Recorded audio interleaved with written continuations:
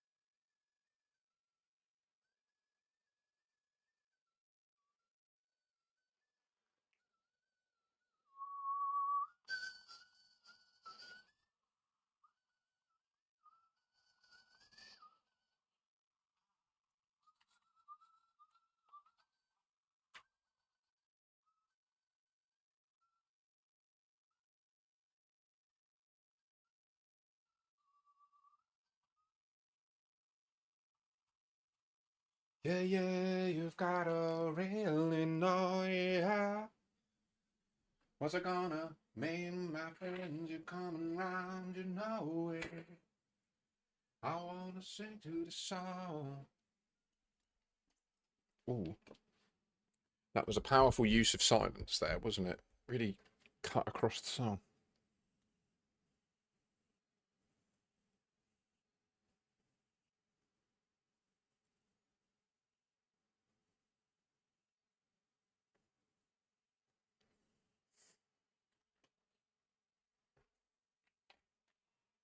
A lot, no skelembe. Alambalustumalo, yeah. Sorry, chatting all sorts of shit.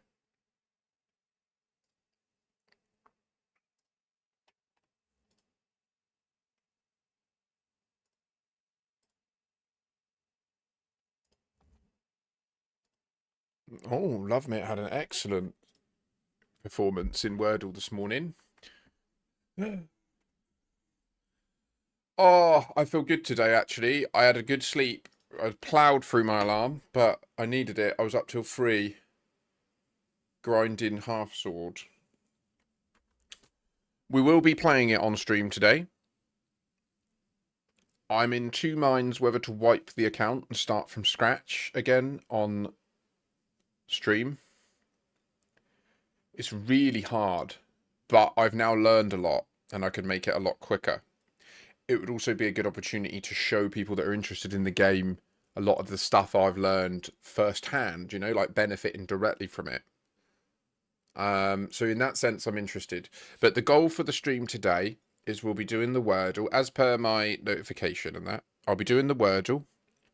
Then I'm going to record a quick ish summary video, just collating all the things that we found about the Radicoida, and then my like final statements on why I think this should actually be a serious point of focus for the entire Elite Dangerous community. I feel like there's just not enough people hours being spent on deducing if there's anything more to learn, and there's only so much me and Rosen can do. Do you know what I mean? Like, and the handful of you that have helped where you have. It needs hundreds of people dissecting this from a very systematic perspective to start to deduce exactly what is happening. But I do feel like categorically, at like my view on it, my belief about it at this stage, I'm willing to state that like this is separate to the data. This is just my mind taking what we're observing and running it forwards. I think that this is the reason that we can't go to the Coal 70 sector. I think that the Coal 70 sector has Radicoid riddled through it, and that the law reason why it's permit locked isn't that it's a Fargoid bubble. It's that when you go there, you go backwards in time to the time when the Radicoida sprouted, and essentially this is the Fargoid's way of containing a threat. Don't contain it in space. That's a pointless fight. Contain it in time. And it's interesting. It's a really interesting concept. I can see how anyway, we'll go into all this in the video. So I'll need to speak through it all first with you to get all of the positions straight, and then I'll record the video on like live. 07 Ellen. Velkommen. How the devil is everybody? Good morning, Hamalam. Yeah, I had a nice weekend. I mean, we finally got our extractor fan fitted, so that's good.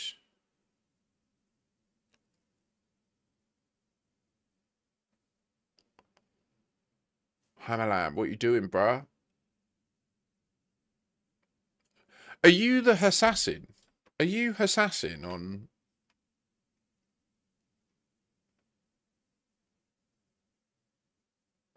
I saw you on there. I saw you on there on Steam, and I was like, is that what I'm seeing? And I just ignored you. Sorry.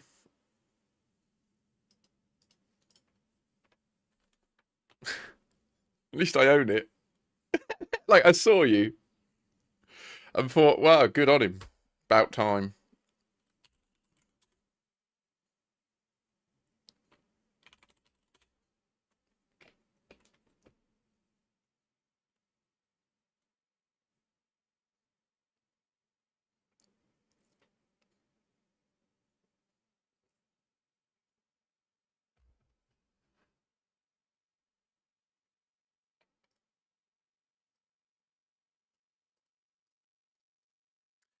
Really? So since we discussed the BIOS change, have you had any other issues, or does it seem like segregating the traffic across PCIe lanes might have... Oh, right. Oh, okay. So you've actually nerfed your PC's processing power in order to have these fucking speakers running.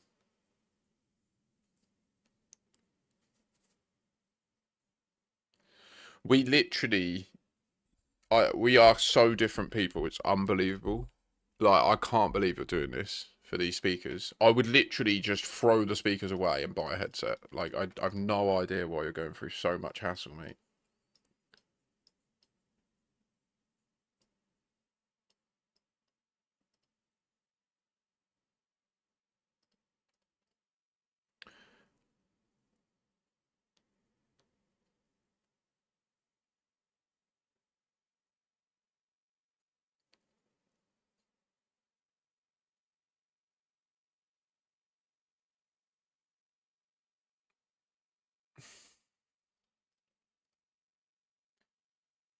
Yeah.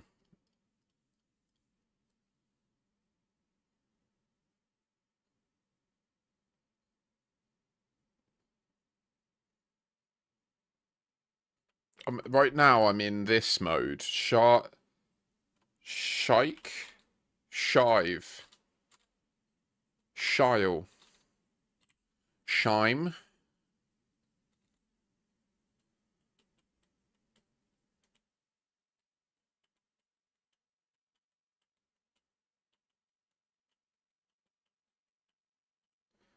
Okay, I mean, just understand, you're never going to sell me on this. Like, you're never going to change my mind. I'm not interested in changing my mind on it. Like, my belief and perspective on it is sound cards are a dead technology, and you're just, like, refusing to adapt. Like, that's as far as I'm willing to perceive it. Like, don't get me wrong, I get, like, having dedicated amps, like a physically separate machine that takes multiple inputs, right? Like, I get having...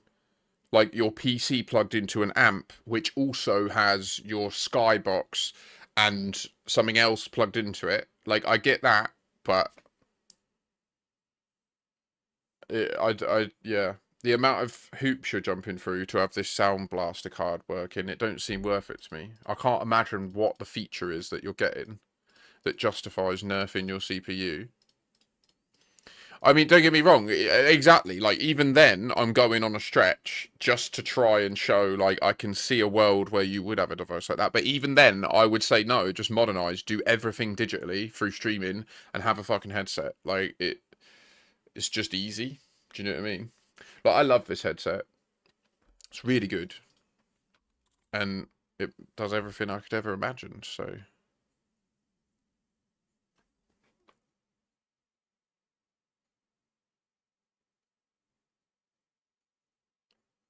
no. No. They're for listening to stuff as loud as you like and inconveniencing nobody else.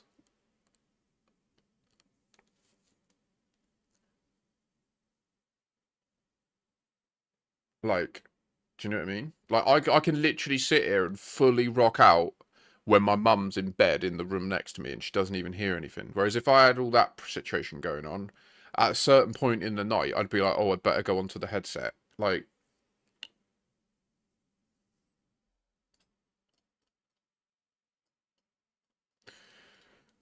um,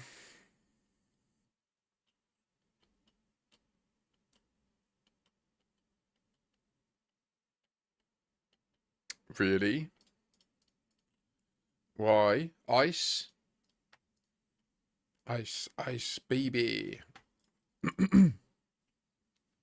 Do you feel free to give me suggestions unless you've already done it or this isn't your forte? Obviously, no pressure.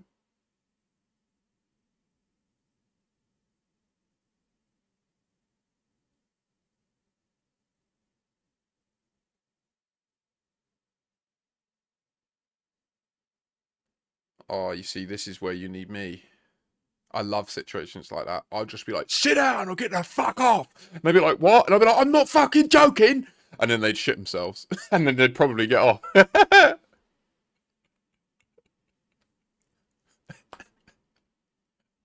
used to do it to all the kids up in Edinburgh. You get some really Larry kids around here. Larry is a southern English slang word for like mouthy or provocative, you know? And you'd get them on the buses up in Edinburgh way. And I used to, every Wednesday, I'd have therapy in the city. So I'd get the bus in and then I'd walk to it and then I'd get the bus back. And invariably on the bus back, you'd have all the kids that are on there. Like they would get because they get free buses in Scotland. All kids above like 9 get free bus access. They'd get the free bus in from all the suburbs into Edinburgh and just terrorise people and then get the bus back out. And after like hours of just being little shits, they're then all on the bus together in little shit mode, right? I used to fucking I used to love it. Be like, and what? And what? I'm a man. They'd be like, oh. Eventually, they shit themselves. You know, like there are a lot of very ballsy kids out there. The fearful bit, the bit I always worried about, is if one of them's got a knife and you've pushed their ego too far and then they just knife you, right? And then you're in hospital or dead and they've ruined the rest of their life. Like that was the one angle that I used to get quite hesitant and paranoid about. But other than that, I'm good to bang. Like get on the bus and mouth off and I'll just headbutt you until we drag you off and then we'll all go on our day. You need men like me in society. I know it sucks. I know many people are like, more violent men. But I'm sorry, if you don't have men like me, dickheads like that run the show, right? Like it's just that simple. If you want to be able to go on the bus and not have a guy swinging his sweater around, you need men like me willing to right hook him in the face because the police aren't going to come. Like there's no help. There's either people like me in society or that person is where the bar's now set.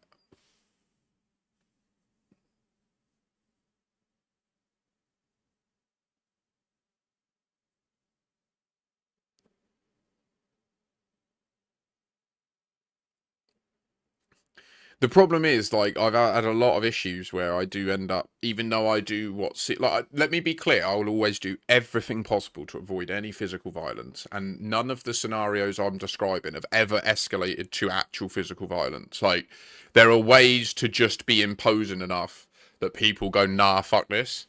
And like I can't always achieve that, right? There's loads of men that are way bigger than me, that are way more trained than me, that I know how to read the situation and just not pipe up. So it is a judgment call, but like generally speaking, I'm the one that's happy to be the one that takes the risk to then get everyone else to own up and stand up with me. So often, though, you can get left just stood there alone, which is horrendous.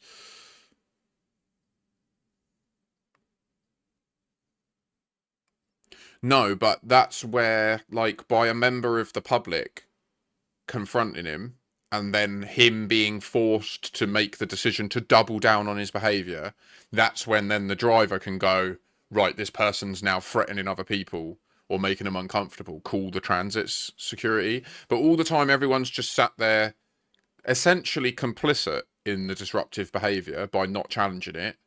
Like, the driver, at the end of the day, it's the same thing with the whole issue about trying to get people to replicate the Radicoida thing, yeah? If you ever give anyone a chance to just do nothing, that's what they'll do. So, like, even if the right thing to do is make sure that that dude's looked after, right? He might have been having a mental health episode, he might have been on the brink of doing himself in and just screaming for help, but no one stopped to work it out, right? If it's easier to just do nothing, keep your head down, avoid it, people will. And then that's where irreversible shit ends up happening, I think. Yeah, yeah. Sometimes people like that just need a hug. That's the hard thing. But they're too, like, in their own shit to know. What word are we doing anyway? We've already had. Have we had shill? I don't know about these double L's though. We did a double L the other day. Now it worked. I think that word might have been shill actually.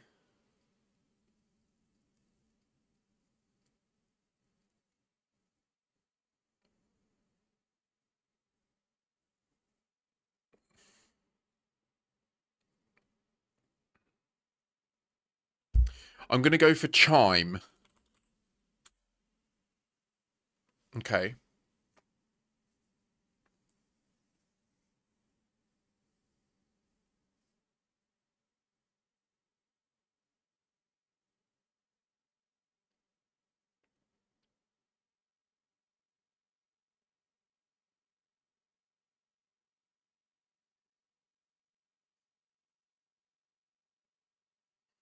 I mean, so I'm struggling to believe the H is at the beginning.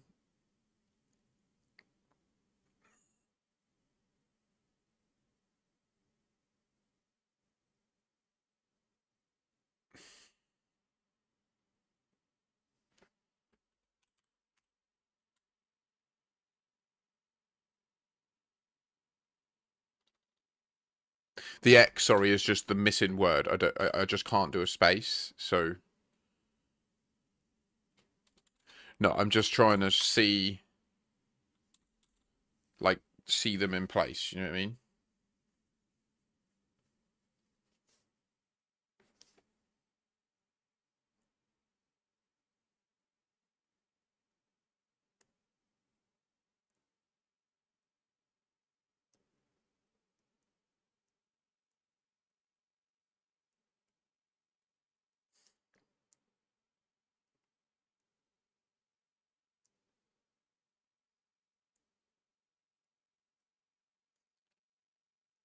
Excuse me. Sorry. To some, that's gross. Just a bit of grooming. Just noticed I had a really long nail, like a coke nail. And I don't need a coke now. I have no cocaine. There is only 2 spots left for E.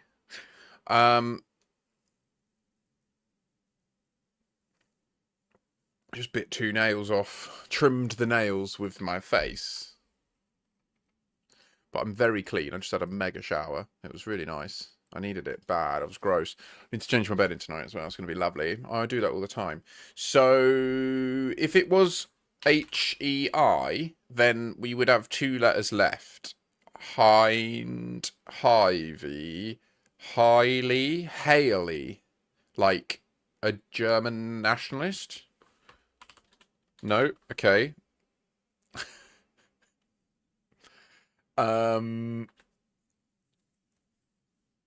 It's not. It's not. It's not this, is it?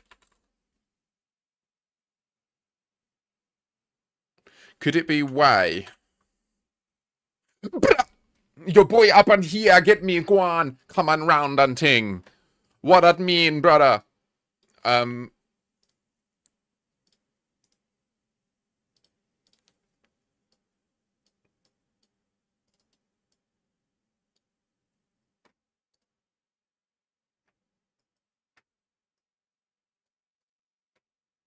People have said that to me my entire life, Ross. It wears thin, brother. I know. Honestly, I don't know how you lot don't. And it's fucking hard work.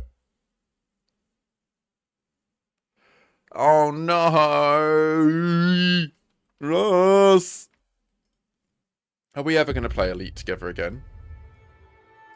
I flew back all the way from Distant Worlds 3 to the bubble for 5 days, and you didn't log in and do anything with us. You logged in, but you didn't do anything with us. You just sat around. And then, now today I'm going back.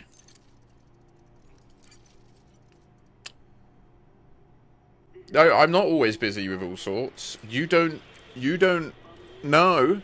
I invite you to these things, and I also say, if there's anything you want to do, let me know, and then you just don't reply. 07 Phaser. Good day. Trust you're having a pleasant Tuesday. We're going to be making a little summary video of the Radicoida stuff, and then proceeding to speed run back to our DW3 fleet. Because, like, I don't know what more I can do on the Radicoida stuff. Like, there is nothing more for me to add to it at this stage, as far as I can see.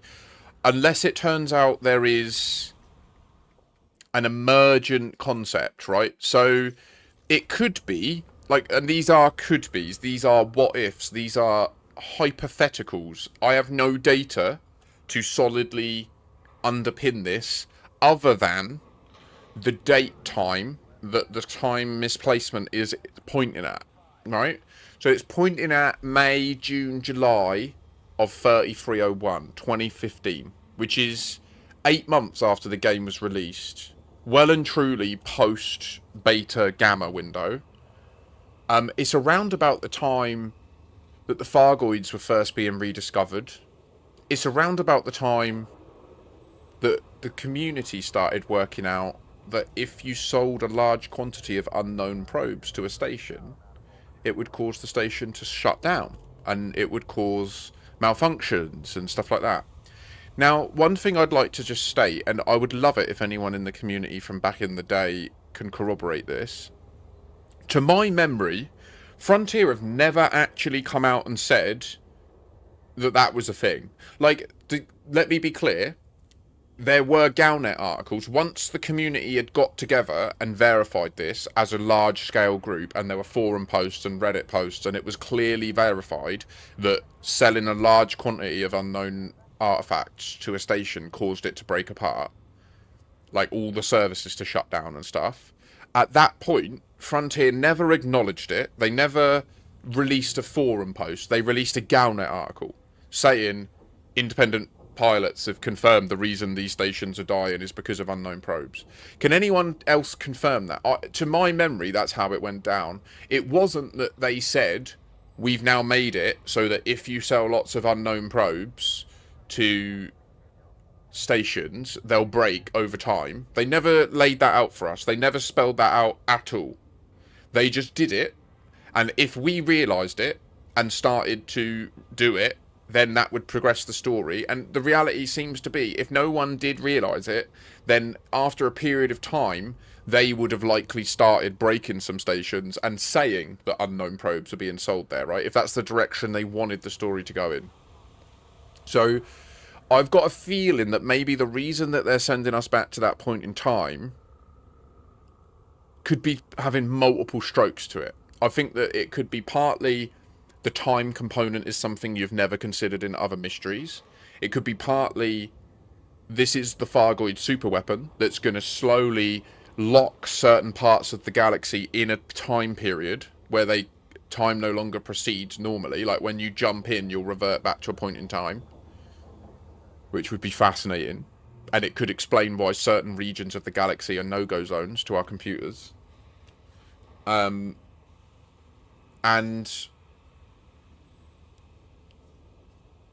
lastly, that's the only other things. You said you wanted to mine Trit, and I got ready. Then you were busy for several hours and decided to bounty hunt. That's true. Yeah, that's true. I was on my way back, right? Like you said, it's a long trip from HIP 87621, and it would be a waste to go all the way out there and then not use the return trip for something useful. Like, who know, if I'd have discovered something then, that could have been huge. So I'd do my best, mate, but I need you to meet me in the middle. But thank you for filling up the Umbral Reliquary. That was sincerely appreciated. Big deal, that is. Not cheap.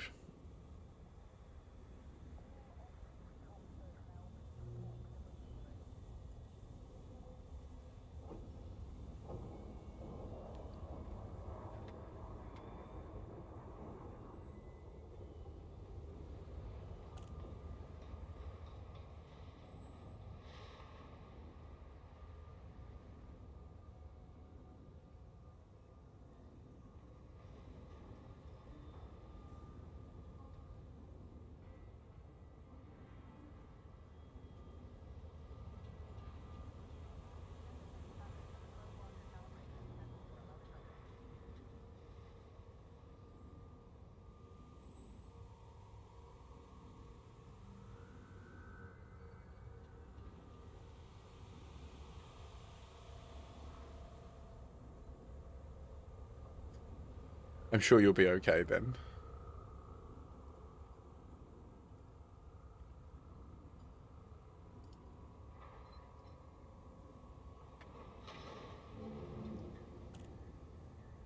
Alright, Troll.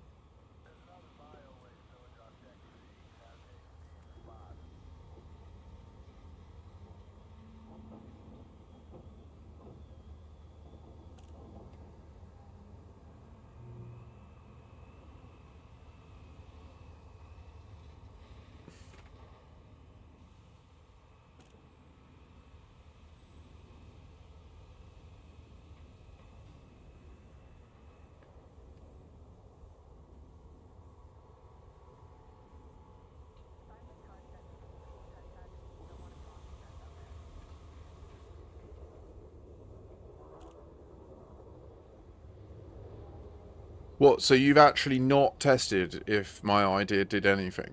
Like, you just set it, and then before you... It never invoked the problem again, but you just changed the CPU anyway?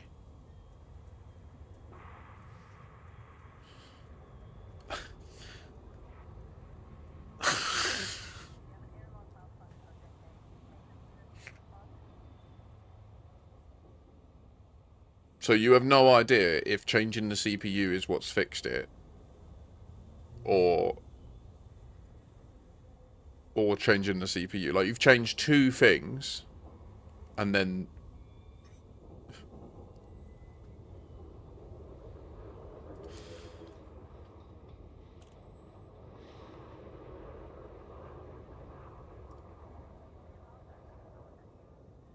Sweet summer child.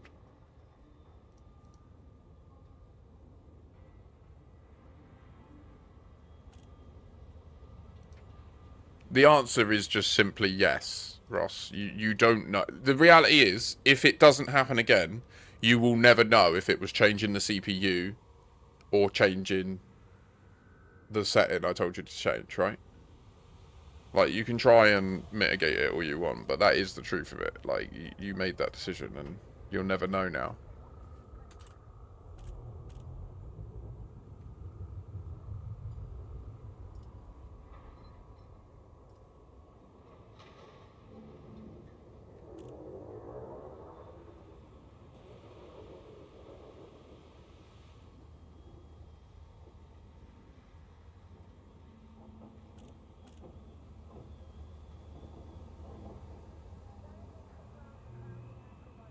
Why?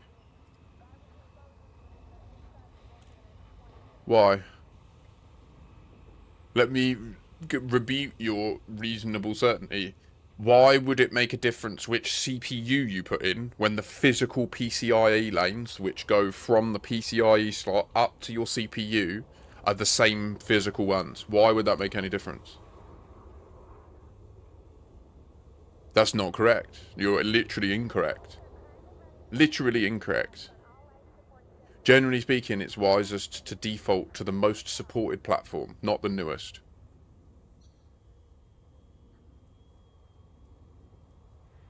Alright, mate, if you say so. I mean, it's too late now. You've made your decision, haven't you? So you'll have to live with it. Okay. I don't know what to say. You've repeatedly brought this up for months and months and months. I made a suggestion to you about how you might be able to fix it, and then you've decided you know better. So I don't know what to say, dude. Like, it's a bit frustrating.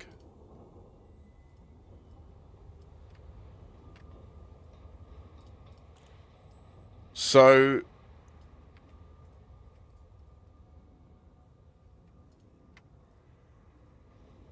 I've got these two.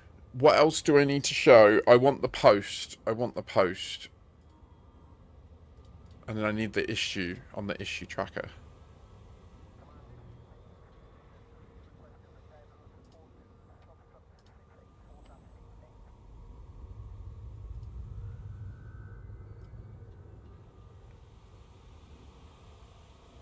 I don't need a script, but I do need, like,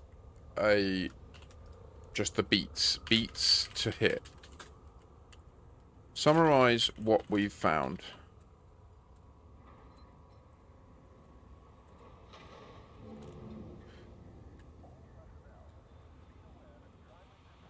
Confirm following.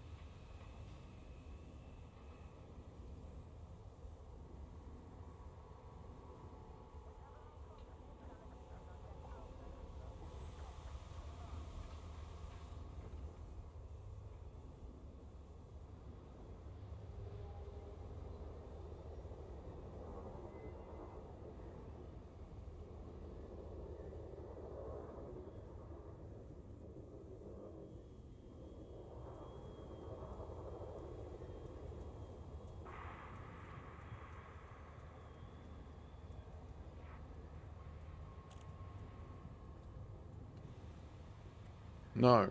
No. No. Do you understand what a PCIe is? Do you actually understand what the bus does? There's not your graphics card doesn't switch standards mid execution. Like at initialization, when you load your computer and you click on, the BIOS runs, right, which is physically stored in the CMOS of the motherboard, and that directs it to the hard drive, which loads the operating system. At that point, the BIOS is locked in and it can't change thereafter. The only way to change the BIOS settings is to restart and then tell it the next time you run, load these settings. If you give it to do auto, all it will do is it will default to the simplest, most supported solution to have the fewest issues, which is Gen 3. Like, so, but then when everything's on the Gen 3 standard, that means that everything that leaves the graphics card traverses the PCIe bus and enters the Infinity Fabric and says, here's my header packet. I'm a Gen 3 packet. Process me in accordance with the Gen 3 protocol.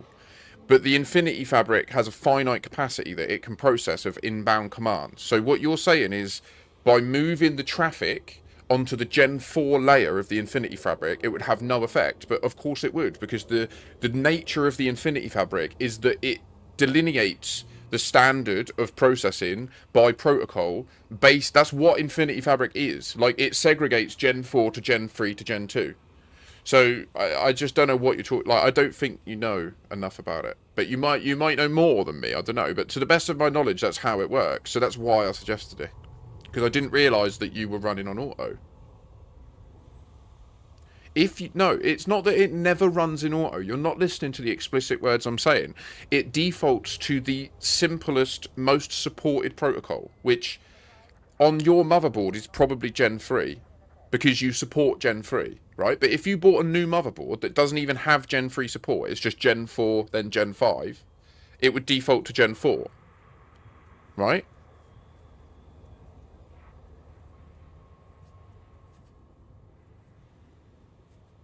But anyway, I don't want to talk about this anymore. Like, I've made the point, and you're just going to ignore it and do what you want anyway. So it's it's fine. Um, and you're right that it could be wrong. Like, it could just be that there is a bug with the Infinity Fabric. You go through all the hassle of changing the CPU back, and then have the graphics card target in Gen 4, and then it happens again. In which case, I would still just say stop wasting my time. Just buy a fucking headset.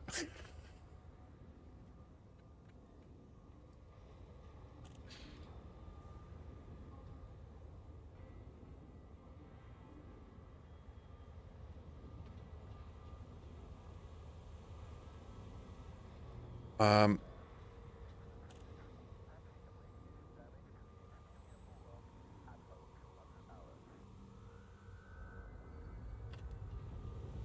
Okay, Dross. Thank you for sharing that. What else do I want to say? So it happens at all Radicoida sites. It doesn't happen at any other POI that we've identified. You can do a test to prove it doesn't happen at the crash site POI. Many people are adamant this is a bug. We'll put that last. There are many other edits to HIP 87621 when comparing the data from legacy to current.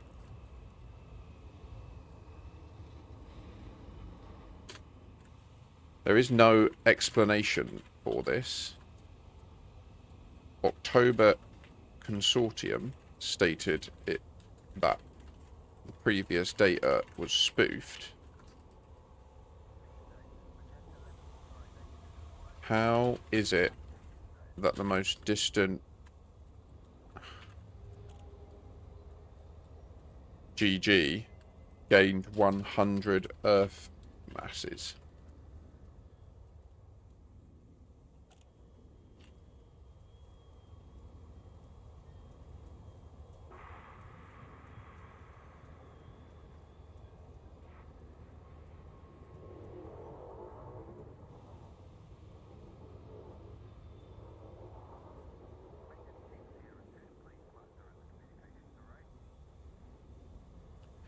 $8 minutes? Oh, what, until your outage? Oh, it must feel like you're about to have your oxygen supply cut off.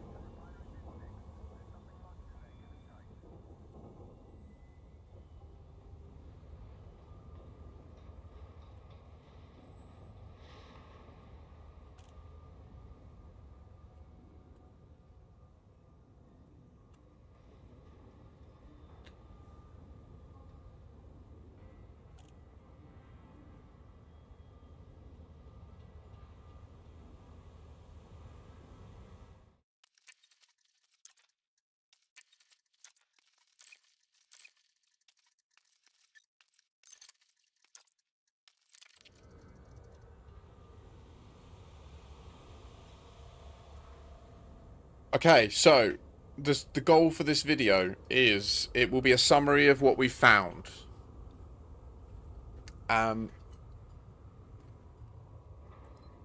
Confirm the following. It happens at all Radicoida sites. It doesn't seem to matter if you have Guardian tech or not. If you approach on foot, in an SRV, or in ship, you are misplaced in time by being near them. We have noticed no impact from bringing items such as Guardian relics, etc., to the Radicoida. We have tried most Goid and Guardian artifacts, as well as a few random other bits, but not exhaustively tested all cargo / salvage.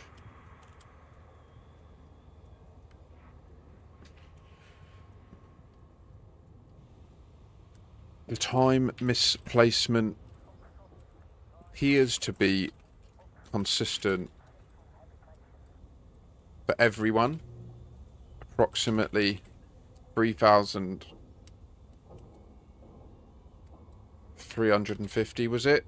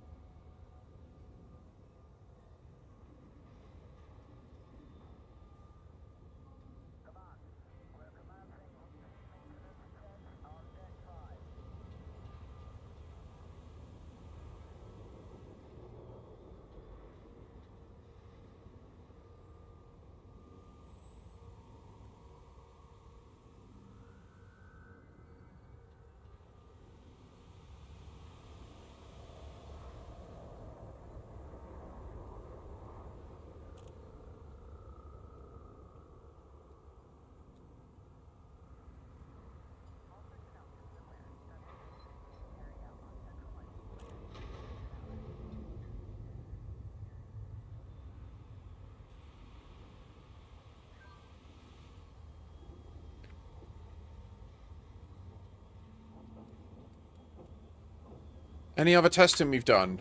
The only way to get out of the time misplacement, the time skip, is to log out and back in away from the Radicoida. If you log in at them, you will log in to the time skipped situation.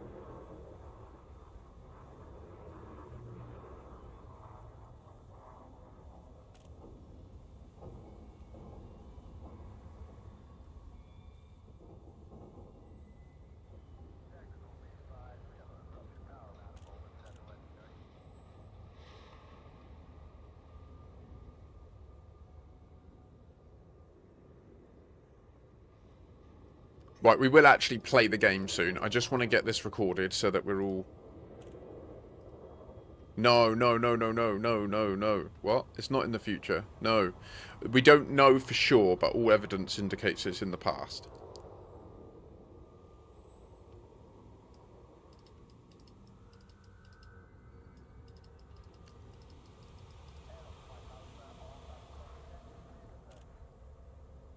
Well, someone needs to explain why that would be the case, because it makes no sense.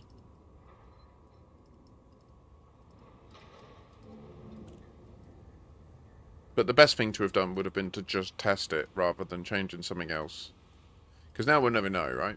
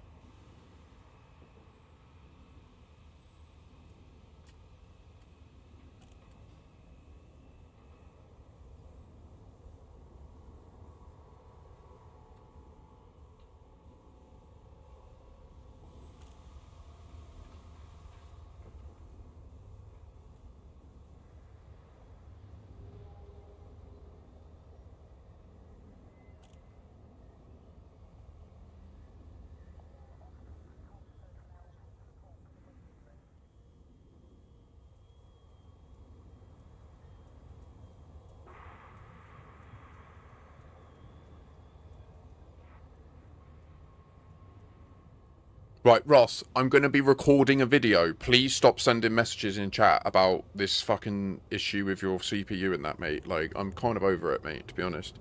I've tried my best to keep my patience with it, but at this point, like, I don't know what to say. I can't add any value to it, so...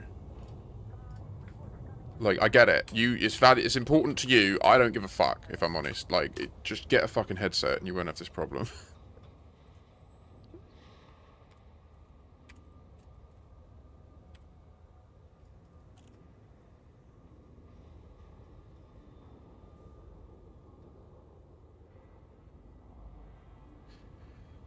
Well, I hope you have a pleasant rest time, being in 1982 for a few hours. It's horrible. I remember when they did it to me the other weekend, it felt like they cut off the oxygen supply to this house for a while. So, let me just make sure I've got all my ducks in a row. So we have the footage.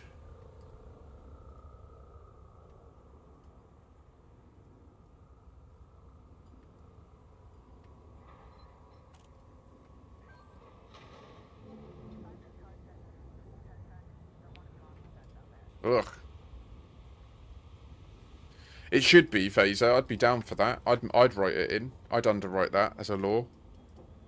And by virtue of that, the power required to access the internet should also be a human right. And then once you add some power into human rights, it's like, well, why wouldn't you add in the power to maintain a comfortable temperature in your living abode?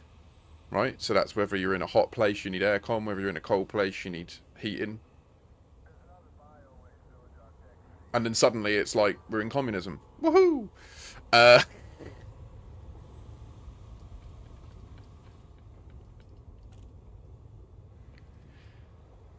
mean, it will be if you don't live in Canada. Like, obviously, yeah, obviously, aircon will never be a human right in Canada.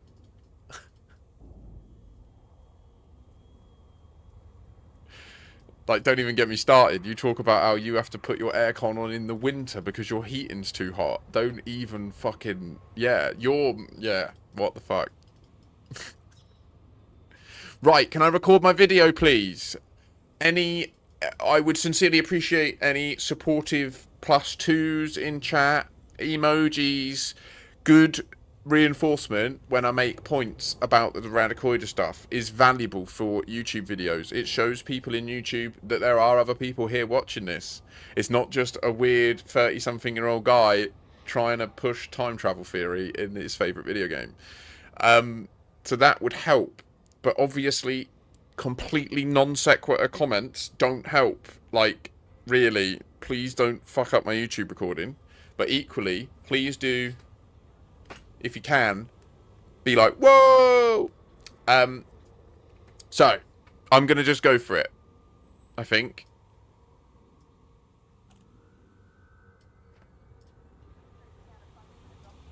Hi. I wanted to do a little summary on the whole Radicoida time travel thing, because I have done loads of investigation into it over the last week, and more. I've had a bunch of people helping me. We've got a load of new information, and I really feel like, no joke, this is the thing everyone should be focused on. Like, anyway. So, I want to underline a few, like, bits of data that we verified. So it happens at every single Radicoida site present in HIP 87621. When you instance with them, the first time in your game session that you instance with a Radicoida site, you will undergo a time skip or a misplacement in time. That is completely the case. It's not a bug, in my opinion, because it happens every time, only at Radicoidas. The only way to get out of the state is to log out of the game away from a Radicoida and then log back in. And then you'll log back into like real time. But all the time that you're physically at them, if you log out and log back in, you'll just load the game in this state. We've proven every single variation of the process of trying to prove that other points of interest can invoke this sort of time skip. We've not found any yet. We've noticed no impact from bringing items such as like Guardian relics, Fargoid relics, and stuff like that. Fargoid Titan Drive components, all the things. We've brought as many of them as we could to the site. We've noticed no change. But we've not tried everything exhaustively. So like all the random salvage bits like AI relics, SAP 8 cores, we've not tried any of that stuff. So we need a bunch of extra help. The time misplacement appears to be consistent for everybody. It's about 3,850 days. It looks currently like it's trying to draw our attention to a date between May and August 3301, which is a clean like 8 months into the game being released. Everything was up and running. We were fully in 1.0. Beyond was just coming out then, I think, and the Fargoids, like the veil was being lifted on the Fargoids. It was around about the same time that it was being noticed by Canon that if you sold bulk unidentified probes to stations, it caused the stations to have malfunctions. I would just like to highlight, and please, if you have data to counter this, please do share it in the comments, but to the best of my knowledge, there is no official forum post from Frontier stating this theory is correct. If you sell unknown probes to a station, it will break. The only thing that happened was when the community got to a point where we knew it was the case and everyone was doing it and they were like stitching each other up and stuff, and then people were complaining, oh, I was trying to do this in the background simulation and then they UA bombed me. Then they did Galnet articles to confirm it, and we started getting community goals about how to source meta alloys to fix the stations, right? I am almost certain that that's what's happening here, that there is more to this than we're aware of, and they are not going to spoon feed it to us. It's going to require us to put our critical thinking hats on and use science to work out what's happening. What else do I have in my notes? Bear with me. It doesn't happen at any other POIs. Now, I can't underline this enough as to the main reason why I think this isn't a bug and that it's a feature. There is a crash site placed within the 90-kilometre range of a Radicoida site. It's 6 kilometres away. You can line those 2 circles up and fly away from them and then do a test where you approach the biosite and you end up entering the instance range of the crash site and nothing changes until you cross the instance range for the Radicoida. And then you go through the time skip. Likewise, if it was a bug with POIs, it would imply that when you instance with a POI, there's a way for a POI to set your game's date into this time. And obviously that would therefore mean that when you go to a Radicoida, you get time skipped, but then when you leave and say drop out at another exobio site in a different star system, or when you go to a station and drop out a supercruise and instance with it, it would imply that at that point the normal timestamp should be reset, right? Like your game should revert, but it doesn't. Your game enters a state where you are misplaced in time. Now, I want to be clear that as part of the official lore of this game, and I would recommend that you all go and watch Drew Wager's videos on this, because he is an official author. In the description of his videos, he names himself as an official author of Frontier Development's lore. He states as the first thing in his Hyperdrive video, the first thing he talks about is how back in the day, when Hyperdrive was first developed, the 2 symptoms of it going wrong were atomic reconfiguration, so you come back all jumbled up, or time misplacement. And he just says it and then moves on. And he never comes back to time misplacement again. But I am certain that that's what we're encountering here. I would even go as far as to say it's plausible that this quinterium fuel is derived from these Radicoida. But that is proper tinfoil that we can get into another time. Now, I want to show you some stuff, because there are many other edits to this system, the HIP 87621 system, that no one's talking about, that have happened between legacy and current. So what we've done is we've looked at the system map in the legacy version, in the consoles, and on PC we looked at, and then compared the data of everybody. And what's curious is they didn't just add the things they needed to add to the system in order to make the Radicoida planets.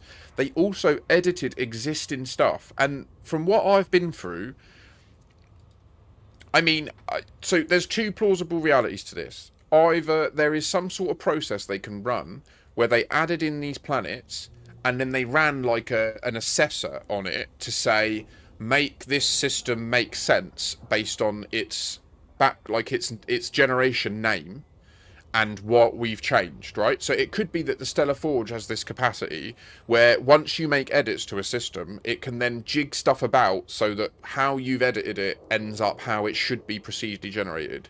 That is possible. I don't think we'll ever know. The other way you could interpret this is that they're trying to very clearly communicate to us that they can make very specific changes to these systems without causing time skips. I want to be clear, if you go to any of these places, if you land on Moon 6C in HIP 87621, which they reversed its orbit, you do not time skip at all. If you go into the orbit of this gas giant, that they increased its mass by 100 Earth masses and its radius by 10,000 kilometers, you do not time skip. Now, there's something I'd like to draw your attention to. This Galnet article, which was what was released on the day that we got everything, we got access to it, states the following.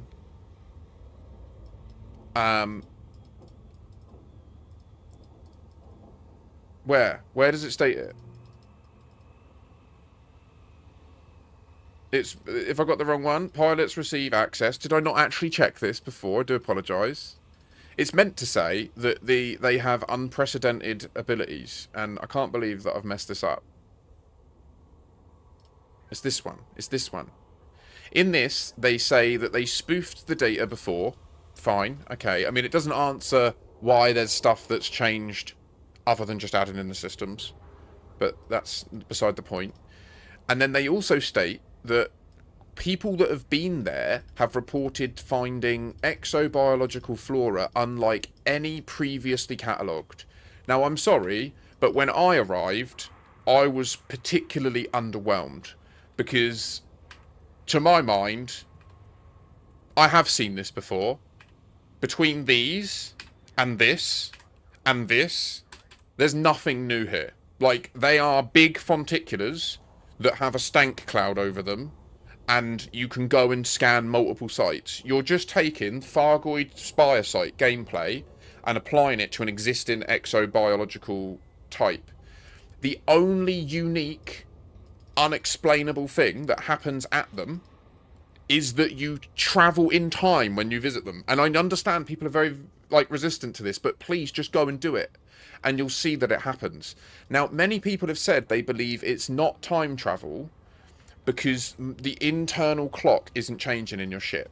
So I just want to show you first, in this footage, Commander Rosen has very kindly gone into the time skip radius and then returned to this location, which is outside the time skip radius, and then started recording and sharing their screen with me in their instance, yeah? So I'm in real time here. This is the real time. If you go to HIP 87621 from anywhere else, this is what this body will look like when you descend to it, if you were there at this time. You can see me here on his screen.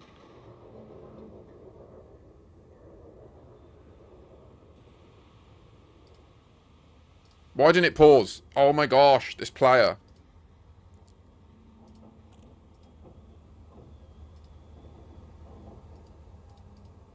Right, so in this moment, you are seeing a bunch of stars now appear on this sky. You see here, there's this triangle. This is this triangle. Like, We just time traveled. We just shifted in time from when we were back to 25 minutes before Rosen started recording this. And I won't play the whole thing, but what we go on to do is sit there for 2 hours, and you can literally see you're watching the same scene at two different moments in time.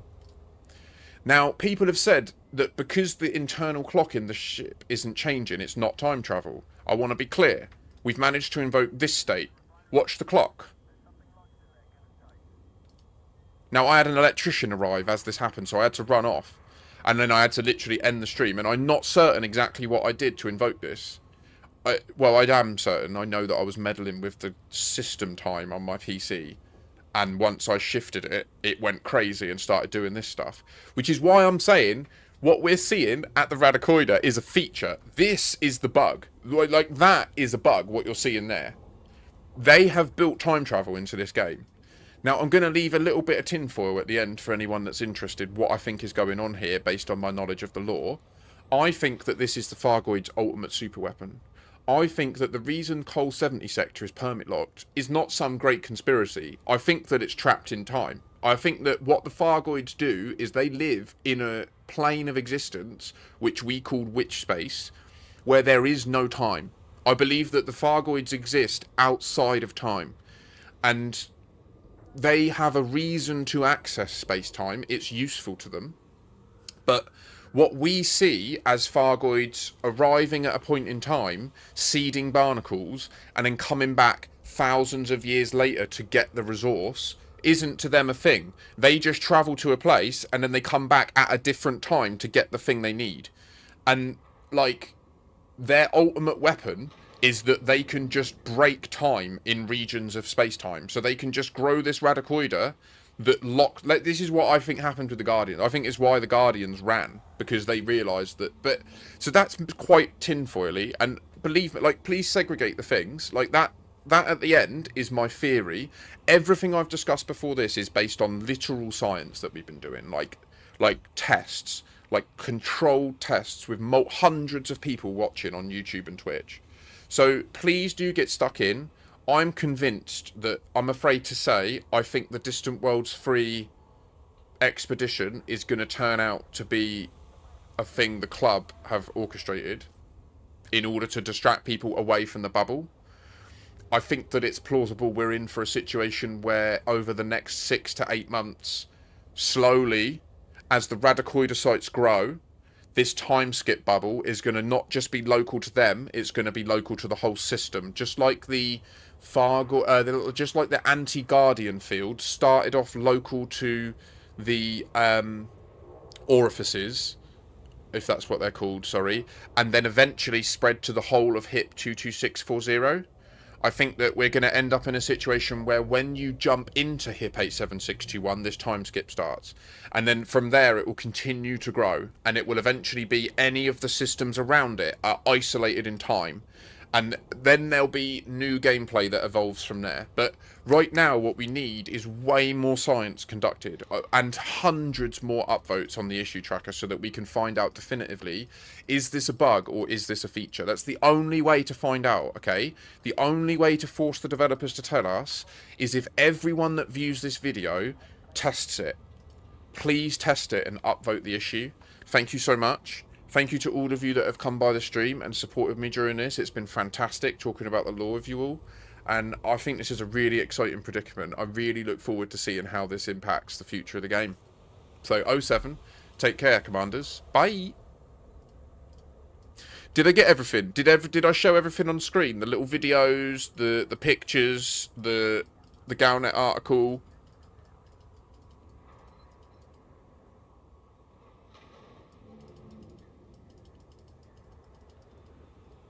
Yeah, I mean, Seawolves, the fact that they changed, like, weird stats, like I say, they shifted so many rings from Metal Rich to Rocky. It looks like the system gained non-trivial quantities of mass. Like, there's no specific massive loss in mass. We're talking it gained 100 Earth masses and entire gas giants and moons. Massive amounts of mass there was 40 moon masses lost from this asteroid belt, and then everything else gained. So I say, again, it could just be that they have some sort of system where they make their edits and then they say, right, Stellar Forge, because obviously they still need this system to be procedurally generated by everyone else. Like, they can't just, well, they could have a system where custom systems are sourced from the server, but that wouldn't be scalable and it wouldn't match their architectural decision.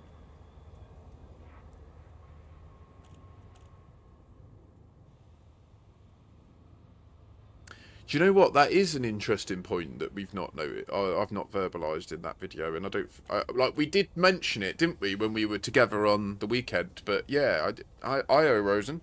Hope you're having a good Tuesday, mate.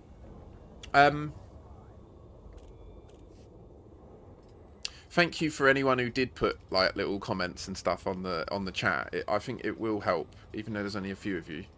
It will make a difference. It shows people that others are here, you know. Right, let me just quickly have a look and make sure that that all recorded fine, and then we'll push it and start our journey back, I guess. Hi. I wanted to do a little summary on the whole Radicoida time travel thing, because I have done loads of investigation into it over the last week. The first, we've proven every single variation of the process of trying to prove that other points of interest can invoke this sort of time skip. We've not found any yet. We've noticed no impact from bringing items, such as like, should really just take the time to just edit out those little stumbles, shouldn't I? Because all that will happen is if I don't, the first one, people will just go, ah, fuck this, because they're too impatient, won't they? Like, every moment where I'm hesitating and looking off to the other screen and reading and collecting my thoughts, I should just cut them out, shouldn't I? And just make it point to point to point to point to point. Okay, I'll do that later after the stream, between dinner and... I have to just accept where the market's at, right? As much as it pisses me off that I have to do that, because I feel like, is it really that painful for people to understand that I'm a human that needs to think? I either meet the market where it's at, and then I will see success, or I don't, and then I will not see success, and then I can sit there and say, well, the market fucking sucks, the market should be more intelligent, but I'm still a loser sat here with no money, right? So, right. Thank you all for your support. So, the only other goal in the leak today is to catch back up with the Distant Worlds free flotilla. I know that I just said on that video not to do this, but what I want to be clear is I spend 50 hours a week playing this game, and so I don't mean to be a cunt, but I'm not everyone else, right? Like, I can speedrun there, and then if I choose, I can speedrun back, and I do it on stream. So this is what I'm saying. I think that I'm not telling people to abandon Distant Worlds free. It is an incredible community event, and you know, the effort that's gone into it from the founders of it is phenomenal. Like, I admire it so much. I think the way that they create an inclusive community experience is unrivaled in any other game franchise from what I've experienced. Like, I have absolute commendations to the founders, the admins, everyone that's involved in running it. I don't think it's their fault that what's likely... I reckon, in retrospect, we will look back at this window in time and say, why the fuck did everyone go to the other side of the galaxy when that was happening? Yeah. I really do think that they, like, and people, I think in a year's time, people will be sat there saying, Makashi was saying it, screaming it from the rafters, we all called him silly, and now we can't go to Sol, because it's trapped in time.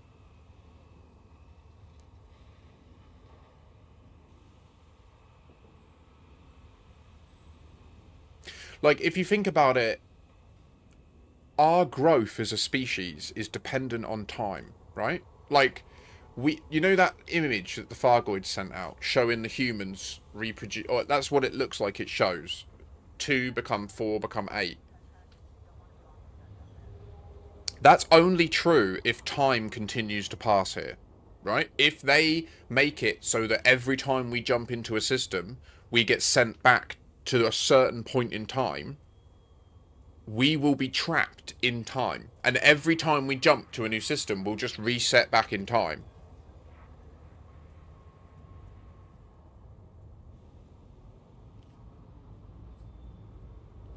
I mean, we'll just have to see, Rosen. Like, I don't know. Like, we don't know how brave they are. Like, there've been many scenarios. Like I say, please do call me out if you remember this differently. Please, especially, like, experienced people in chat. But to the best of my knowledge, the unknown probes causing breaks and malfunctions in stations was never acknowledged by official Frontier staff in the forums. Like, they never said in any post, like, yes, this theory in the public domain of our player base is true. What they did was they responded in the lore. So, like, once there was a critical mass of people exploiting it, and yeah, the video's done. And there was a lot of people like using it to interfere with the background simulation of other groups, and then those groups started complaining and raising bugs and saying that it, like, the stations were bugged. It was then that they released a Galnet article saying science is indicating that the unknown probes cause problems at stations. There is no Frontier developer post saying that's right. The theory the community has developed is factually supported by games features. Do you know what I mean? I think that's what's happening with the Radicoida. They're not going to tell us, unless, of course, we get a critical mass to click the buttons and force them to say it's by design. Has anybody ever noticed that image? What's that? Why is there just a random picture of a gas giant with a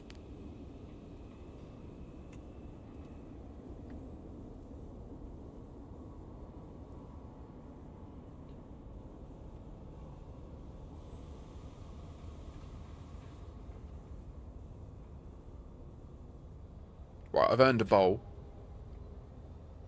Do you have a question, Ross? Did you finish the video, was your question? I said yes. Look at that.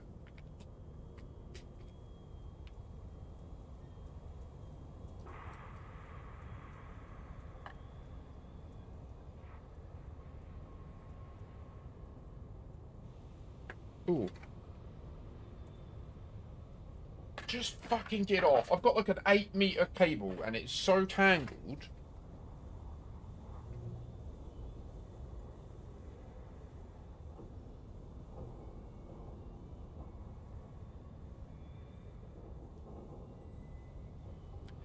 The 5500 does not support Gen 4. Well, that's fucking hilarious. Hiya, Maple. Did you get your Caspian sorted, mate? I think you probably left the stream. Were you drunk Saturday? I think you might have been pissed and deleted your Caspian. Don't know if you remember. I've not brought back a shitload of trauma. You should be able to get it back if you contact Frontier. Say that you...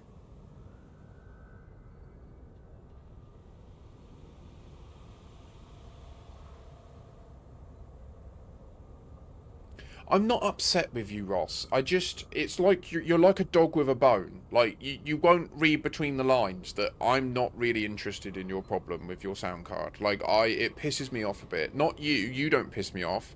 It's the fact you keep bringing that topic up. Like, there's nothing I can do about it. Like, if you aren't gonna modernise and just use fucking modern technology, then I can't do anything about it. And you whinging that it keeps moving around is just frustrating. Like, I don't know what to say. Like, buy a top grade CPU and a top grade motherboard and a top grade GPU if you can afford it. If you can't afford it, you need to spend what you can afford and be wise in what you buy. And that's all I can add, mate. Like, I'm not annoyed at you. I'm frustrated that you keep on bringing up this issue. And when I give you a suggestion on how to resolve it,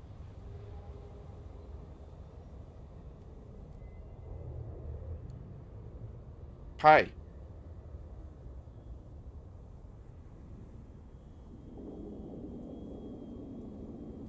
Yeah, yeah. I mean, I'm obviously privileged in that for a long time I earned good money. And I invested that when I did have a little bit of extra income. Sorry, I got shitloads of notifications on my phone. Bear with me.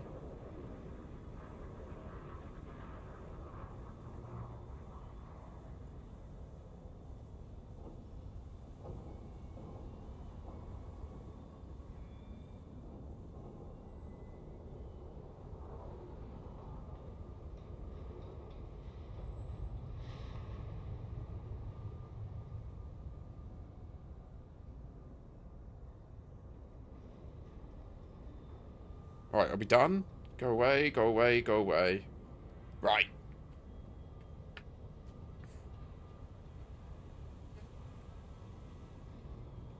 No, my suggestion won't... The issue is that...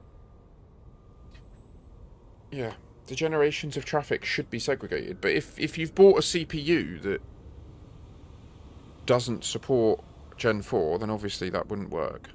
At all. Full stop. Like... Sounds like you fucked up when you bought the CPU, to be honest. The unknown probes are now just called Fargoid sensors, and so they're no longer unknown. And we have taken one to a Radicoida site to no difference.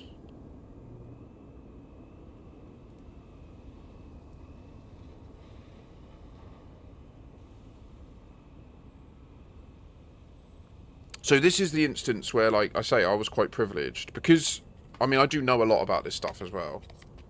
So like I spent, I mean, my motherboard must be, I think it's 280 quid back when I bought it, so probably nearly 500 Canadian dollars.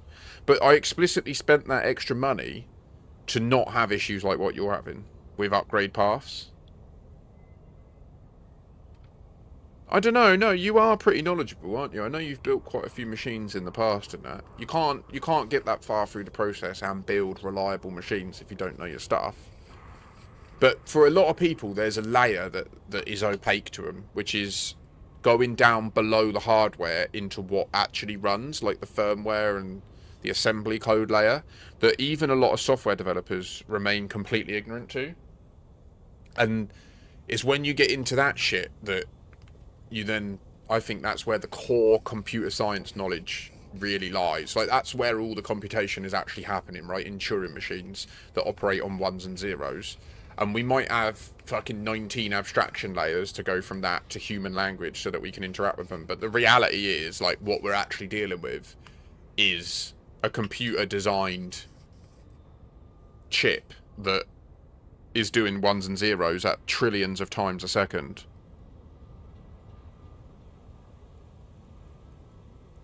It's become a lot harder as well, especially where the PCIe standard has moved forwards at the pace it has. It has become a lot harder to keep up with things.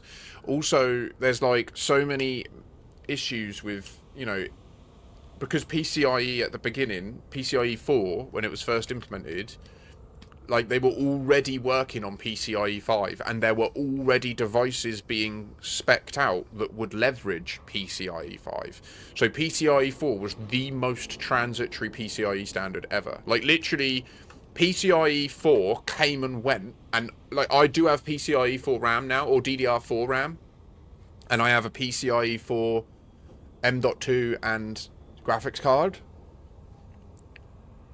But like if I was to upgrade my machine, I would go straight to 5.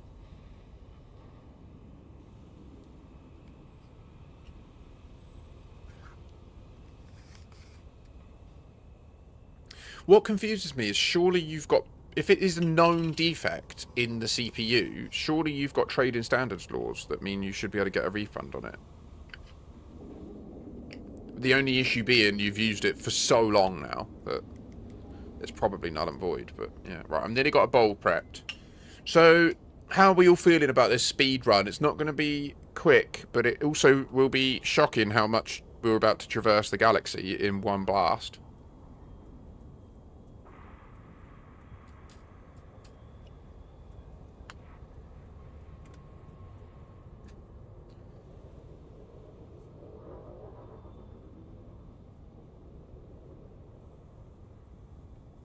I cleaned the bathroom yesterday to such a degree. I'm very pleased. It needed it. It really needed it. I've been proper neglecting it.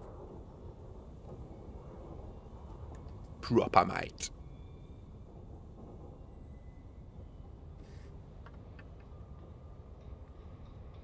Blast away.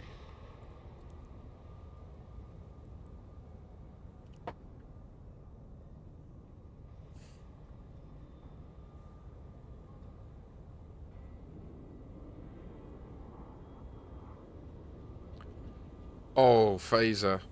Oh.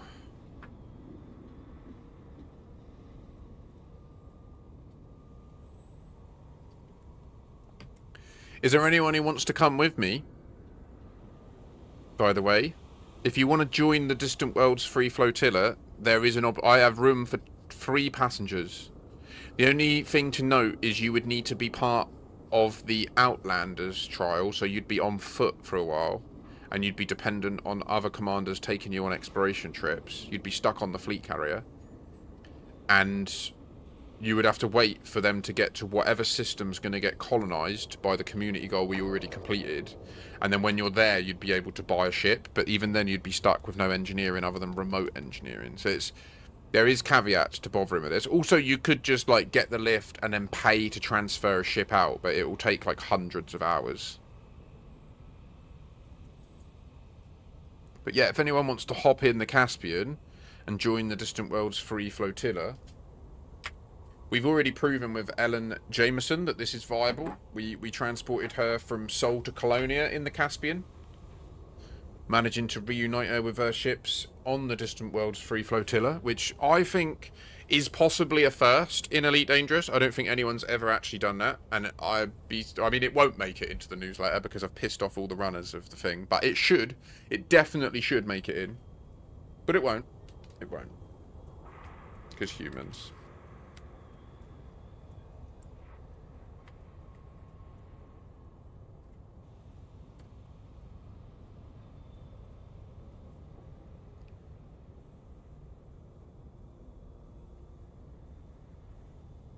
Yeah, it's only because fleet carriers have a 20-minute turnaround on each jump, right? So it's... yeah.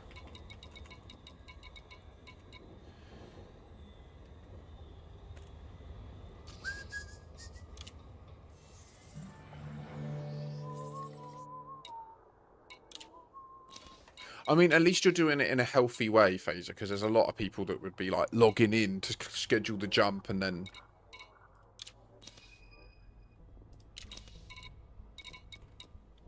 oh, yeah, it'll need Triton the hold all day long. All day long.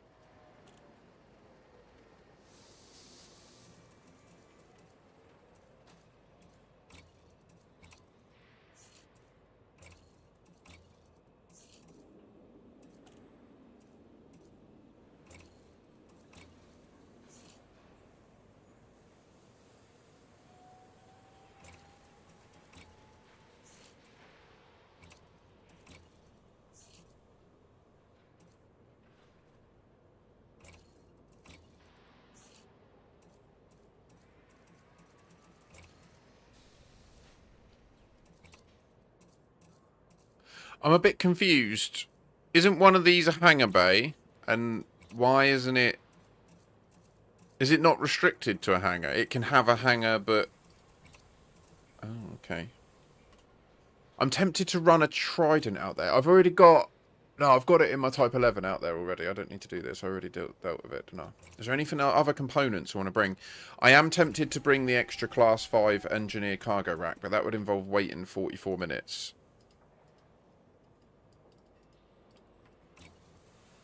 And then it would mean if I do come back, none of my engineered cargo racks are in the bubble. I'd rather have at least one, because that can actually buff a Type 11 quite nicely, can't it? Let's get the door shut. Let's get into Toko mode.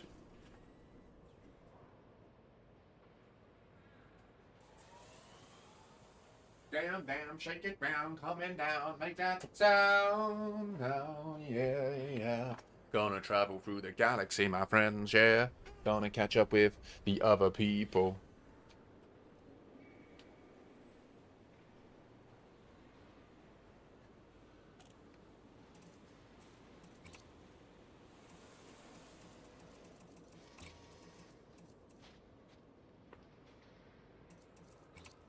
Never used a shield cell bank successfully in my entire Elite Dangerous career.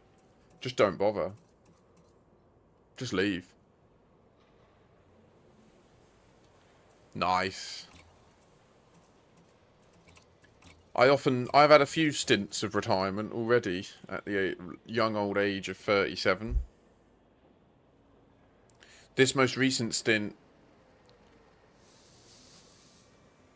is definitely unsustainable.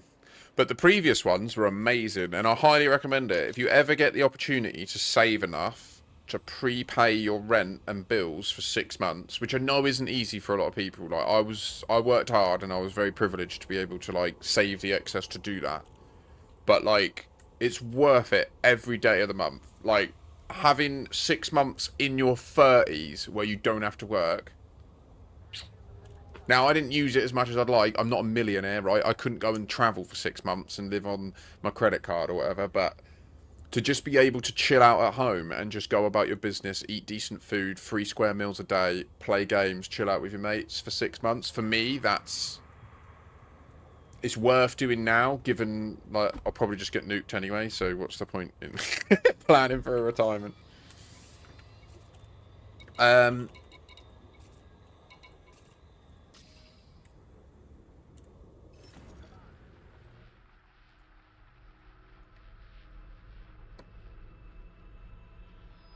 But I'm glad that you're enjoying yours, Phaser. There's I feel like you're part of a unique couple of generations that are actually going to have a concept of retirement. Like it's going to be, to me, retirement is a transitory concept, because for most humans that ever lived, there was no such thing as retirement, right? Like there was a logical scaling back in responsibility as you age. Oh 07 Cyber. So, you know, you're less capable and it's harder to be as performant as younger people. So there's a lot of roles that it wouldn't make sense for that person to still perform in society. But the work never really ends, right? There's always family. And when we were smaller units, when we were like a group of 100, 200 people, you would be the de facto childcare, right? Like you'd be looking after all the kids and they'd be looking after you as well. It would be like a whole symbiotic thing. Whereas now we've like segregated it all like a factory line, and you have these like this group of people that are at an age where they retire. I can't see that lasting much longer. Like I just can't. There's no way with all the automation. Like it's amazing as well, but it's hard because like your generation worked hard to create a world where where the machines exist for people to not work, and now that those people are in that age group where they're retiring, they're like, no, I fucking worked, you should have to too. And it's like, but then why did you build all this shit that makes it so we don't have to? Like what what what the fuck? It's kind of like the thing that gets me as well is, you know, a lot of people say, oh, men these days, they're so sensitive. And it's like, well, yeah, like we deliberately created a society where men are more sensitive. I don't know what to say. Like it worked. Well done. Like we are now more sensitive. It's not our fault. Like you set us up for this.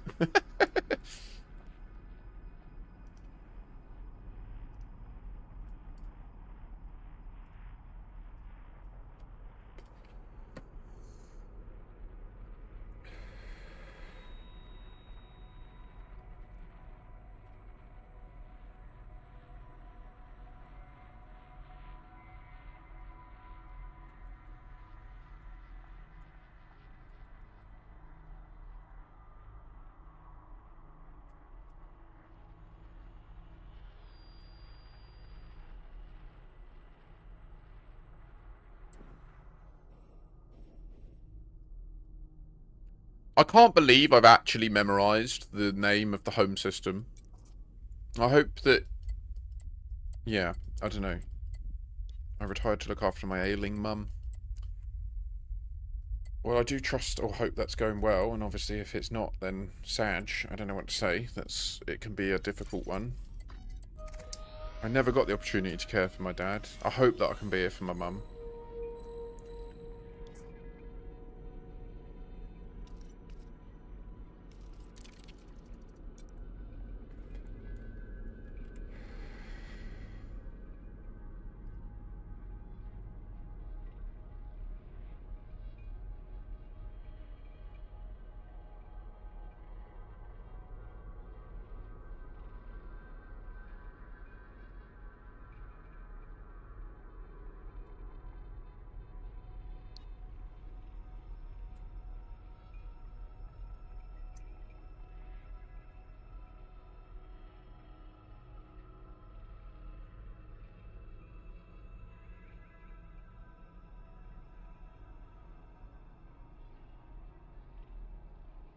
So I also at some point need to put together some literature and advertisement for my intended subathon slash hardcore fresh account starting on Thursday.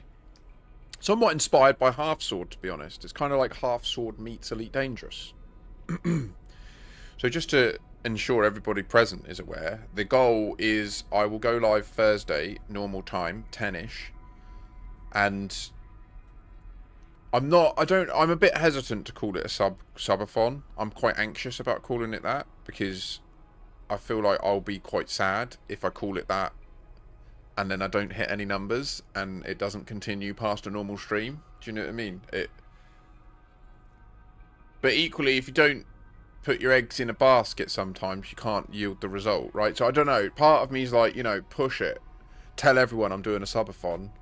And the idea being that the account lasts until I get the PvP Python or the stream ends. So, like, if we get to a point where the stream's nearly ending and I haven't got the PvP Python yet, the stream will end and the account will be reset and we'll revisit it at a future date and I'll try again. And essentially the idea will be I will have an account that will have been alive for the entirety of the time people were running the subathon, right? So it'll be an account that I'll do subathons to then log back into that account, and it will be an account where, like, essentially you could have watched everything that happened on the account. Like, there'll be nothing missing. It will all be available as VODs on YouTube via this subathon platform, which also is possibly the most, like, monetizable live stream thing other than larger scale events, which I'm just not in a position to put on.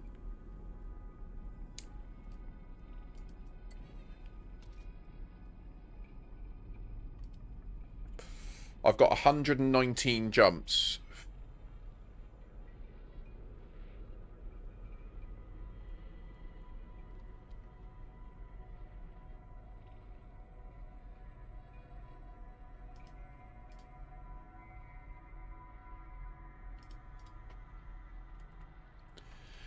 Right, that's really useful, Rosen. Interesting. So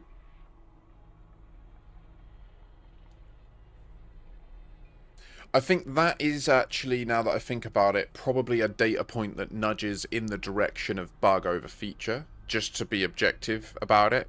I think that it's fair to interpret that to say if there was a deliberate feature set looking at your presence in the Radicoida, but then you could counter it easily by saying currently the feature is just a simple Boolean flag. Have you instanced with it, and therefore the game will run at that old time, right? And in the same way that when you interacted with an unknown probe at the beginning of the Thargoid unveiling, there was just a Boolean set on your account, wasn't there? Have you interacted with an encounter? Have you had an encounter? And in the future, it turned out what that meant was when you jumped through the Pleiades or California sector, you would be hyperdicted. But if you hadn't encountered any of that technology before and you went through that area, you just wouldn't invoke it. Like, or at least it was a lot less likely, like significant, like incredibly rare to be hyperdicted if you'd never previously interacted with Fargoid components.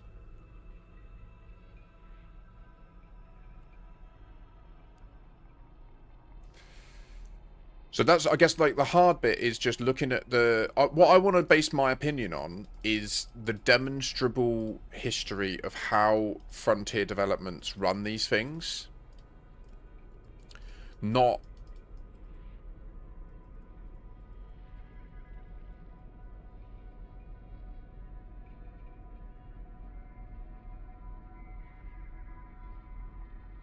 Yes, thank you for the corrections, Rosen. I agree with Rosen's corrections as well. That's me misspeaking as opposed to not knowing. And yeah, the Fargoid sensor, which at the time they were known as, I swear, unknown probes. They were unknown probes then, weren't they? They were unknown probes, and then we decided to call them Fargoid sensors once we learned about it all, right?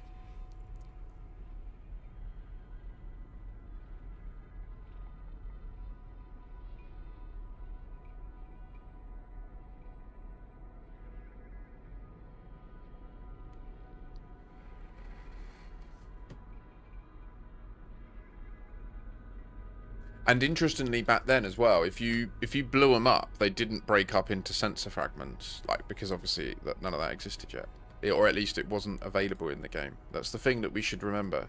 Just because there was stuff that was feature flagged in a way that when we played the game we couldn't access it, it doesn't mean that it wasn't in the game. Like, it could be that, well, we know that, for example, there are areas that Frontier use as their testing areas, which in the lore might be off limits because of Radicoida, or permits because of the club, or XYZ civilization. Do you know what I mean? Like, there can be a plethora of reasons why there are these various spheres across the galaxy that we can't jump into because of permit locks. Right now, I feel like we're getting deep into, like, the story is evolving into that region of the space. I think we've just had the technology come out where the galaxy got a whole lot smaller. Like, the idea that I'm feasibly about to catch up with these guys in the next couple of hours, like, I'm not worried about chilling out and having a bowl and chatting for a bit, because I know I'm going to get there in more than enough time before the end of the stream. I'm kind of padding so that we get there at the end, or at least maybe some half sword time. I've got the half sword early access.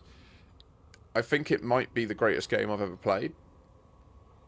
I can't describe to you how much I love it.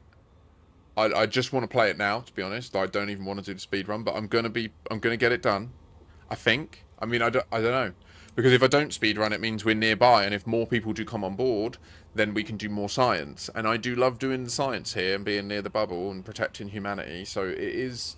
But no, I want to finish what I started with DW3. I wanted to find Earth Soul 2.0, and I can do both. That's the bottom line. I should use the stream to do both. Do you know what I mean?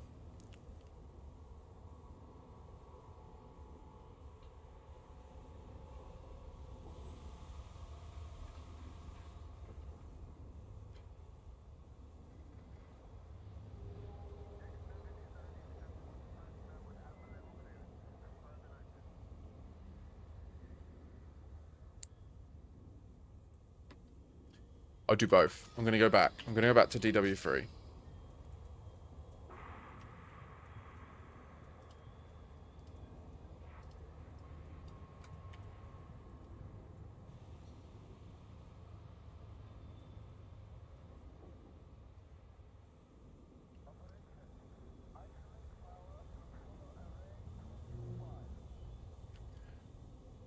But do you know what? Actually, I'm going to replot it and use FSD injections, I think.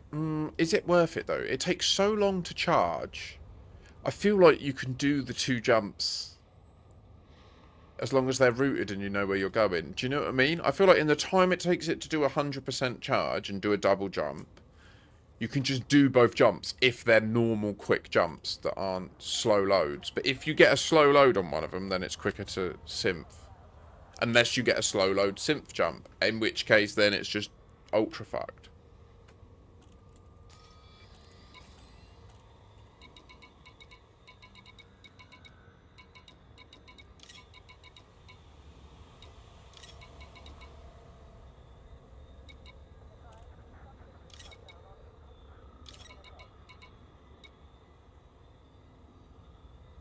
We should definitely turn that off the second we leave. Or maybe just turn it off now. It doesn't even really matter though, does it? Although, I don't know, over the journey, maybe it will use non-trivial fuel, although the route is designed assuming that it's all on. And I've already got some bits off, so...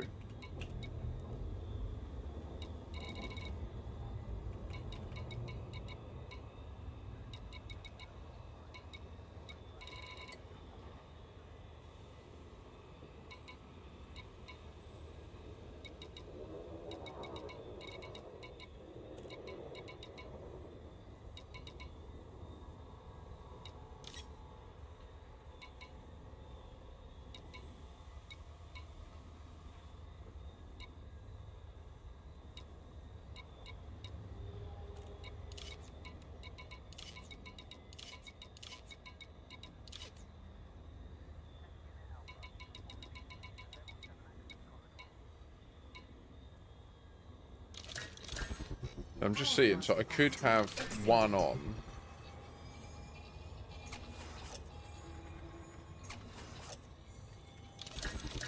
Power plant capacity exceeded.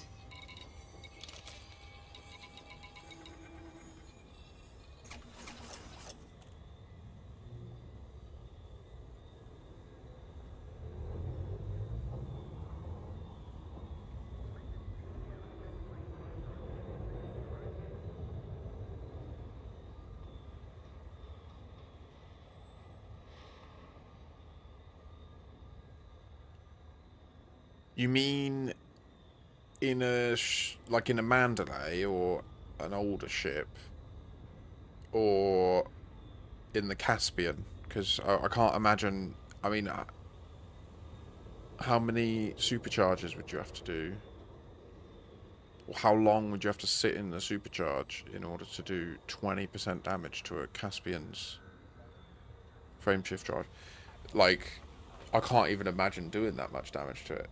How would you do it? Other than you shoot it, you could shoot me. You want to shoot it? Where are you? Someone can shoot it.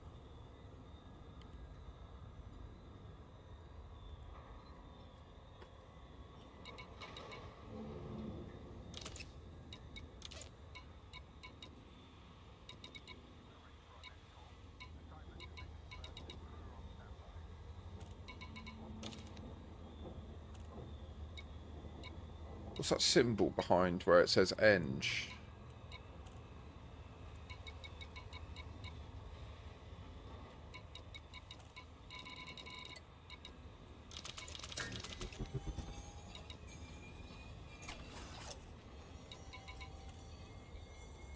I need to put one more thing on 4. I guess it's that.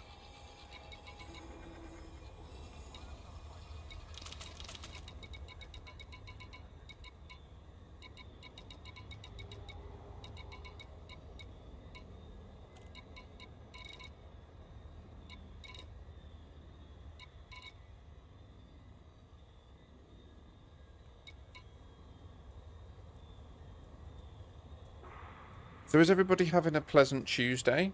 It's 2 p.m.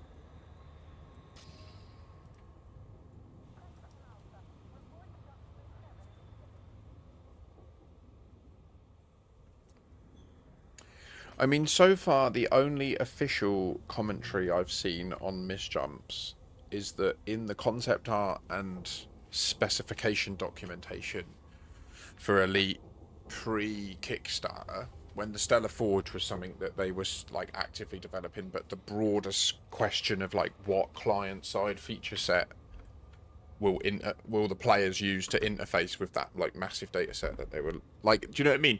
The way they developed it was 2 separate projects. Like there was one that was the question, is it now technically feasible to build a representation of the Milky Way that's interactable with as a data set that we could like as a business own and maintain for the future, right? Like that was the technical problem that they set out to solve. And it's worth mentioning that like there were other projects that had to solve very similar problems and had similar solutions.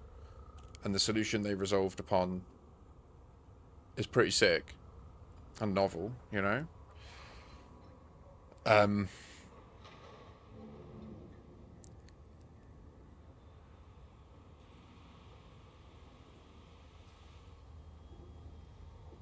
So misjumps were named and described at some detail in the spec docs, but then in actual development, the only further statement on them was that they weren't introduced to the gameplay, right? Now, it's worth mentioning that despite that, there have been conceptual misjumps happening. Right? Like the Starship One disaster, Jack Station, many others, I'm sure. And there's some in the lore of books and stuff. And there's log reports of stuff just disappearing and appearing from nowhere, etc. So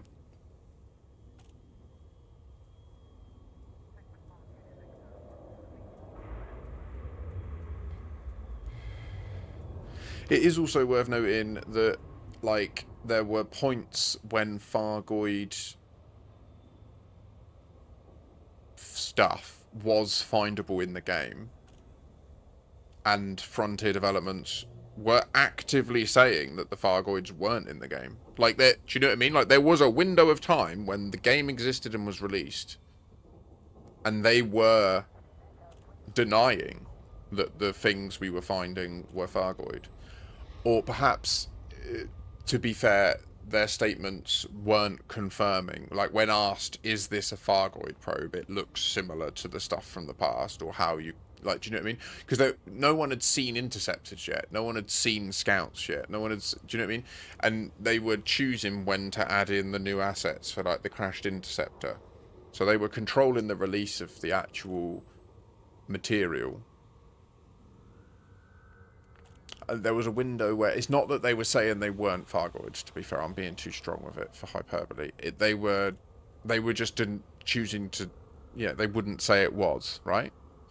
And in that same sense, like, I wonder, like, what I'd love to do is expose that with the Radicoida. I'd love to have a non-trivial double-digit percentage of the player base of this game come across the videos and the issue and act on it. Go and reproduce it with your friends, and if you're convinced as well by going there that I'm not crazy, that I'm not, like, delusional, because I'm not. I'm literally a qualified tester. Like, I'm fairly certain, other than their likely predisposition to needing video game industry experience, which, you know, I'm probably easily capable of being in their testing team. Like, to be honest, I'm pretty certain I could smash it, and it might be the case that if I was in their testing team, it would go really bad for everyone, because I'd have expectations way beyond where they probably are. Like, I don't know this, but I get the impression they're probably a company that sort of took the baton from whatever process, however advanced and agile David Braben was able to run with, right? Like, there would have been a long period where how Frontier Developments existed was David Braben ran the technical side, and probably, I don't know how much of the business side, but likely had CFOs and other people that were more into that stuff, and that he was the process, he was the mastermind, right? And there would have been a lot of those processes that are just baked into the culture of the business, and that's how they operate, right? And there'll be people that have been there decades that's how it works, and that's what keeps their mortgage paid. So don't come and fuck with that, you know? And it's, yeah.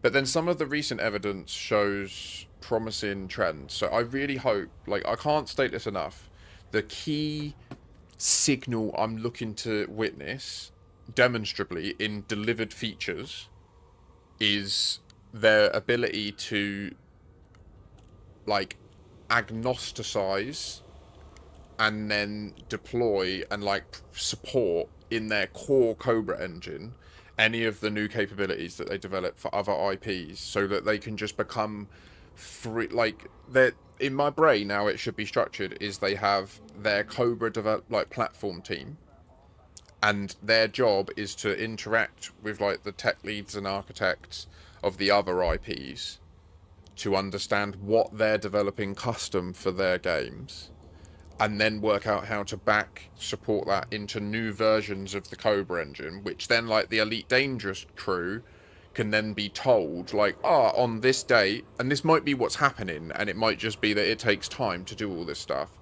I wouldn't be surprised if it is. If it is, we're in for an amazing ride, I think. If they do this, we could have such an incredible thing that we're about to be able to play. Because can you imagine if in your colonies you do have the ability to place...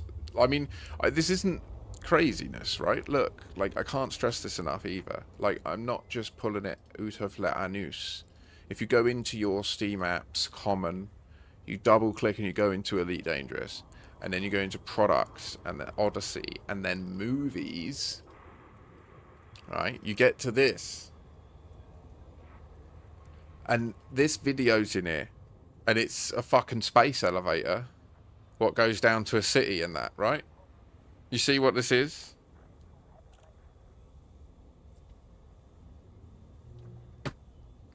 Like,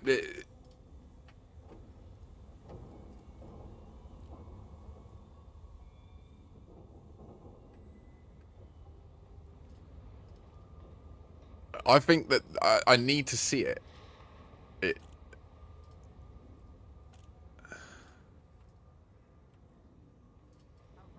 Not Elite Galaxies.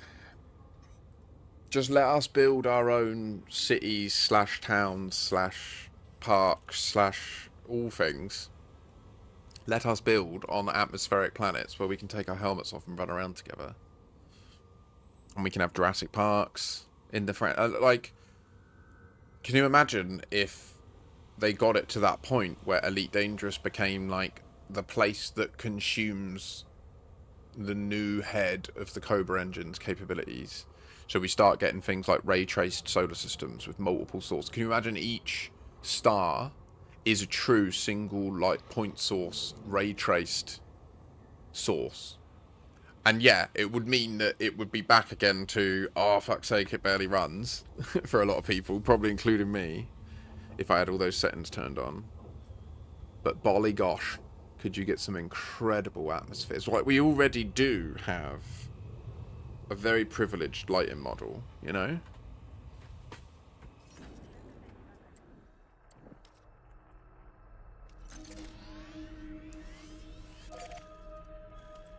Alright guys, well, I think there's nothing to it. I think we probably need to get on the move, right?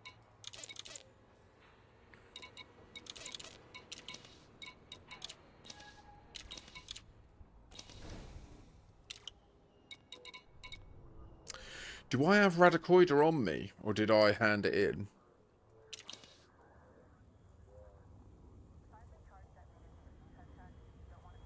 I think we've done that test, haven't we? Testing whether having the samples on you causes the skip. Can you imagine if it does? Can you imagine? Have we done that test?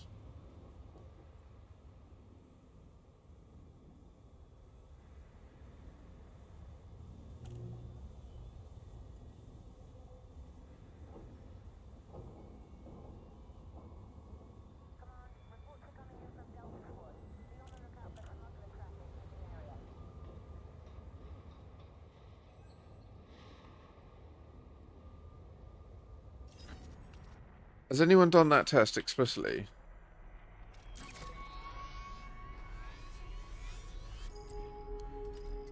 One more test.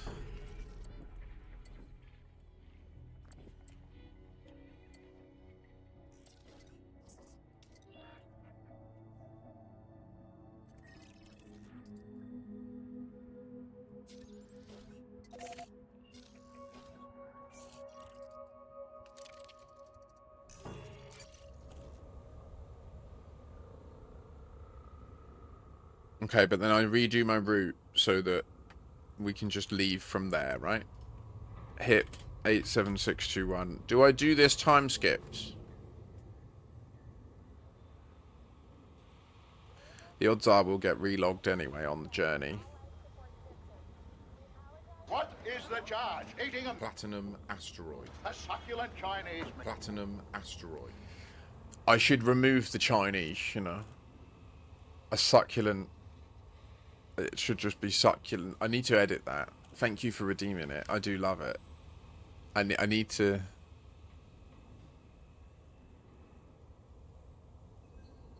Well, we need to do the test first to see... I'm just rescheduling the route. We got this locked in.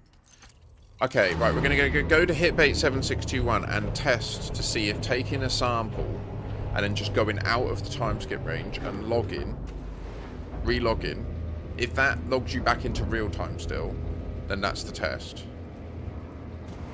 Loading gear retracted. Release. The launch underway.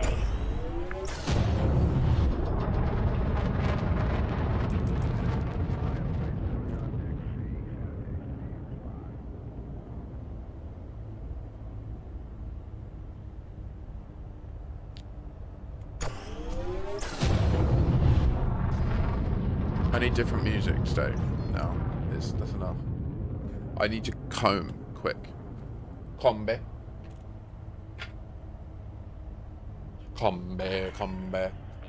Spoke to my daughter last night. It was a bit brief and in the presence of other people, so always a bit difficult, but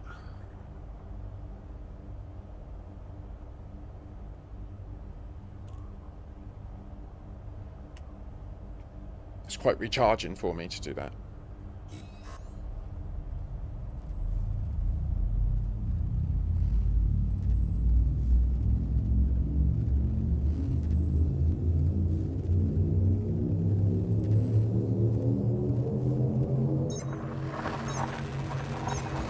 Oh, that felt weird. What's it gonna be? I think this one.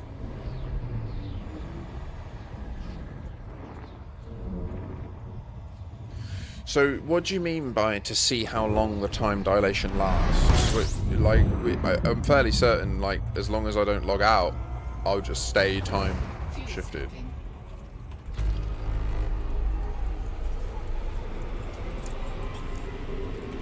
Fuel scooping complete. But this test is just... I may have done this test already, but before I leave, I can't recall doing it, and it's worth... like, more science is good. And if this is the case, if once you have a sample on you, you actually do log in the time skip, and it's just not that noticeable because you log in and it renders everything straight away in the time skip, right? That could be why it was... Oh, yeah, and that. Yeah. I mean, I don't know how often I'll be able to cope with checking Soul. I won't be able to do it every system. It will piss me off. Will I? I don't know. 119 checks in...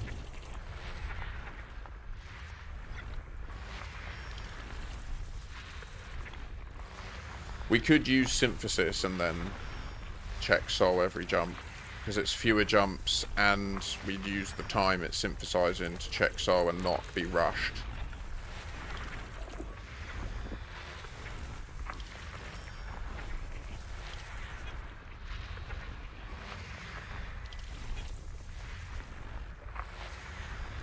It's a close enough cadence of activities that it could be not boring. Like, just simply keeping up with the cadence of it to keep it efficient could be exciting in itself.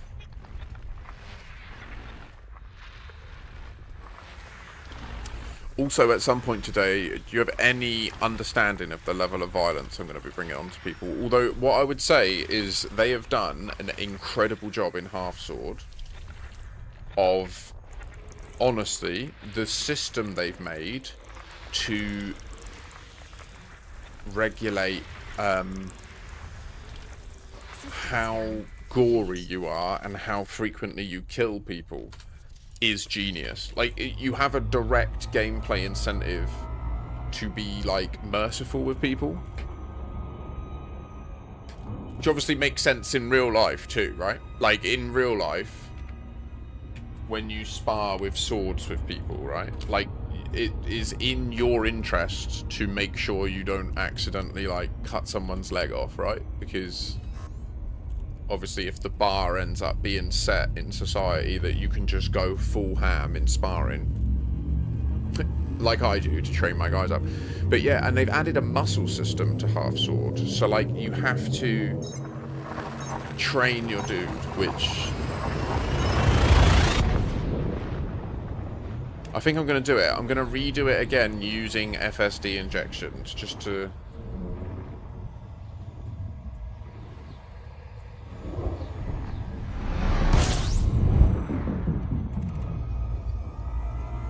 Is it going to white... we're white dwarfing, guys. Am I supposed to be scooping this? I'm not, but this is fine. It doesn't matter because we're not on the route yet. Fuel scooping complete.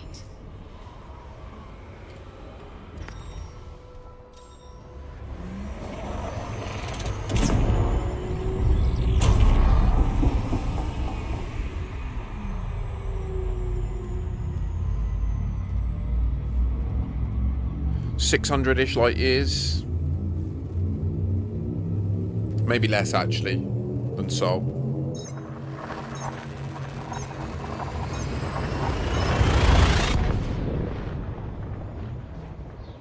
I mean, Cyber, you do, like, the Caspian will be doing 500 light year jumps. Like, that's every jump. Like, I don't know what you mean. Like, what do you mean? Yeah. I know, yeah, that's every jump. That's what I was saying. It's ridiculous. Do you understand? No, not like this.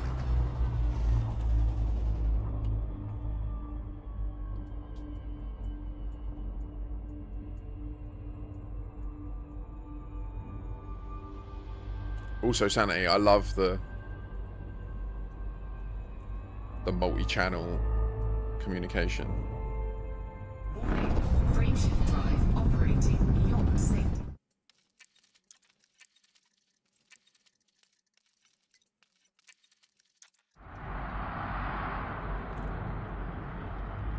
Get me out.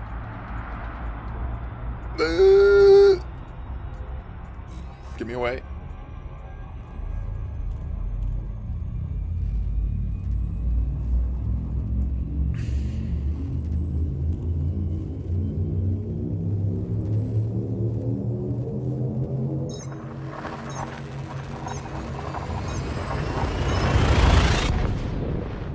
Me, Sunny? You talking to me? My Type 11? What do you mean? I've had the Type 11 months. I've used it extensively. You mean the most recent one that I put together when I got back? I used it briefly, but so I did use it in HIP 87621. We did a little traverse of about maybe 3% of the outermost ring. I think it was. Yeah, I think it was the ring. I can't even remember which ring it was. No, we mined the ring of body 2, the gas giant there, body 2. I think that's got a ring with no hotspots at all.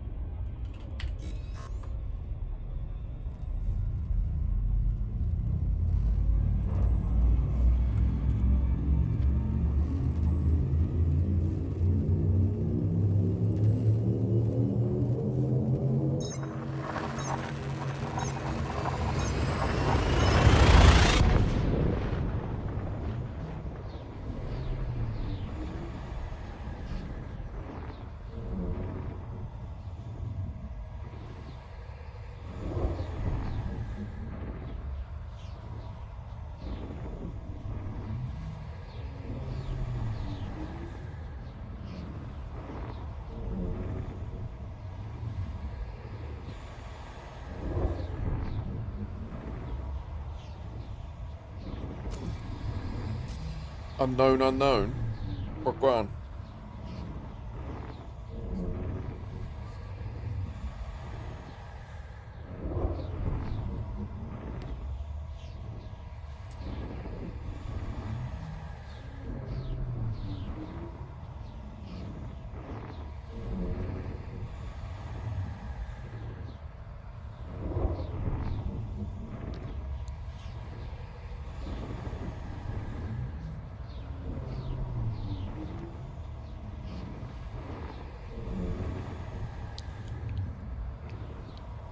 can't ever sing this. Looks like we're done, guys. Brabham's onto us. I wish I could work there. They've got a community manager role open.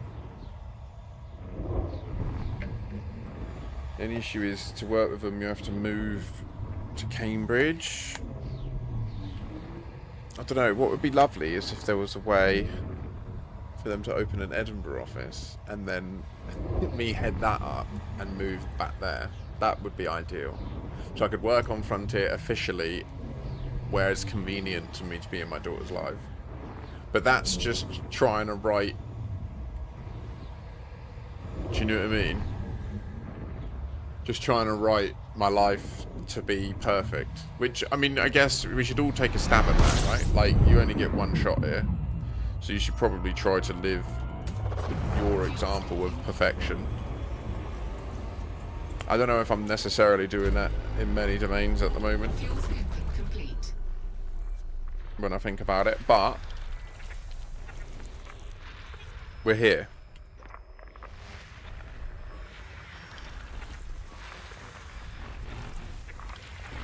I'm going in. Sorry for the existential dread. I'm at that age where it's rough. Do you know what I mean? Like, late 30s is interesting.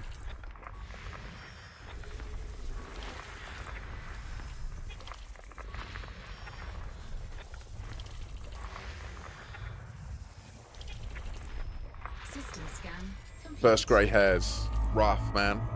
Woo! They're just down here. Trying to hide them. So they're really noticeable. Not hide them. I don't think I really give a shit, to be honest. Like, I lost my hair at like 20. Long gone. Totally, like, right the way back to my crown. Just thin and speckly, and maybe it was creatine that did it, or whatever's in Maximuscle Cyclone. Maybe it was that. There might be some sort of analogous testosterone thing in it that I didn't realise, because I think that can accelerate pattern baldness, can't it? It's certainly, I don't know, I was going to say it made my bones strong, but then and my muscles quite strong. Like, even though I'm thin still, I'm a little bit strong in the upper body, at least. My legs have always been pathetic, though. They're so long. Like, my thighs are so long. I'm making excuses. I need to just do more squats and have massive legs. But Fuel scope complete. hate it. Hate it. I always skip leg day. It's the inner bitch wins every time on leg day.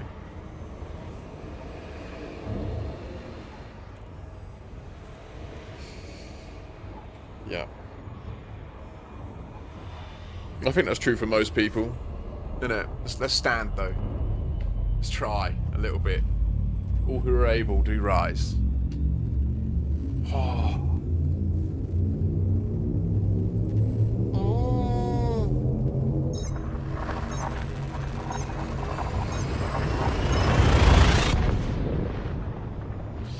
Looks like the server hamsters aren't very good today, although we are in the bubble and there could be a lot of people about. Hopefully the traversal.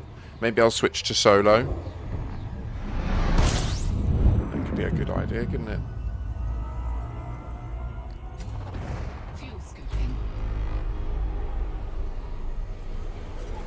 Fuel scope complete.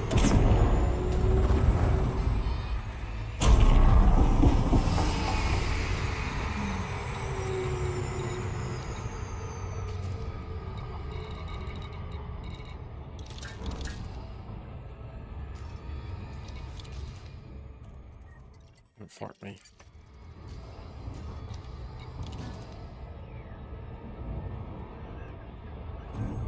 Computer, bring me in. Straight on the dot, you see, it's true.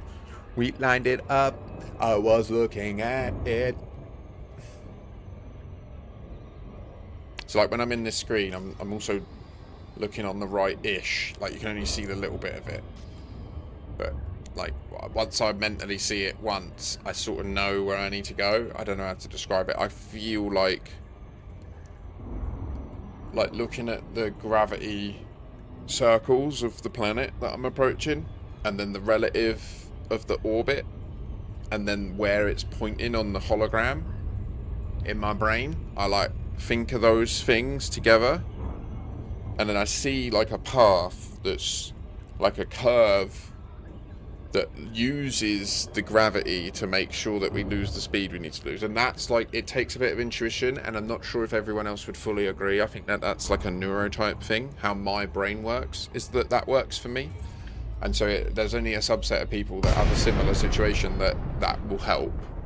But for you people that does help, GG's. Like, I think if you've got like a strong ability to manipulate 3D ideas in your brain, then that suggestion probably could be useful for you if you were to learn about the gravity wells, because it's on the inverse square law. So the closer you are to the surface of that planet, the gravity gets exponentially stronger all the way down. And likewise, so you essentially just want to always be as far away from it as you physically can be, but still heading towards your objective.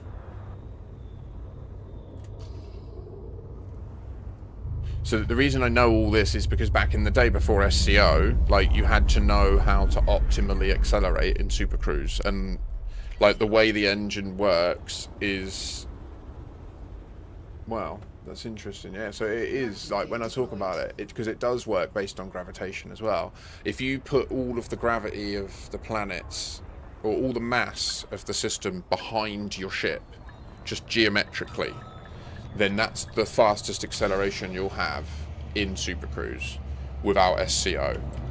So, like, when you jump into a system, if you want to get to somewhere quickly, the fastest way to do it is to go straight up or down from the star, where the second that your ship passes that line where all the planets and the stars are behind you and you're above it, you just start to rocket into like multiples of C, up into like 10, 20, hundreds, and then you can just arc down into wherever you need to be. And if you literally do a stopwatch and you get someone else that jumps in next to you and they just go in a direct line from the star to the planet, setting aside whether there's other things in the way, that will take longer than if you go up and round, because just your raw speed will be higher, even though you'll do more distance.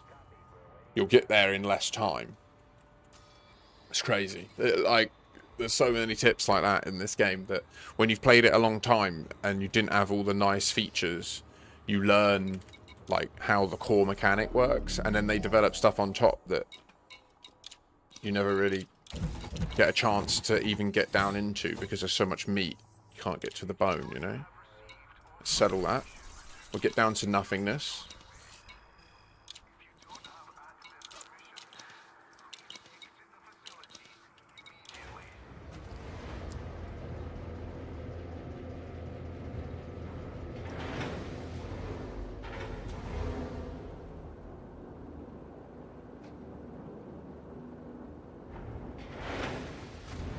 So the swings, like gravitationally, you can do as well, but you can't do them for acceleration in this game, because when you're in Super Cruise, you are never a free, like, there's no inertia in Super Cruise, even though you have momentum. Do you know what I mean?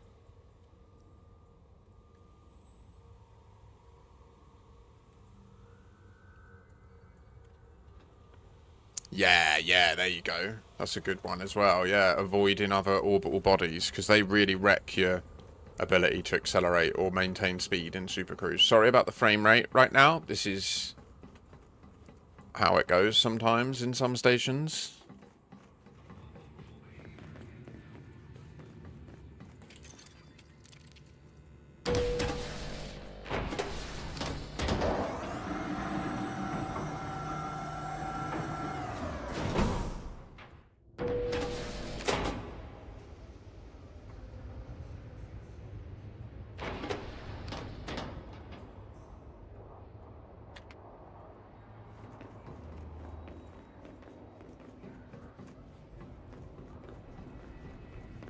Wrong one. Oh my god, the frame rate is atrocious. Why is it suddenly so bad in You're here to help us. on Vista foot? strives to learn everything it can about the cosmos. I have no organic data on Feel free board. to return once you've gathered some bio. Right. I'm sorry. I don't know what to do. This is really horrendous. Like, for me it's bad, so I can't imagine how bad it is for you. Yeah, the whole stream's tanking. Oh, dear.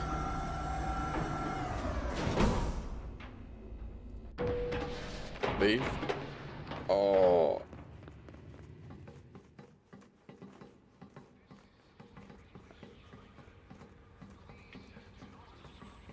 Yeah, we're not sure about that and its connection to other things.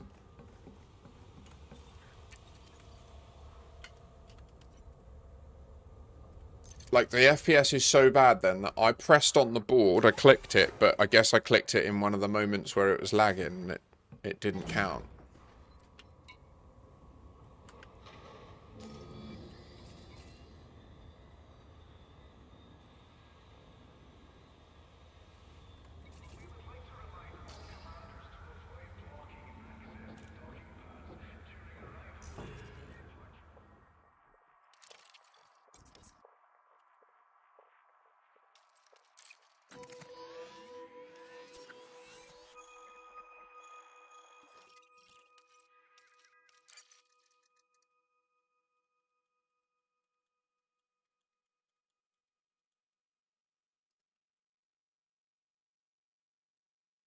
Load the game in honorary mode. Have a look. What does it show? So, where are you? Setners up above there. Put the line through the D. Click on Sol. Scroll in. I find it useful to use Salacious Orbit first, but we are in current time, evidenced by the 3 gas giants being on the left side of Sol's orbit when oriented in this very particular fashion in the horary mode. Likewise, witness this sort of triangle-ish shape. GG's, how I am, thank you.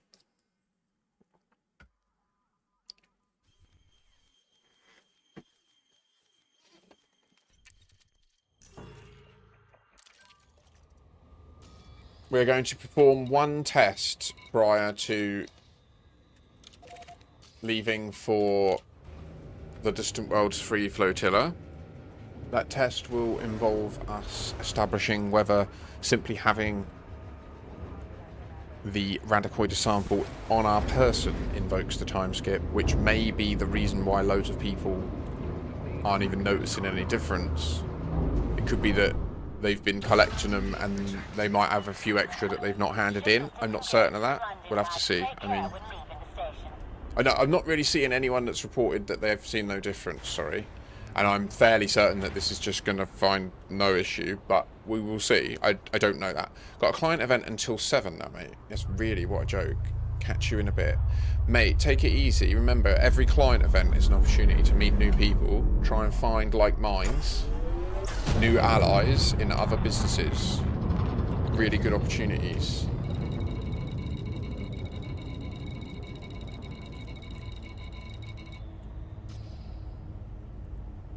You can't change the fact that you're going.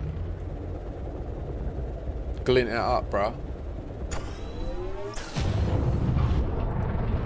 Fucking... yeah, mate. Yeah. Get you locked in, do you know what I mean?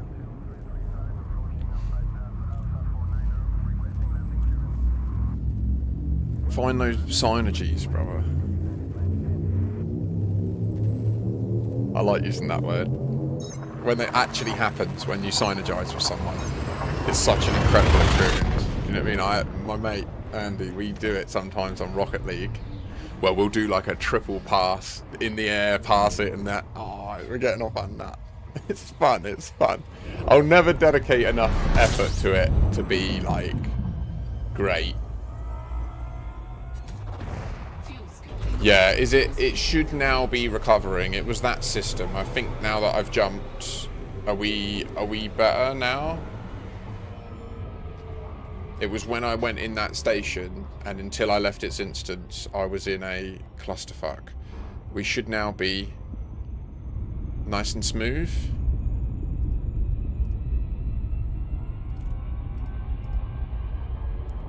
Do you all agree? Do you agree with me? So, where are you? Okay.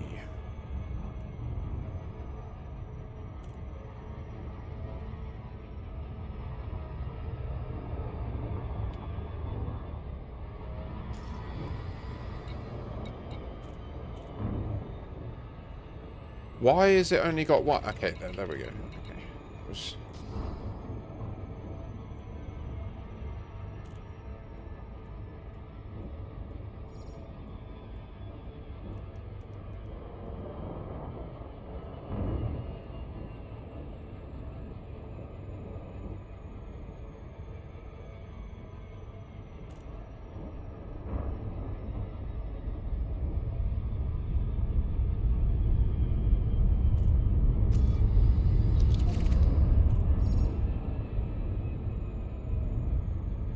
No, you're good. How is everybody? Is it all stable now? I think it is. Yeah, we did drop 12,000 frames in that small window there where I docked with that station. I don't know why that station type has that problem.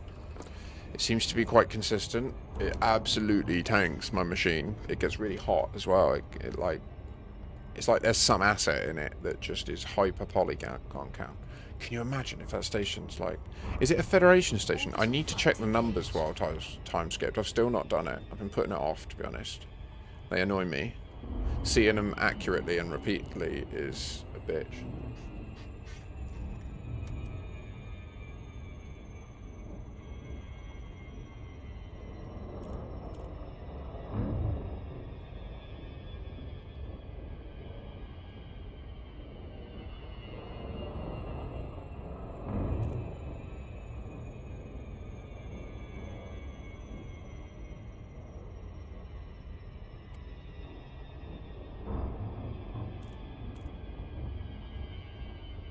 Right.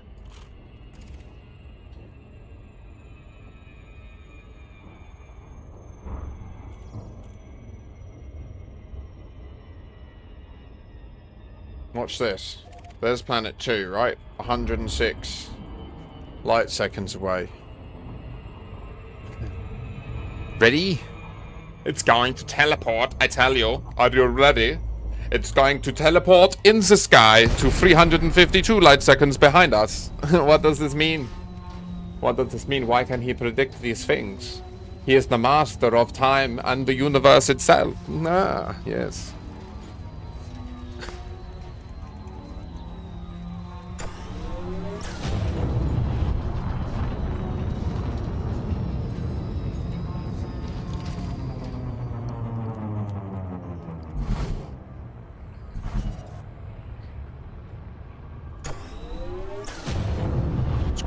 That was a particularly potent example of the time travel, wasn't it? Let me show you the planet on the horizon teleport behind me. Like, I am giving you the extraordinary evidence. Someone needs to give me an extraordinary reason why this isn't deliberate, because a bug ain't cutting it.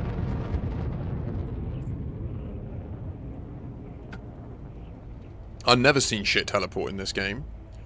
You can't tell me after thousands of hours, and how many thousands of hours cumulative of all the people that have been watching this and keeping up with it. If we add all of our playtime up, you can tell me, have you seen stuff teleport? Please do tell me in the comments, like right now. Do chat if you've seen stuff teleport in this game before.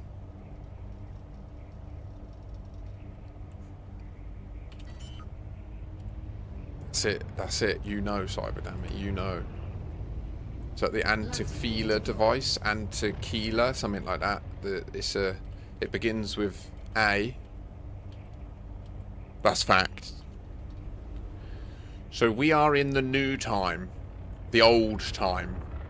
We have been sent back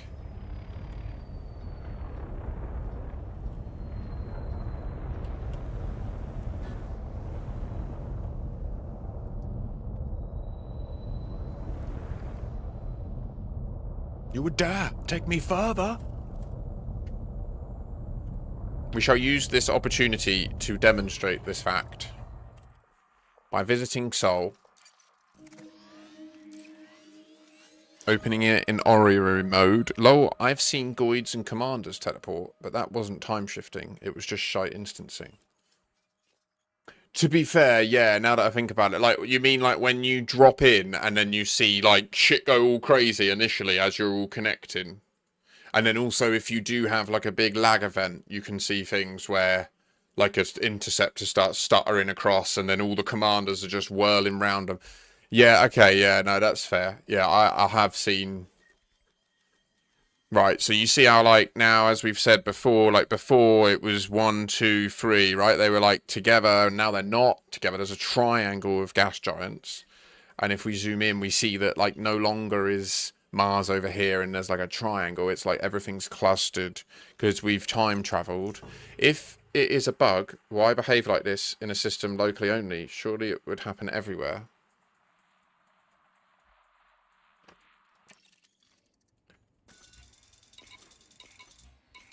Oh, shit. Yeah, we took that out. Okay, we got a bit of a run, I'm afraid.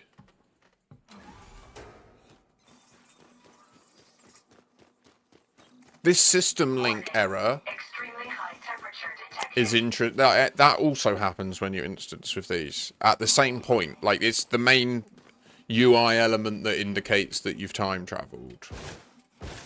Time skipped. You've been misplaced in time. My current argument for what's happening, by the way, I would like to just say, and it isn't, no, I'm not going to say it because it isn't supported. It isn't supported. I need to let it go. It's not true.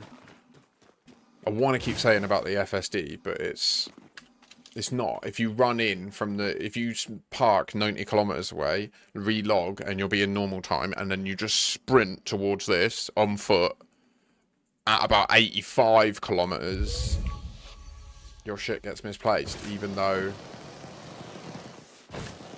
And I'm guessing, like, when like, to my mind, right, the fact that it works even on foot tells me that this is a feature and they've developed it. The fact that it translates from just running on the surface of a planet to the rest of your game session is, like, in a different...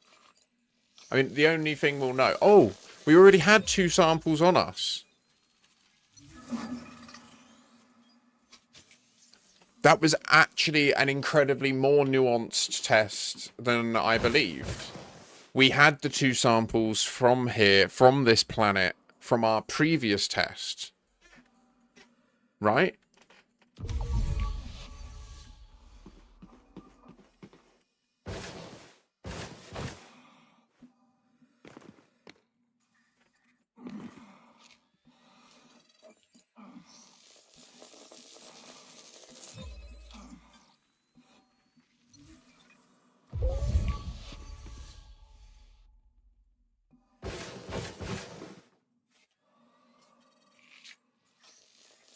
We'll get a second.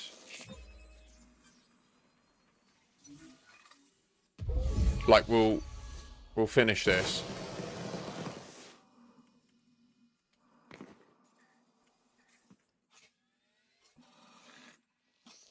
So we've just tested having a partial sample of Radicoida, 2 of 3 in the gun, does not cause time travel when you're away from it. So now we're just going to test having 2 full samples, 6 samples in total, right? Does that cause any sitch?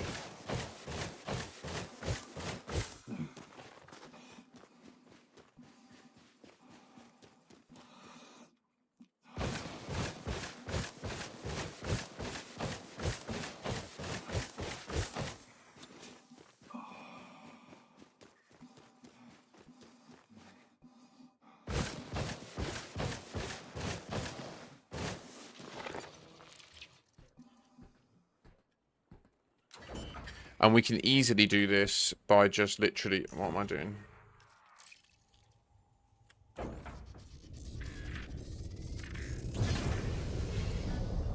Landing gear retracted.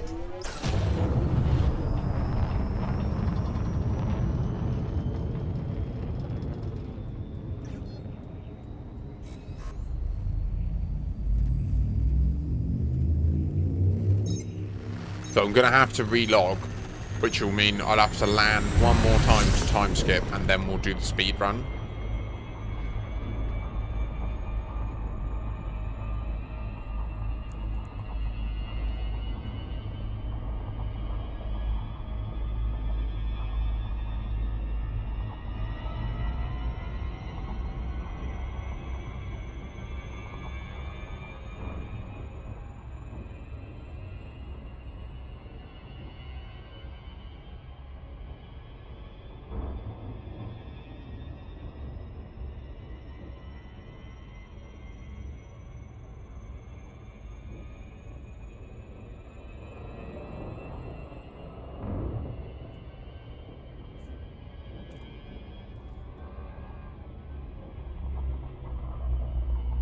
We've left the instance of it, right? So we're now in the instance of just the planet.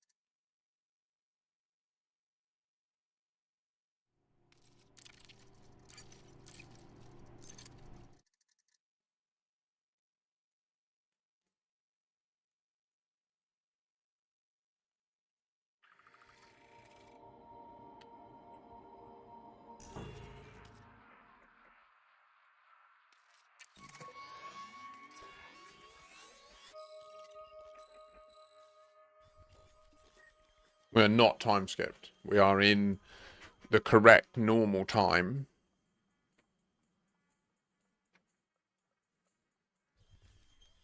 In a sense, yeah, like they... Yeah, like I think once they grow, then yeah, they'll make it so that every day you wake up, it's the same day. If you live near them. Yeah, it seems to be it's about consciousness, right? Like that's the one bit, but it is a biological molecule. So what matters is that as a being, as a biological being, you take in this biological molecule that they release. And that the thing it does to us, seemingly primarily, in its raw, unadulterated form, is it causes this misplacement in time. We revert to a different time. To the point that if you're looking up at the stars when it happens, you see the whole thing shift around you, like you're the center of the universe.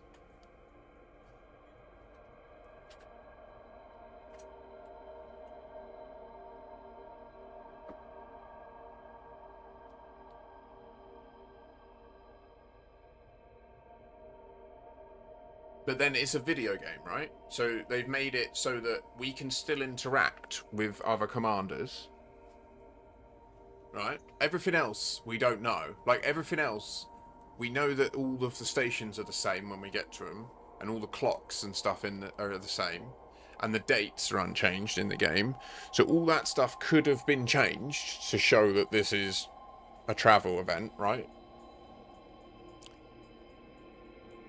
Unless that's not the intention of what they're doing right now, right?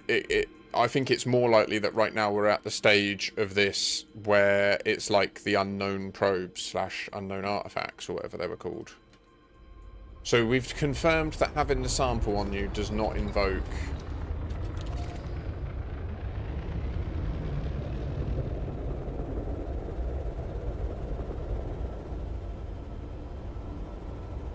Well, we haven't, Rosen, because it's not easy to get the enough time skipped route, like to log in and then be shifted long enough that it's then noticeable whether rebuy-in resets remotely.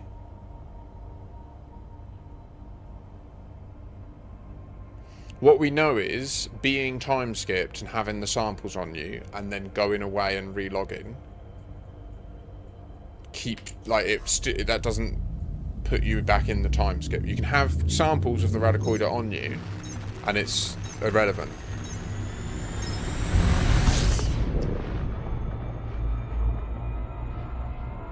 So it's not the presence of the Radicoida itself, it's that what they create, it's that molecule that they release. Orbital flight I think that's too engaged. quick. Maybe? I don't know. This thing's got the mad engines, isn't it? It's got them crazy engines there, you see? You just gotta trust them. We're gonna do their work.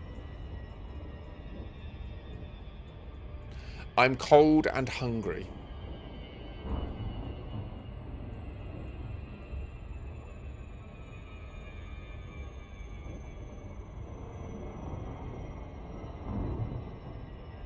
And that felt good.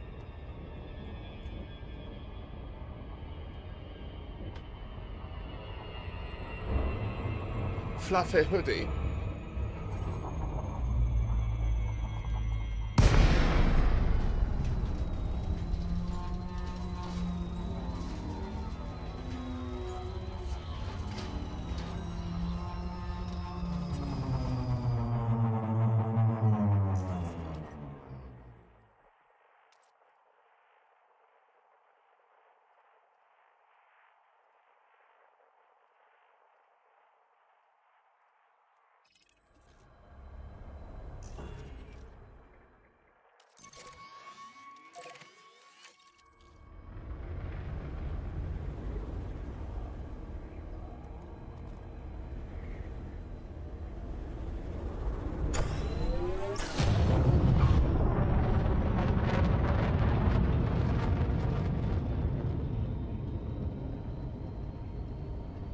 Do you want to do it in the fleet comp, PG, so I can fuck with people? When I get there. Instance with a load of people and then, like, start dropping out in the middle of nowhere and then teleporting to them.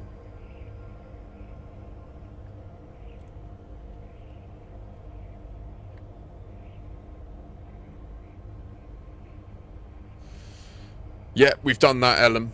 Yeah, we've done that. Can confirm that is the case. And if they... You can have the mothership, like... So you can have a multi-crew in where you're 90 kilometers away and you're not time shifted, and they'll come in normal time.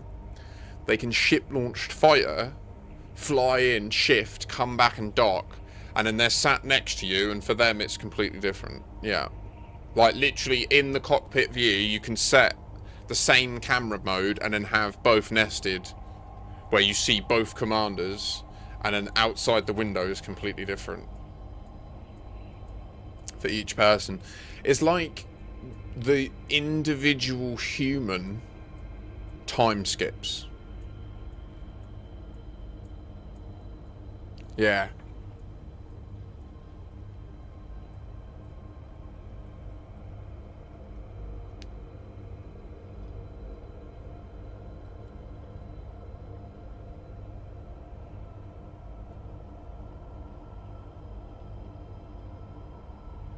Yeah, I know, Cyber. I think the problem is because so many people are in there with Caspians that are supercharged and jumping around big places.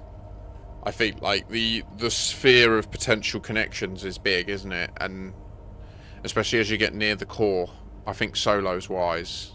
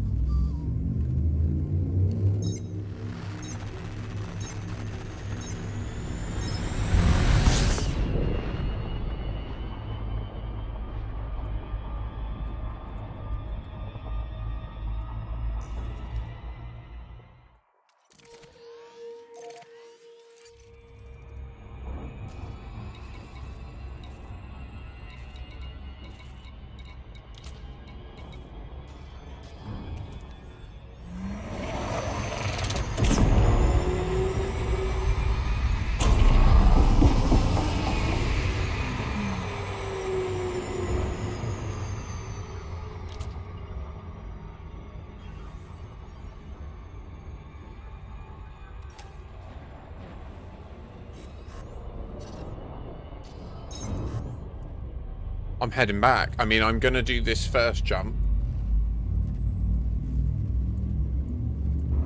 I think I might refuel here, actually. I don't know, I probably shouldn't.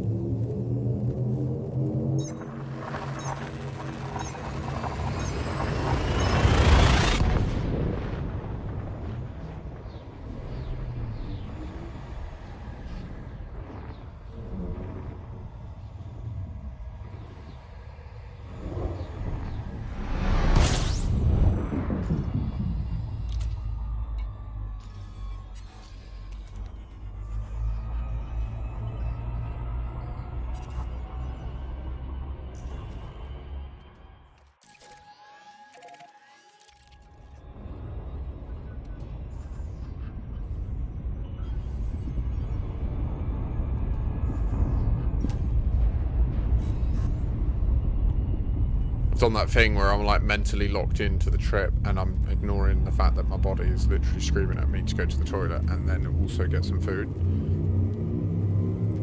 I need to not ignore it, don't I? Because that's what I need for the brain to work. So I'm going to press the X button to stop, and I'll be right back.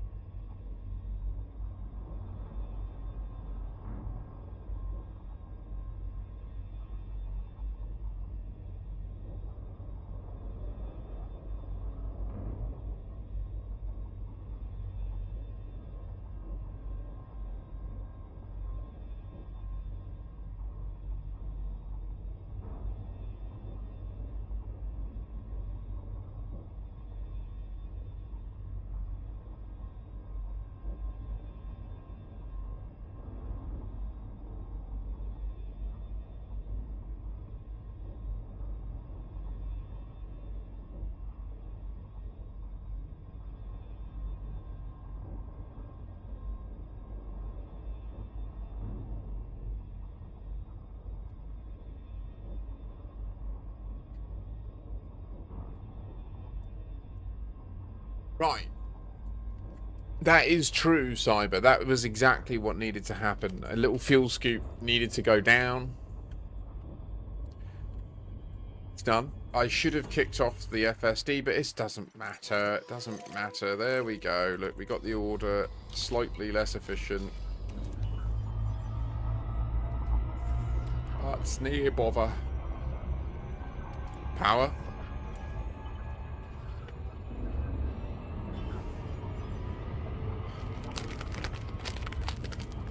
We don't want to scoop. In fact, I think we've got a few more yet. Let me...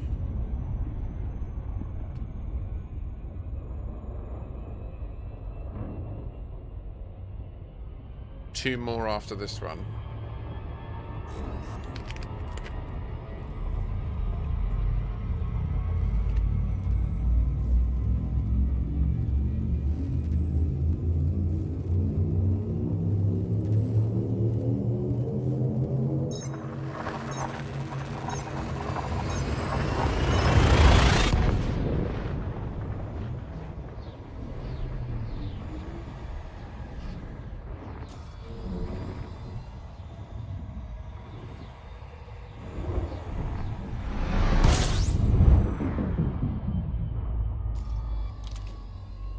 System scan complete.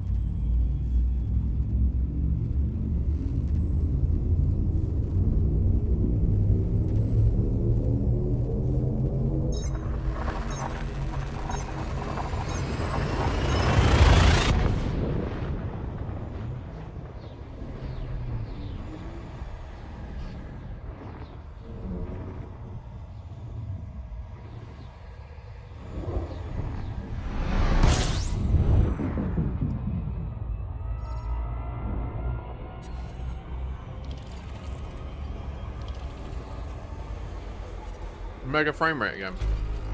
What the hell?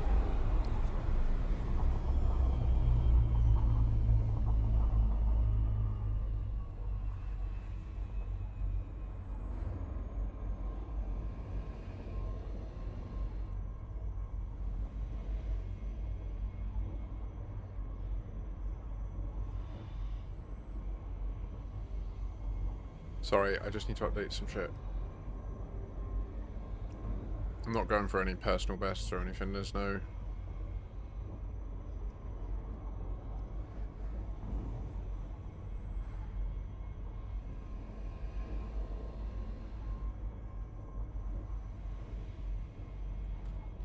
The YouTube live stream thing is so buggy.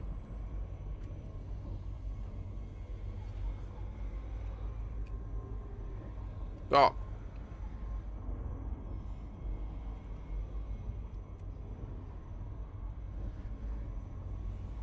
Okay. Stream total set. Chat visible. Music available.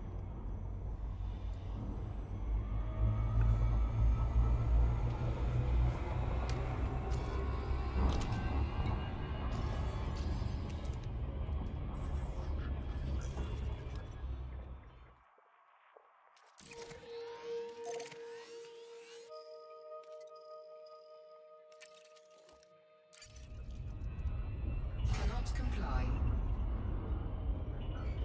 Cannot comply. Cannot comply.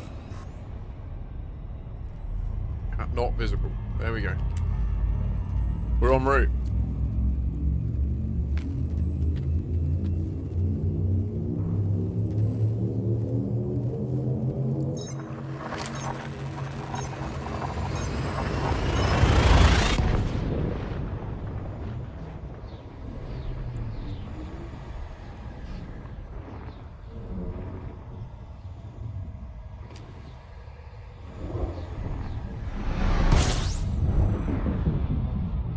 I mean, I got the samples on me now, but relogging with the samples only was no different. Warning. Freight Oh. drive operating beyond safety limits.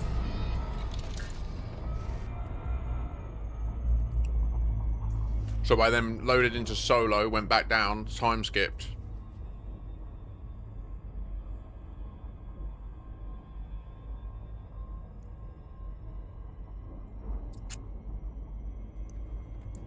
I mean, if that is ultimately all that this is they wanted there to be specific scenery around when you're doing it, then they're fucking idiots, because there's literally half of them where it's just in the dark and there's nothing happening. So I can't, yeah. No, I can't have that.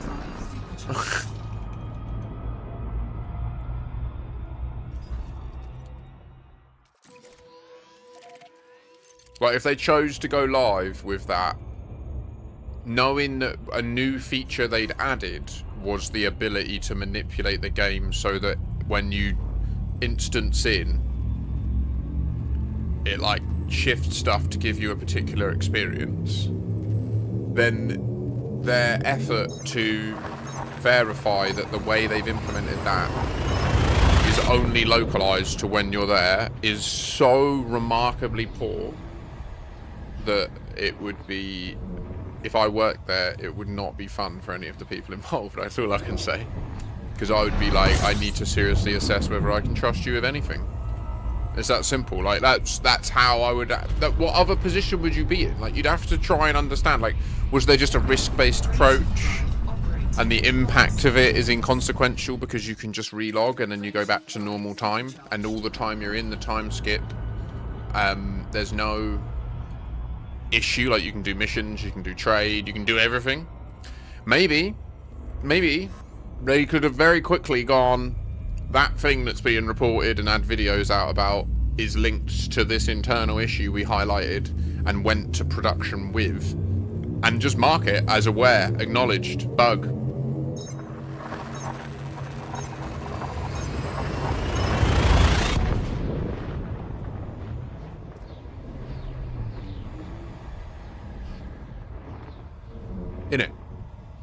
In it, boys. We are in the neutron stream.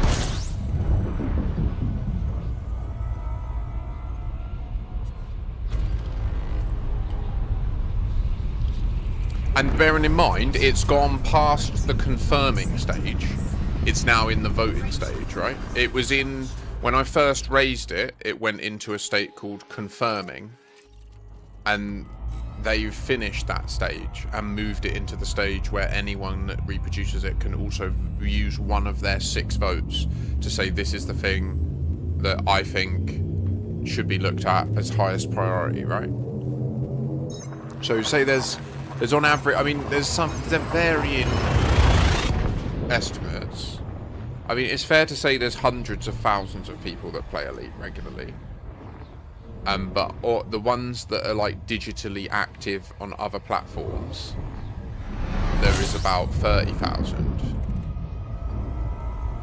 And if I can even just get 10% of them to do it, 3,000 people to upvote it, they can't then ignore it, right? But that's the sort of numbers we need.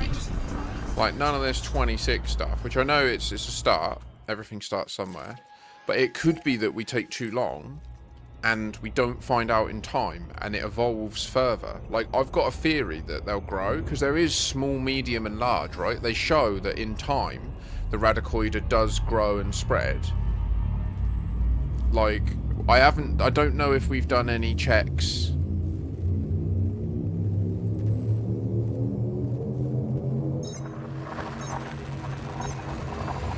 No, yeah, there was...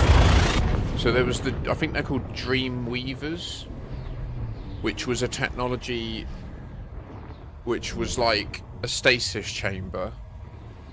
So in the part, before the days of Elite. So yeah, in Elite 1, because it was a single player game, and they could use time as a variable actively Systems in order to explain the way that you move faster than light, like, or at least in your game session you can travel distances which would require you to travel faster than light. The way they hand waved that away in the original Elite was you could accelerate time. You could do 10x time. And in lore, what was happening was you were getting in a stasis chamber that was slowing your metabolism down to 10th of the speed. So essentially, you were experiencing time at a 10th of the speed. In that logic. Now, it's not like supported by biology or science, but it's enough to justify. Oh wait, did I not get the scoop? Holy shit. It was enough back then to like be suspension of disbelief, right? For where the science was at and the fact that it was the first space game, like first person simulation game that I'm aware of anyway. Maybe it wasn't truly the first, but I'm not sure.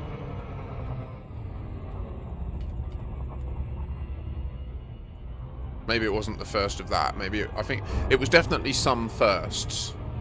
But yeah. Oh, come on.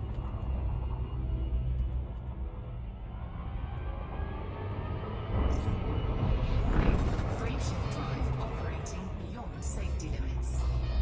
Warning.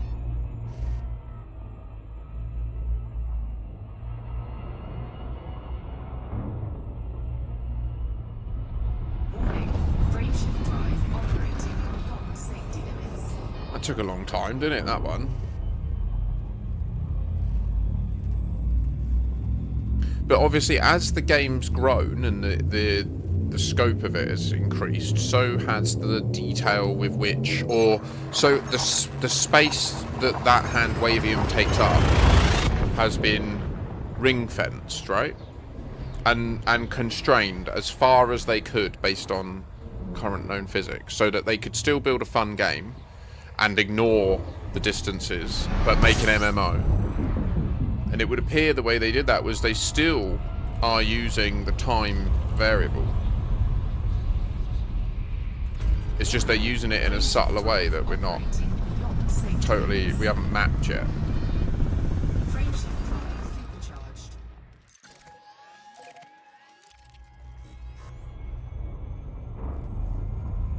So what we know at the moment is they've hand wavium made it so that you can travel light years. Like right now, what we're doing, if like based on our science right now, for this ship to go from here to being 334 light years away, like based on our known science, the only way to possibly do that is to travel that space in that time. And the fastest possible speed you could travel at is the speed of light. And it would take you 334 years, right? That's what that's describing when it says 334 light years. At the speed of light, it would take 334 light years, 334 years to travel that distance. Frameshift drive supercharged. But we do it in the same continuity of time, right? Like we leave and then we're in hyperspace for a few moments and then we're at the other place.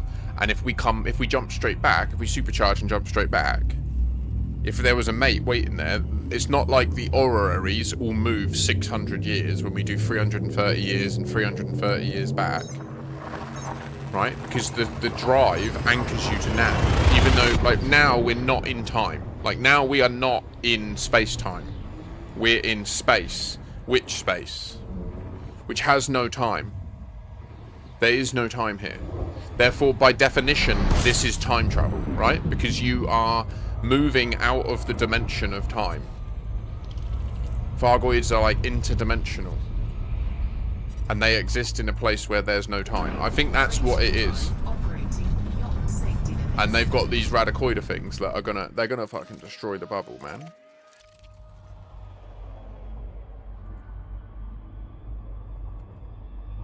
Frameshift drive operating beyond safety limits. Frameshift drive supercharged. So it's probably the case that, like, I don't know, like, why then would the Thargoids ever send any units? Like, why not just always go to the most vulnerable point in time? Like, why not just go back?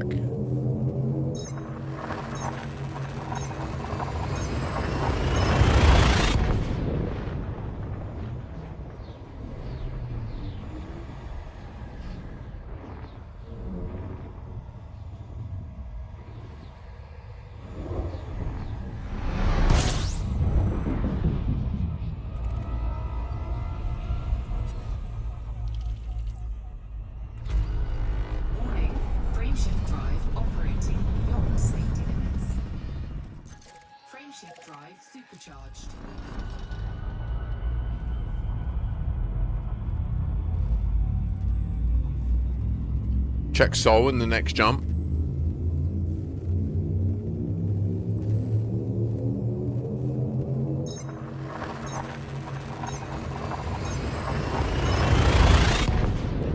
Oh 07. How you doing, dude?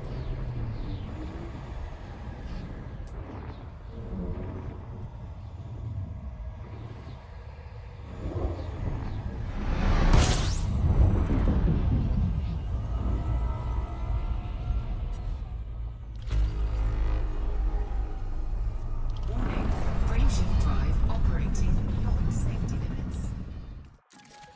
Frameshift drive supercharged.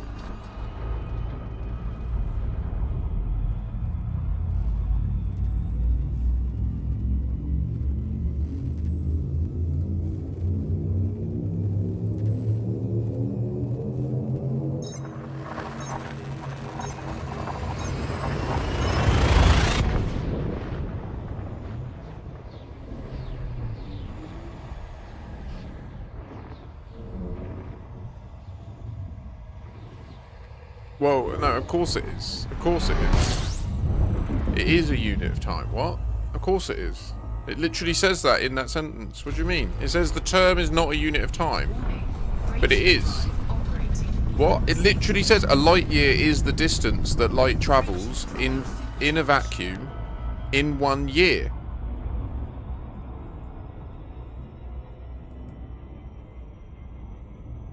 Yeah, I don't want to talk about that, Rosen, because I think I've noticed it again and it stresses me out loads, and I don't want to...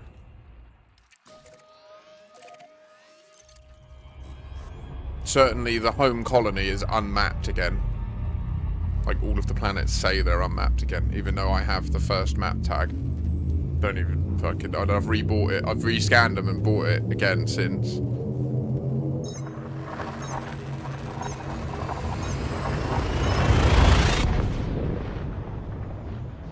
Like, of course, by, like, literally by the definition of what a light year is.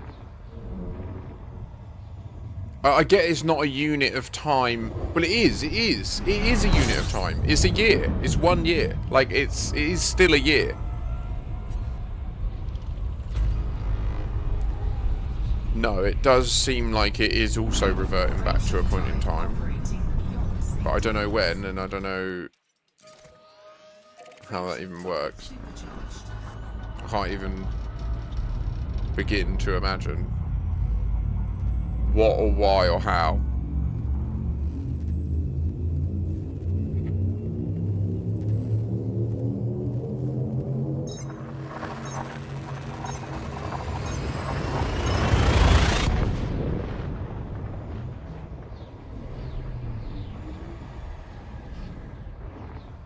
So I get that it's fair to say a light year is a unit of distance. Like, as a unit, it is a unit of distance. But it is ultimately a unit that is contingent on the concept of time, right? Like, you can only establish it by having time. Is, I guess, the point I'm making. And the second that you remove the time component, it no longer even makes sense. Well, it does. It can still just be that number, 94607 whatever kilometers. We can just now say that that's what a light year is. But it would no longer have a physical underpinning, right? Whereas right now, a light year is underpinned by the standard units of physics.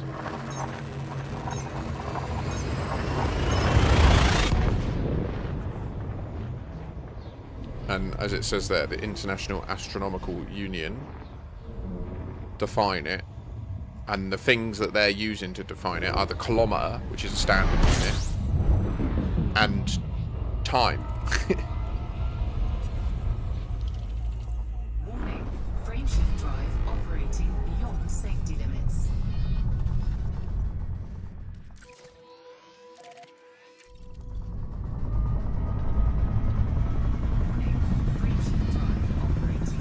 Yeah, no, well, a light, it's candidly the light year isn't, but like, what I was saying is, by definition, like, based on our known physics, like, what that means, the fact that it's 399 light years, and the fact that so far, in real life, we've never proven you can travel faster than the speed of light, That's why that means something, right? Like, because there is a limit, and it is the speed of light.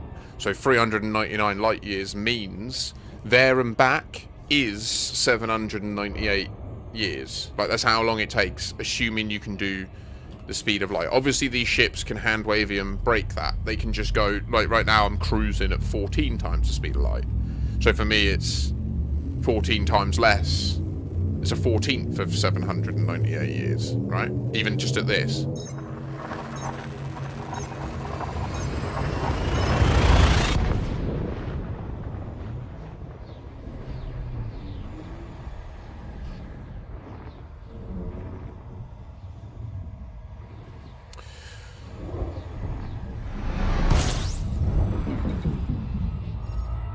I've maintained my Elite 5 ranks.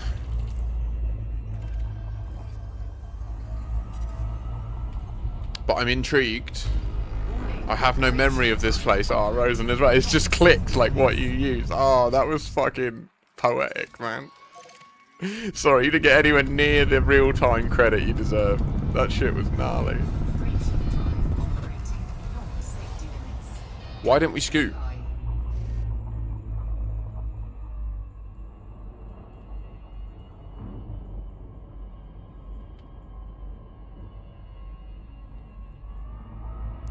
So, I mean, so that would mean that your astronomical data... But here's the thing, that persists after. Like,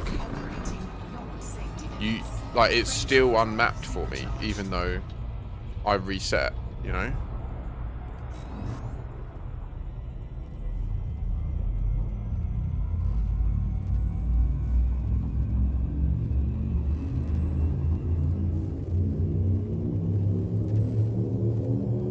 Yeah, exactly.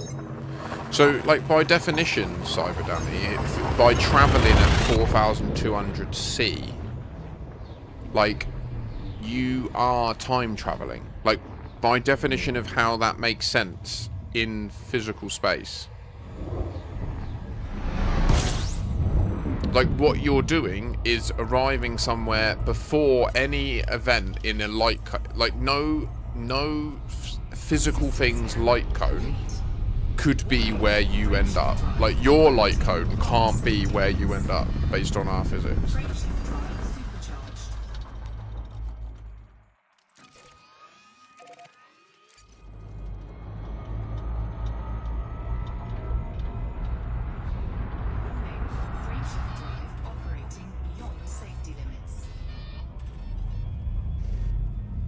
So even though the computer still knows that I'm the first to map it. Because the thing is, like, in the lore, physically, I'm sat in a suit, in a computer chair, right? And the ship has a computer on it that has all the maps, and like all of that stuff stored on my computer, right? So, but then it's also connected to like a intergalactic internet somehow through Galnet and stuff. That they kind of just hand wavium, but we can receive Galnets anywhere in the galaxy, right? Like, you can just click on Galnet and access it, whether you're in Beagle Point or...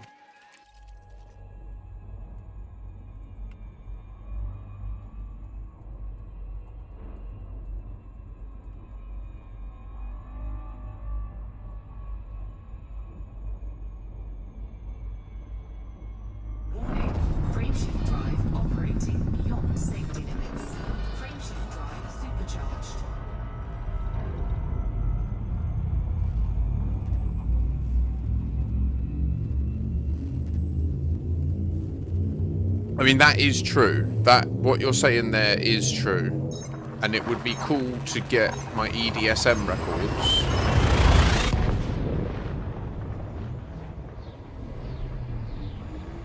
I might have EDSM records back then. If not, if anyone does have EDSM records from 2016, 2015, late 2015. Was it going then? It was. Most of those products were ready for when the game came out, when it fully released, weren't they? Because they knew the developers weren't going to have time to build it all in order to and get it out the door. And they just never had the financial success they needed to get the team together to really build all that stuff out, you know?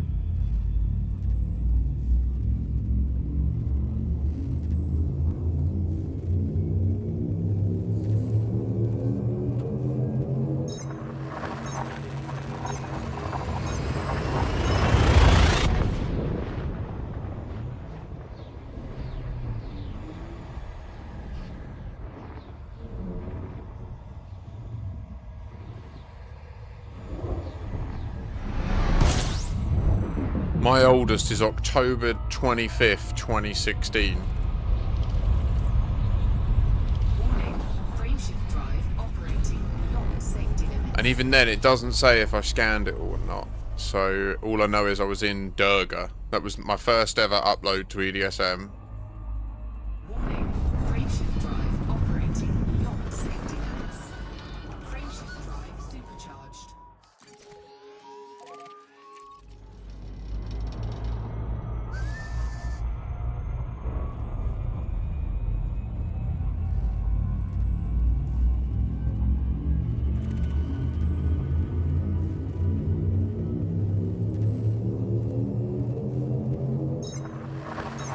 For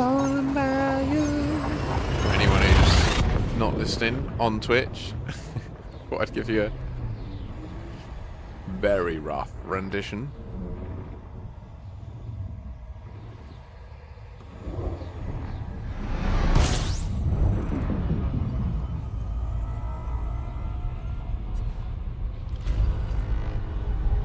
Warning, frameshift drive operating beyond safety limits. Frameshift drive supercharged.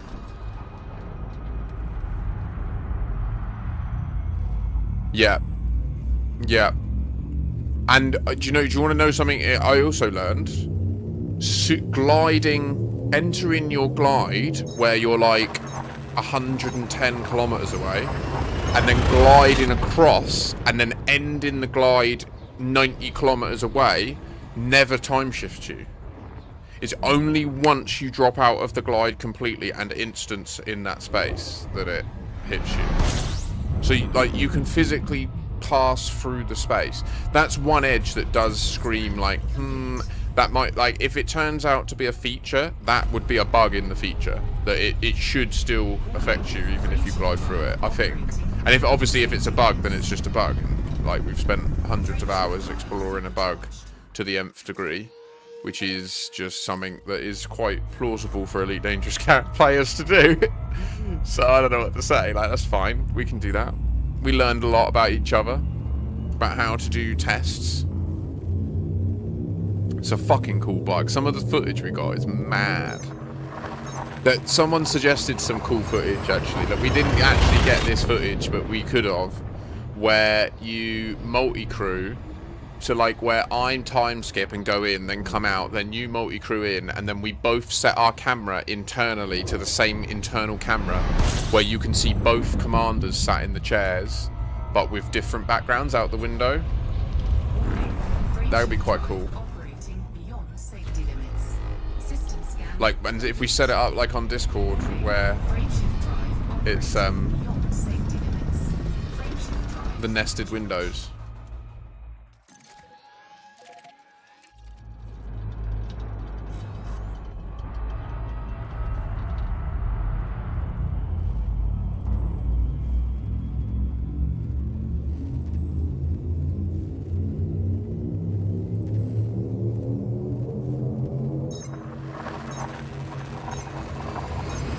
No, I agree, Cyber. I agree. It's a massive flaw in this world's lore.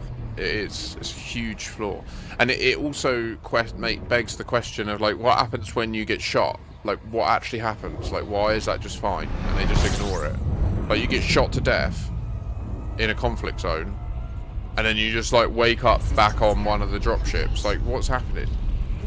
Like, are we, like, detached sentiences in, like, the Guardian thing? Like, I don't, yeah, I know, I think there will be some gnarly esoteric thing in the lore that answers that, and maybe the answer is in Raxler, I don't know, but I think right now, like, the time thing is the most salient lore-based reproducible angle that has a direct benefit to a feature that they're about to release, right? Like, we have to accept that they could use this time skipping thing in the operations. Ultimately, I'm a fucking toaster, Bill, is what this game will come down to. Warning. Frameshift drive operating beyond safety limits. I think you're right. We didn't check Soul, did we? Frameshift drive supercharged. 9,000 light years. Check out the honorary mode, we're so time skipped. We're in a different timeline now, yeah. Now you'll see that this is true. We gotta go and scan some stuff and hand it in the past time, then go back and jump again. That's what we can do, Rosen. There's a test we can do to verify if it only wipes mapped data by time skipping. By that, I mean you can do, because I'm not in the bubble, but time skipping, go into an undiscovered system for you, map in a planet and that, and scanning stuff, handing in the data, then re-log in, checking that it is mapped and stuff still for you, then time skipping again. And if that data doesn't get wiped, but others does, you could actually legit hardcore be onto something, and that would indicate like logic that's being executed to ensure that that's not wiped. Do you know what I mean? Frameshift drive operating beyond safety limits. Frameshift drive supercharged. We're apparently entering an undiscovered system. How exciting. Undiscovered neutron system. Maybe we'll scan this.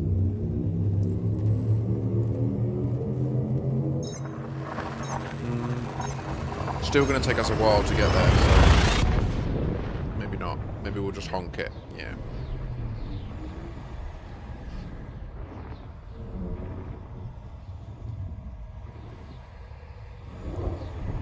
If there's anyone else in chat who isn't hurt, psychologically harmed by using their FSS, please go to HIP and do the test. Warning.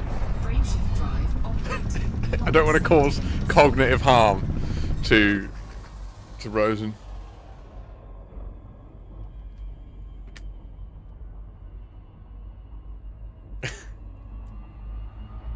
Warning. Frameshift drive operating beyond safety. Wait, did I target the place? Frameshift I drive did, didn't I? supercharged. No? Oh, shoot. I'm wigging out. You abandoned the old ways! We are now jumping faster than a fleet carrier. Oh yeah, 504 light years. Believe it.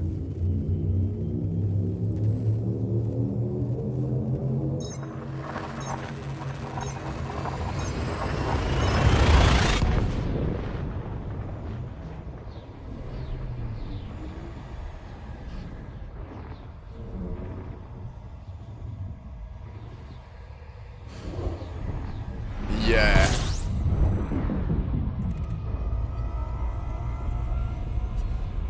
I mean, that is an example of it, though. That is the case. So it indicates that it doesn't wipe everything. But then it is a killer that it doesn't come back. Like, I don't... It sucks pretty hard, because it doesn't make any sense. Have what?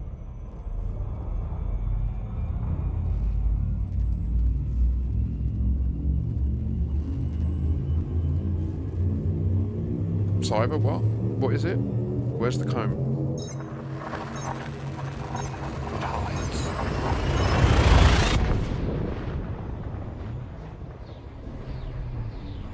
Okay, yeah, no, I'm down. I'm down. I love it. Are you near HIP? No, you're not, are you? You said you were out in the middle of nowhere. Anyone near HIP, please do the test. Warning. Frameshift drive operating beyond safety limits. Warning. Frameshift drive operating beyond safety limits. Frameshift drive supercharged. Please. Please, do it. Please, free of charge. Respectfully.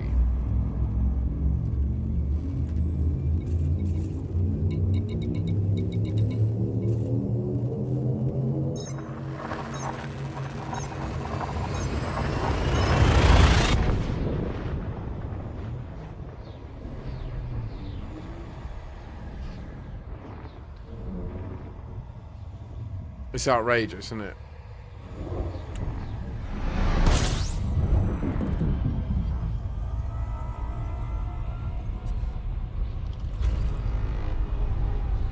Warning, frameshift drive operating beyond safety limits. Frameshift drive supercharged.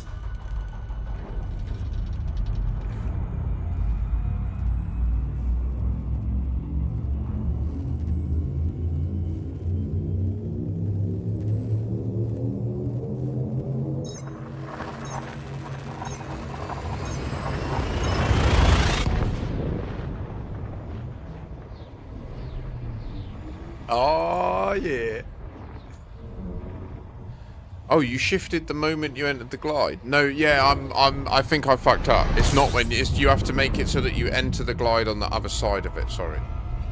It's when you. Sorry, yeah, I got it wrong. It's like you want to try and make it so that like you're not so low that you glide, but you.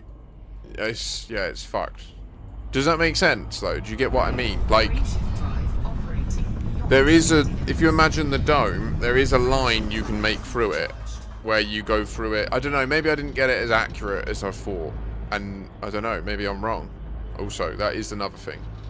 I'm immediately noticing that I feel like I'm defending something, but I didn't put enough rigor in to know that I had controlled for the variables.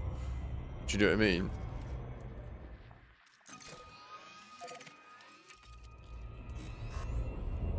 So I'm glad I mentioned it if you've tested it.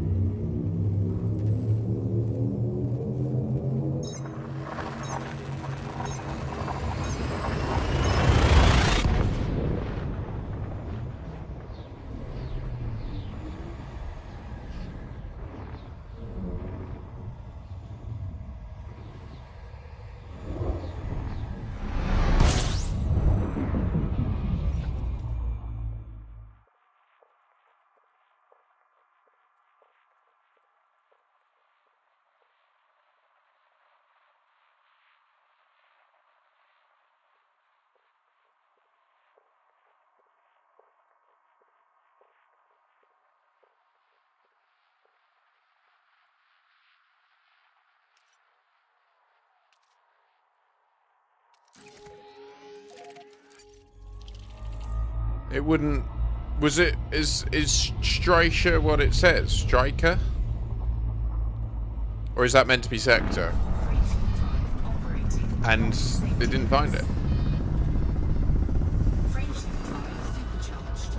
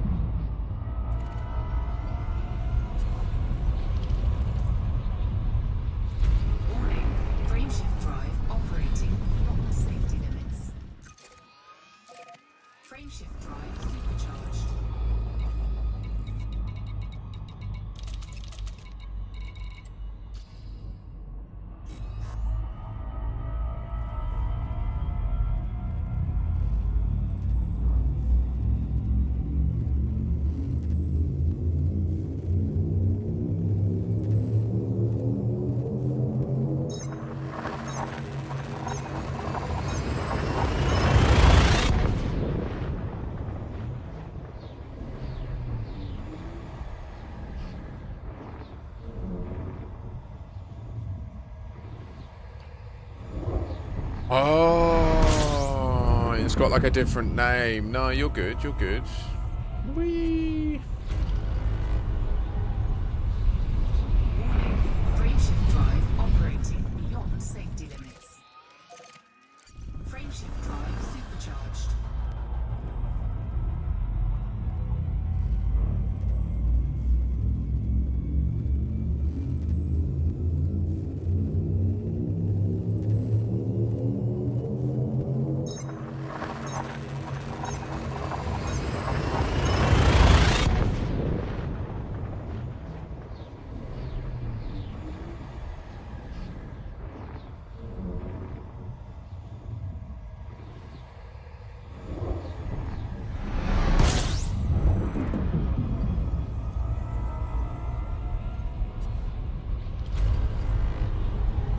Warning, frameshift drive operating beyond safety limits.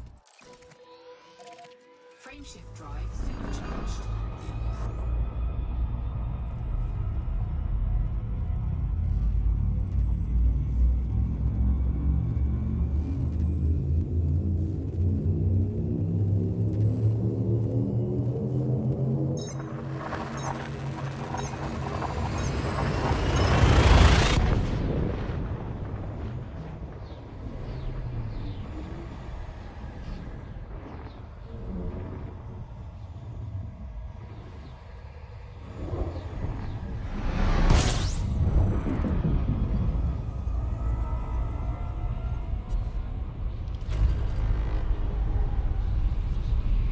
Warning, frameshift drive operating. I think I entered a bit steep then. Yeah. Oh, we got it. Woo! Just.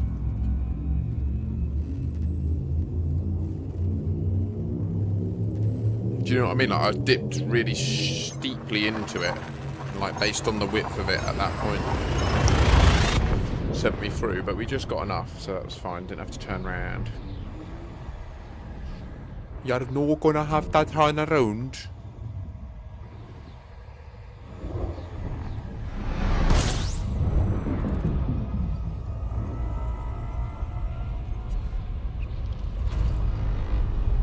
Warning, frameshift drive operating beyond safety limits. Frameshift drive supercharged.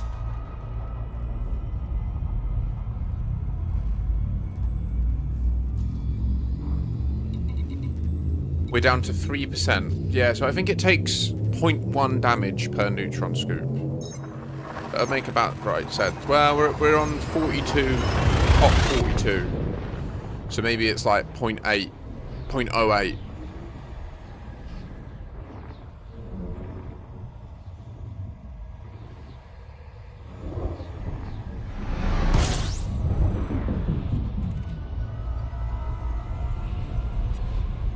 Warning, frameshift drive operating beyond safety limits. Frameshift drive supercharged.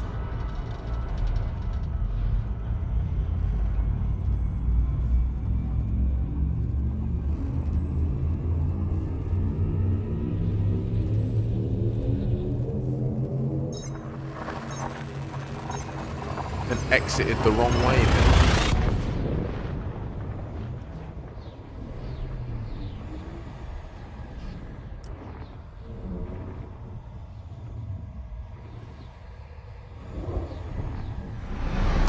Time still passes for us in which space, doesn't it? Or did our seconds just jump then? Warning, frameshift drive operating beyond safety limits. Warning, frameshift drive operating beyond safety limits. Frameshift drive supercharged.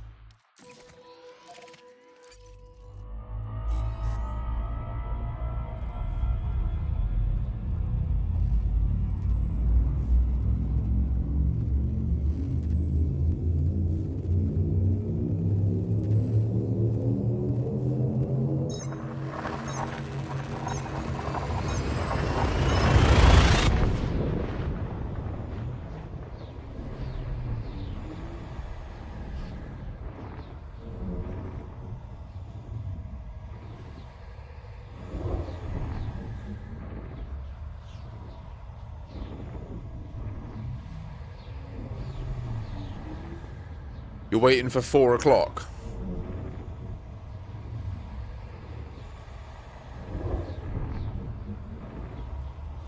I think, well, I mean, we've taken 3... I can't see the decimal, right? So, I mean, it says 97.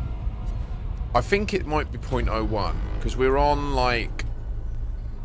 We're on the 43rd jump, but there was the first, like, 6 were normal synthesized jumps, right? So we're about 30 odd in, and I imagine it will round, right? So, I imagine it will... go to 96 probably after this next scoop. Go! Go! Go! Why am I not at sea throttle? What's going on? Ah!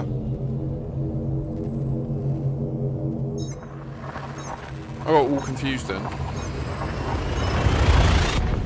Pressed all the wrong buttons.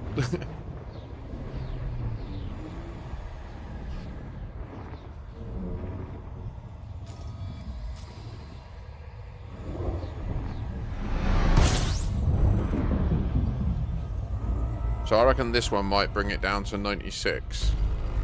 It takes it below the 5 or into the 5 range. Frameshift drive operating beyond safety limits. Frameshift drive supercharged. No. Next one? I haven't counted exactly how many at the beginning were not scoops, you know? It was 1, 2, 3, 4. The first 5 jumps. So we've done 41. No, 40. So if it was 0.1, this one would drop it to 96%. Like scooping this next one.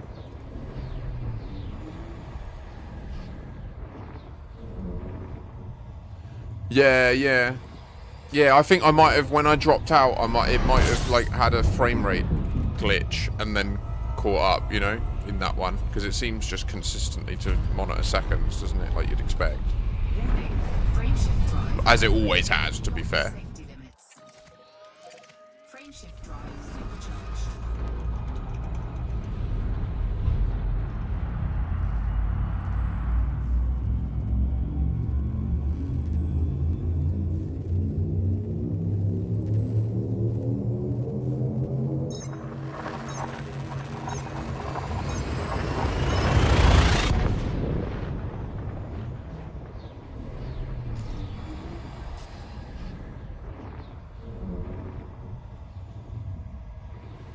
So maybe it's a bit less, like 0.08 rather than 0.1.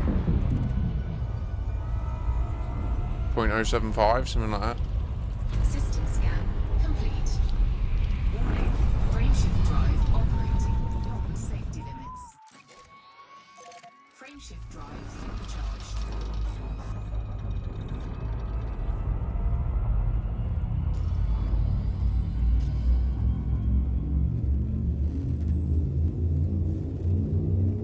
Oh yeah, it is. Yeah, yeah, yeah. Massively different.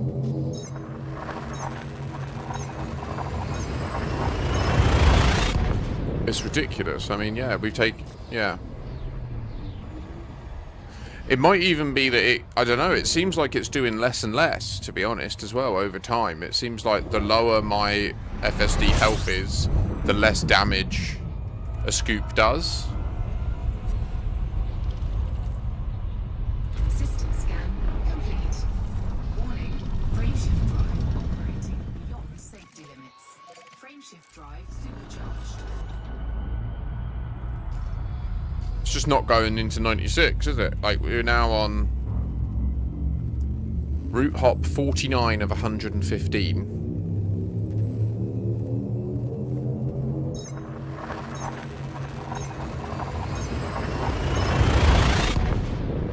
Little stand, if you're able.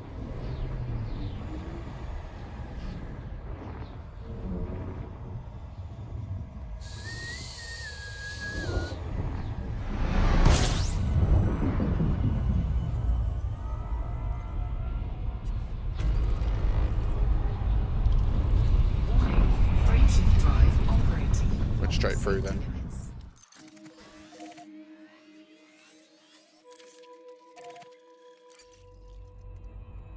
Straight through. What a shame.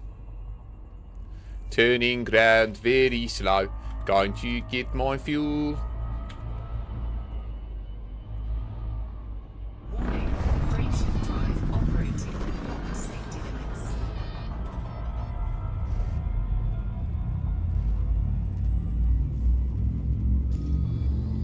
I'm scared. It looks like we don't have enough fuel. Oh god, we need to do another jump after this, I think. Ella, oh no, no, no, no, no. After, okay, we scoop this and hope that we got enough for the last one. I don't know, because we used a little bit at the beginning. It might have fucked us.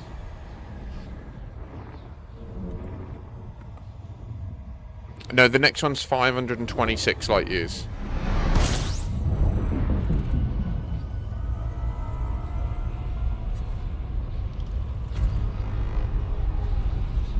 Warning, frameshift drive operating beyond safety limits. Frameshift drive supercharged.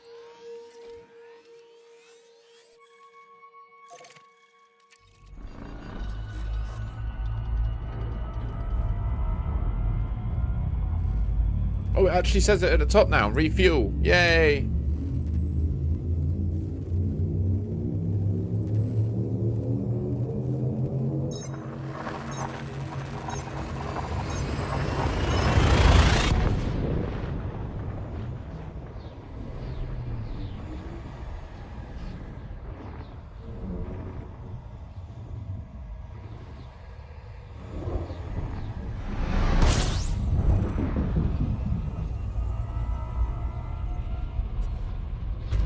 Warning, frameshift drive operating beyond safety limits.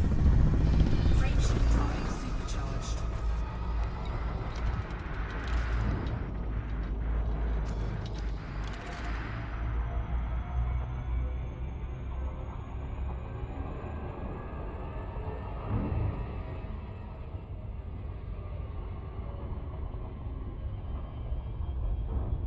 Don't panic.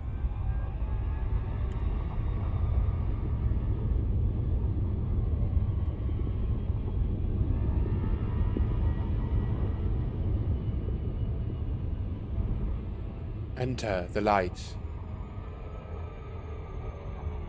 Fuel scooping.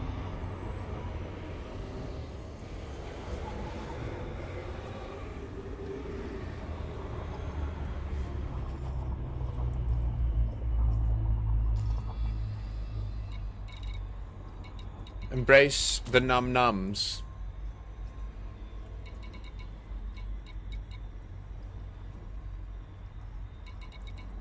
So yeah, it's just not going below 97. I don't know what to say. I mean, it's amazing, but...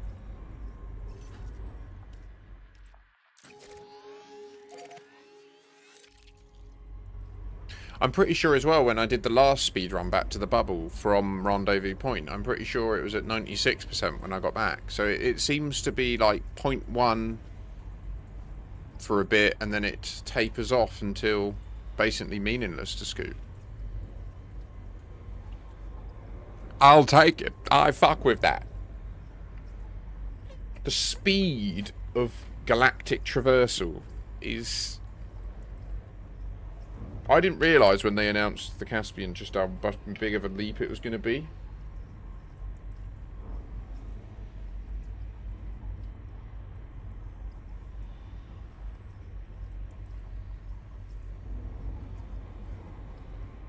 Like, I knew that it would be impactful for the speedrun situation. I didn't consider that, like, with respect to, you know, being able to do hundreds of thousands of light years a week now is...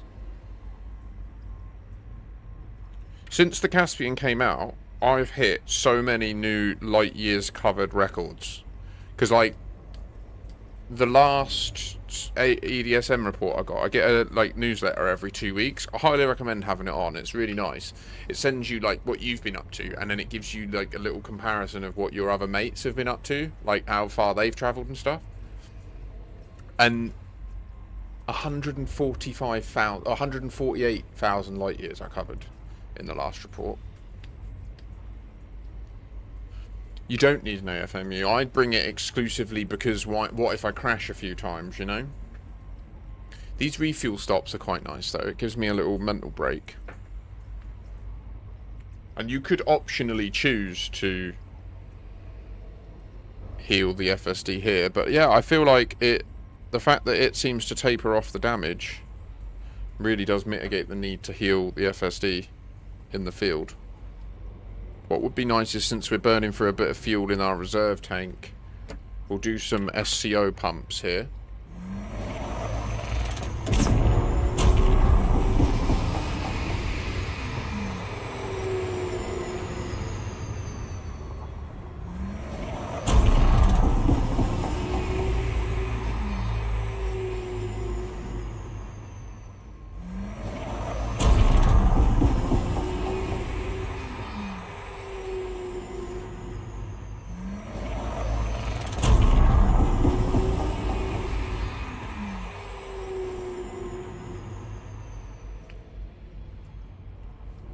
Boom.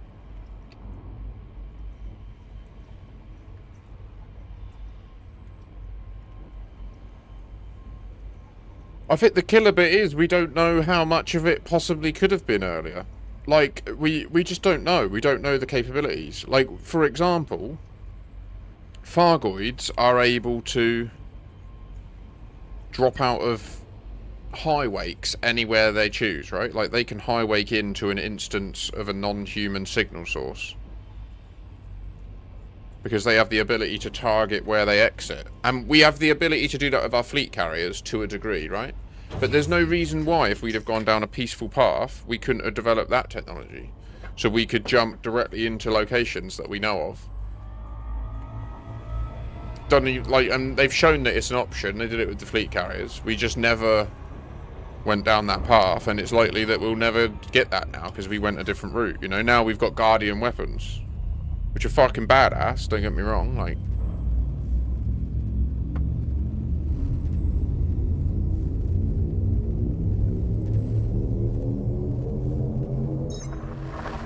oh, that means it looks like it wiped HIP 87621 from what you're saying.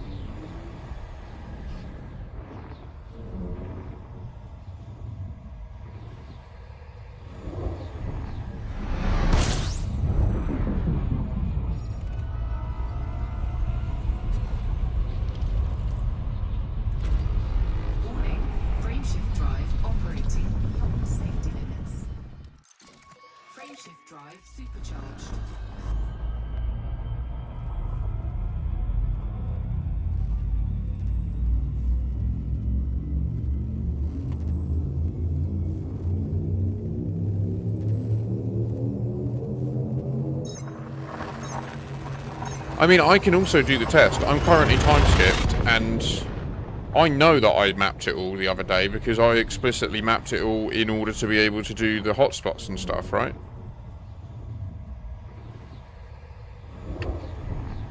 Now, whether I mapped it all time skipped or not, I can't testify to, actually. To be fair. I don't ken that. Oh, fuck it. I missed.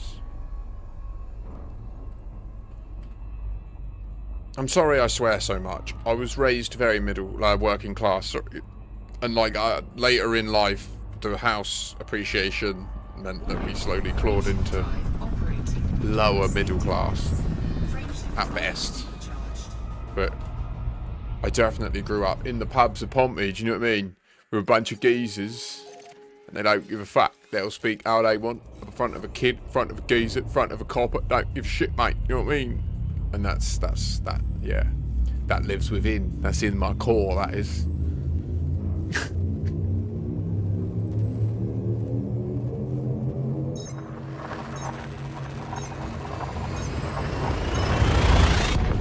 But oddly, when I'm around my own child, I cannot swear, and I would love for this stream to be accessible to people that are sensitive to that language.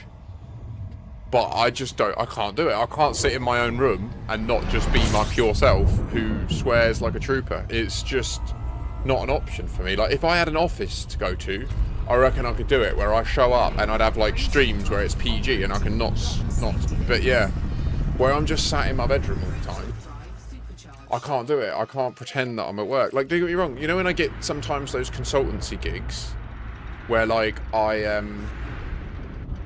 you know, I give my opinion, essentially, and answer questions based on my knowledge of areas. I can not swear on them, right? Like, and if I've got a job, I can not swear until I've got to know you all enough.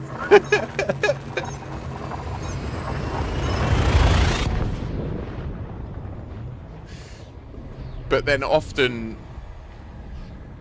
Ah, yeah, okay. But then often it's like you can use the swearing to level the playing field quite a bit, right? Like, and make it so that people's guards are down a bit. System scan complete. Warning. Frameshift drive operating. I don't know, I mean, to me, I'm so desensitized to swears at this point that they're just part of language to me. I don't even see them as like a profanity. Look, we're lagging hard right now. I don't know why. Wait, let me test. HIP 87621, right?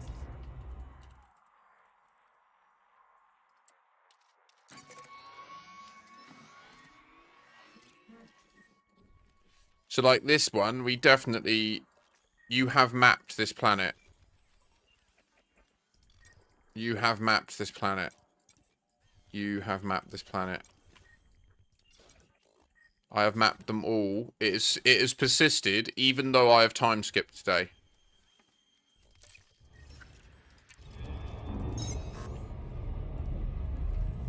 Explain yourself! Bring yourself to the master's office now and explain yourself! Chat shit, get bang, mate. That's what I say. I never used to forget. I was such a Larry little bastard in school. Oh my god. I used to get so Larry to the male teachers. It was unbelievable. Not all of them. A lot of them I respected, actually. Like, but there was a couple that I didn't respect. The one thing that worried me, actually, and I've had my guard up ever since. One of the teachers I respected turned out to be an active paedophile. And he had, like, fucked with kids that were, like, within a few years of me. I was fortunately never on his radar, or if I was, he was already enough in the spotlight that I guess it wasn't worth going for. Or maybe there was other primer targets. I don't know. Anyway. Either way, I'm pleased. To be fair, it might have got round about my dad. My dad was proper prolific for being anti... But you know those groups of people that hunt them? Like, if my dad was younger, he would have been in one of them, 100%.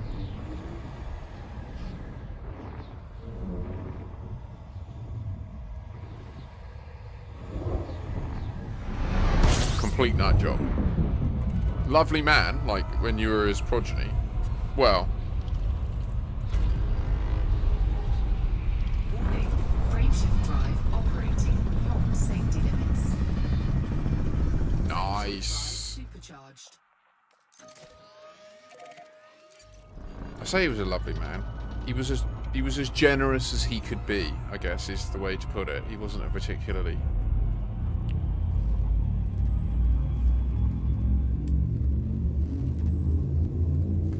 Yeah, he wasn't a particularly lovely man, actually, when I think about it, but... He was there for me.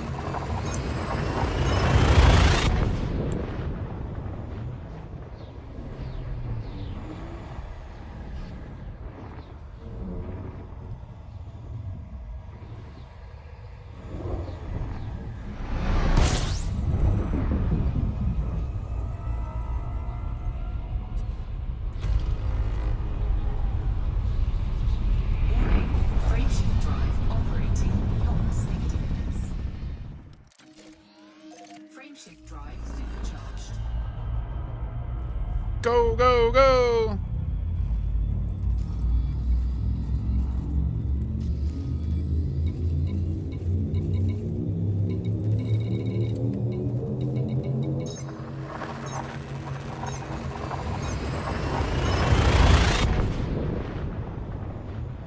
It's funny because my dad was so much older. Like, I generally do gravitate towards people of my mum's generation. So, like, at places of work as well, like, I'll end up... I don't know, I do make a concerted effort to try to be friends with people my age. If I'm completely honest, mostly I think out of a hopeless desire of maybe one day getting laid again. But, we'll see. I got the one in for my kid. She now exists. Maybe there'll be another encounter at some point in my existence.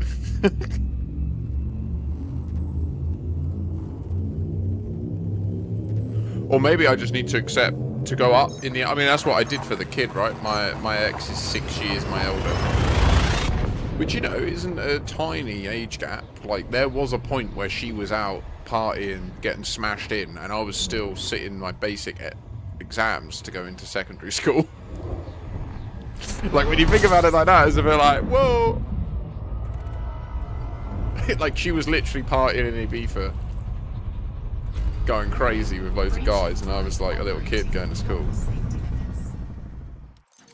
Frameshift drive supercharged. Indeed.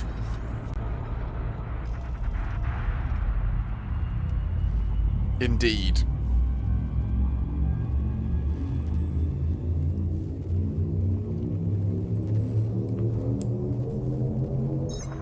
Happy days, Cyber. Easy cash. I mean, you got paid for the trip, right? I wonder how much I'll get. Nothing like that, I imagine. I'm just honking.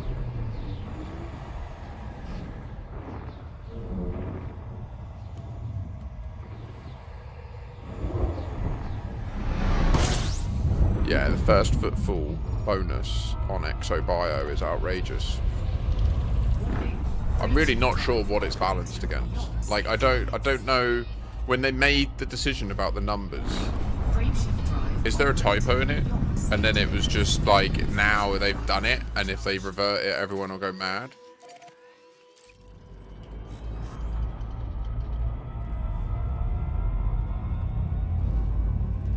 It feels like it's 100 times more than it should be, doesn't it? The first footfall bonus. Like, genuinely 100 times more.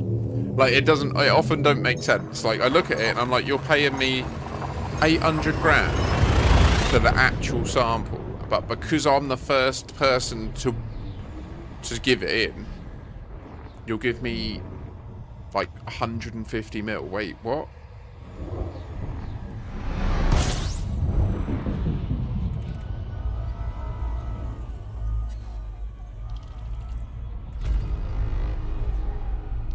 I think I also just hyperbole then, but you know what I mean.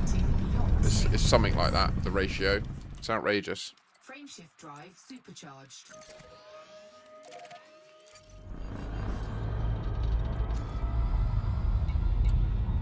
We're down to 96. Oh!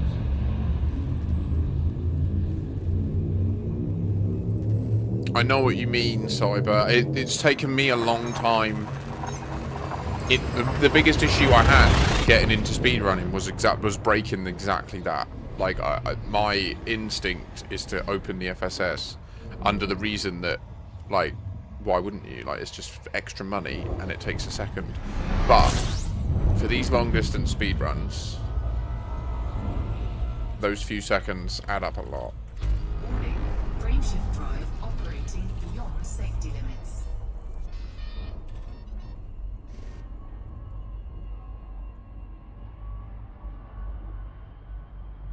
Warning, frameshift drive operating beyond safety limits. Frameshift drive supercharged.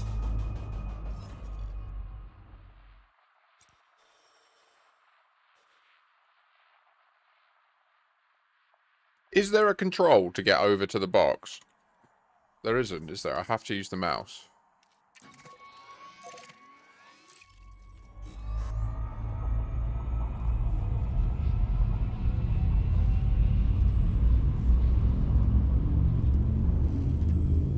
I don't know what I'm doing for tea tonight.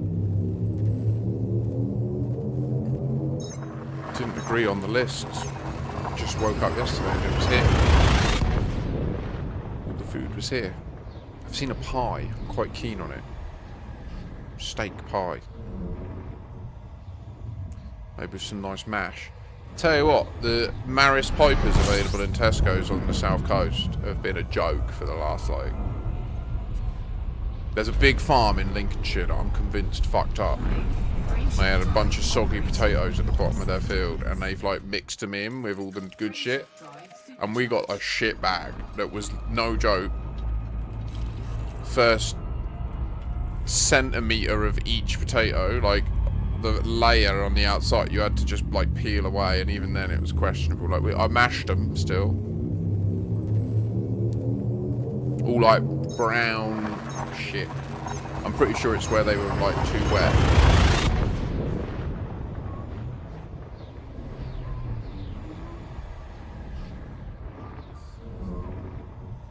Before Christmas, there was a crazy deal. There was, like, it was 2 kilos of potatoes for 15p. And I'm not joking, we bought one just because, like, why wouldn't you? But they were rank, they were fucked. Like, I think, again, like, there was a dodgy... And it happens in farming, right? Ooh. Yeah, that sounds good. Frameshift drive supercharged.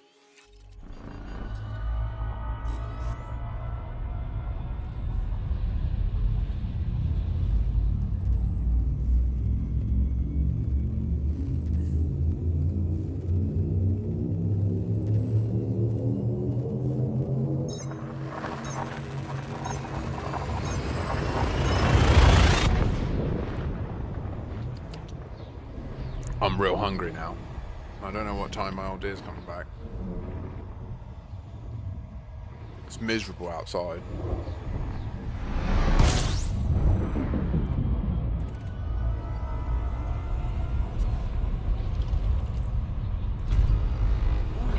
Do you see how that nebula just looks like an ink blot? That's sick. I might have to get a picture of it. Oh, look at that down there. Wow.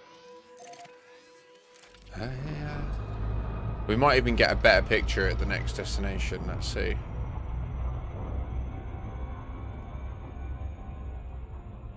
I think we will. Wow.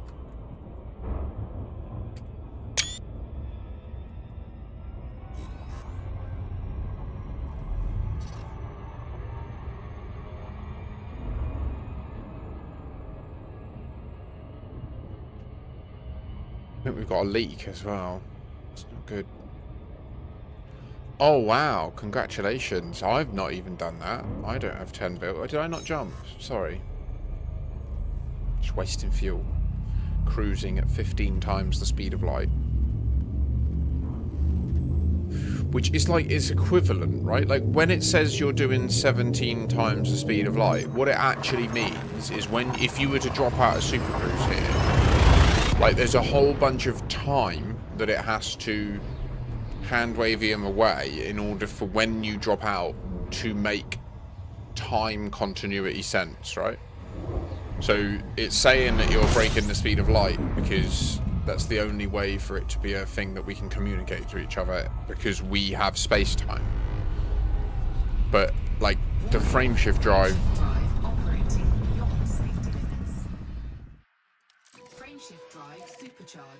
I'm convinced it's a time travel device, not an engine. But I feel like even if I said that to David Braben initially, he would probably be like, no, it's an engine. And then it would take a conversation to get his perspective into a place where, based on his knowledge of the lore he's authored.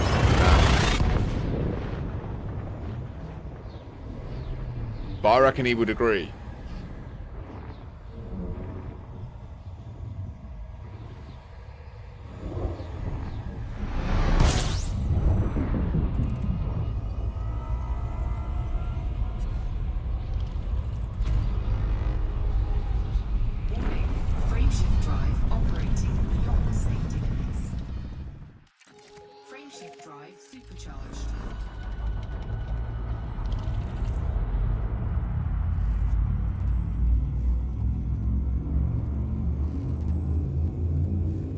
What I know is I want in the future to be able to go to someone's colony and go and visit their version of Silverstone and race a Formula 1 car and be part of their Formula 1 racing team. And they can have a whole managed sim in there that is the game from Formula 1 Manager that they've already built in the Cobra engine. And I want to be able to go to someone's theme park in another planet, and it's like a massive theme park, and go on all their rides and be a member of like their little theme park manager that they've got running. Like, can you imagine if that was what it ended up getting like, where it was so rich in features at that level that there were entire game worlds? Like, you could have the equivalent of a GTA RP server physically on the surface of a place. Like, you could build a city and have like, do you know what I mean? Like, you, oh my, don't even get, it could be so crazy. And the thing is, it's built on a peer-to-peer network, which means it doesn't rely on huge server infrastructure. It just relies on everyone having access to the same source data.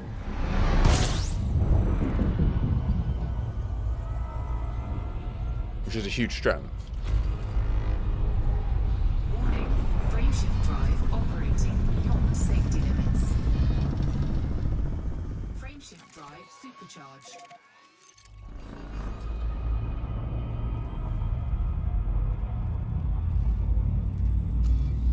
We're down to 95. Okay.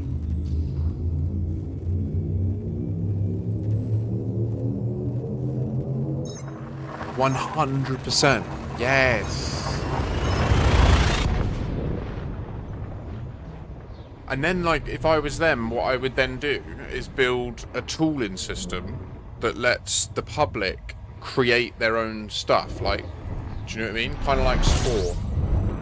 So that they could then start creating loads of different aliens and, fuck it, use AI to create their backstories and stuff that fits in. Oh, it could be so rich. There's so much space in this game that's unused. Do you know what I mean? Frameshift drive supercharged. It looks pretty.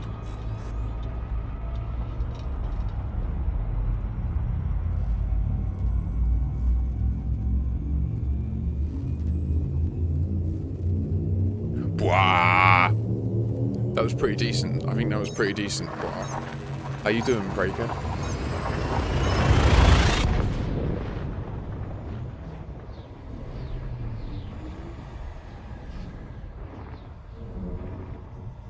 Anyone played Spore? You played Spore?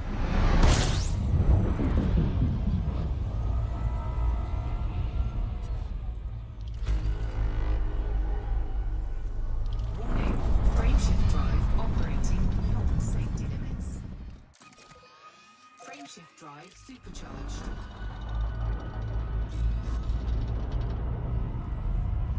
I know you have, mate. I think we played it at the same time, didn't we? At some point. I think we lived together. Riker's Hope. We're re-entering Riker's Hope. GG's. I think this is our 4th or 5th galactic region today. Time skipped.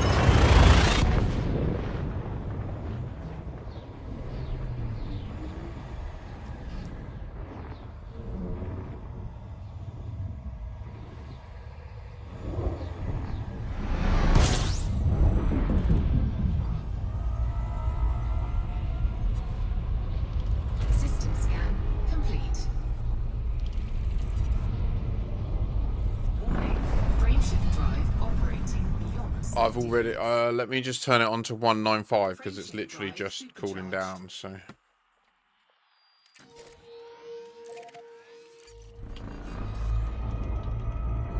Was already in a bit of discomfort, so I'd already reached for it, but it's always good to ensure at the requisite time the necessary ritual takes place. Start some sort of chant. Join me.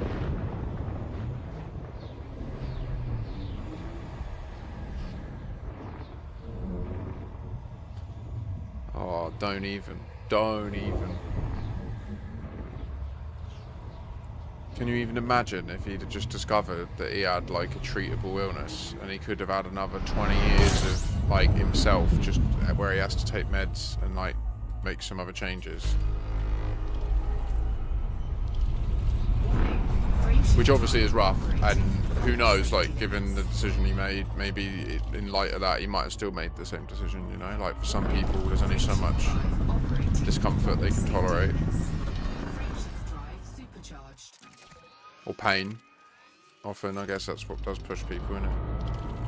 Physical, emotional. Power! Ugh.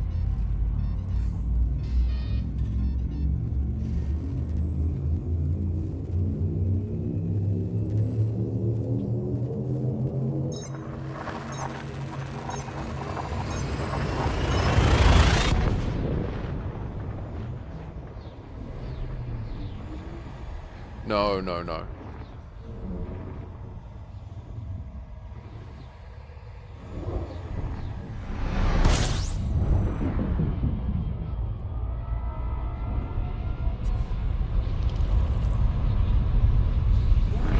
Frameshift drive operating beyond safety limits.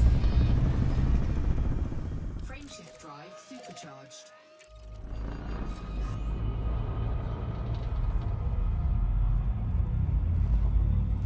I should have brought a wake scanner with me, or two. I should have brought some engineered wake. Fuck. Baruch. New Galnet on Inara.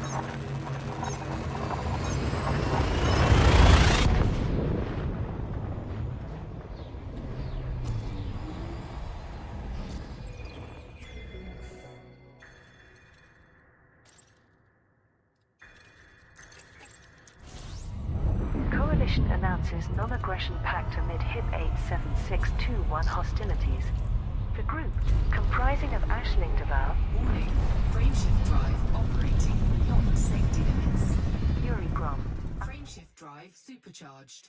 Marissa Lavany Duval, Nakato Kane, Edmund Mann, and Denton Patrias aligned forces, brings together representatives and affiliated factions to agree to an informal non-aggression pact.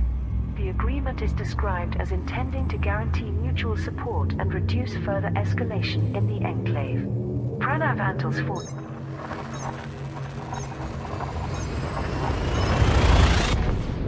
were notably missing from the announcement, with rumors circulating that Antal has not been included in the pact following the 2-week ceasefire.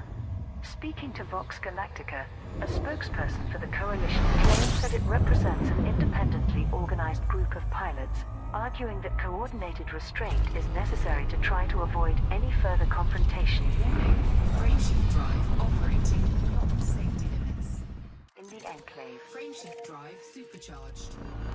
However, political analysts have been quick to temper such claims. Current assessments indicate that the majority of systems surrounding HIP 87621 remain under Imperial control, with Nakato Kane, Yuri Grom and Pranav Antal retaining influence in limited sections of the enclave.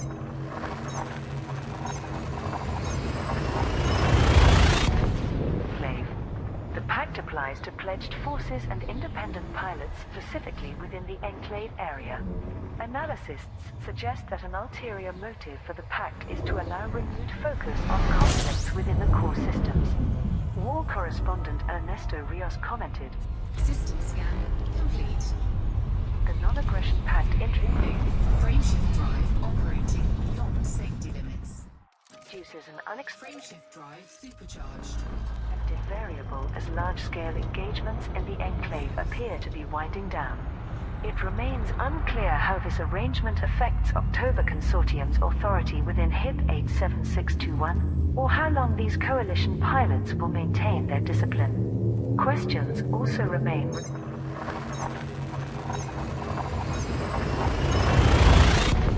regarding the Imperial government response, particularly given that the agreement was reached independently without direct instruction from the Emperor when strategic dominance appeared within reach.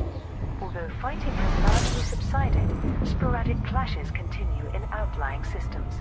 With growing scrutiny over Radicoida Unica's recently reported properties, Warning.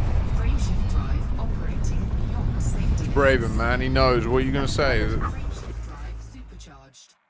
caution that the current lull may prove temporary, and the threat of wider conflict remains. Okay.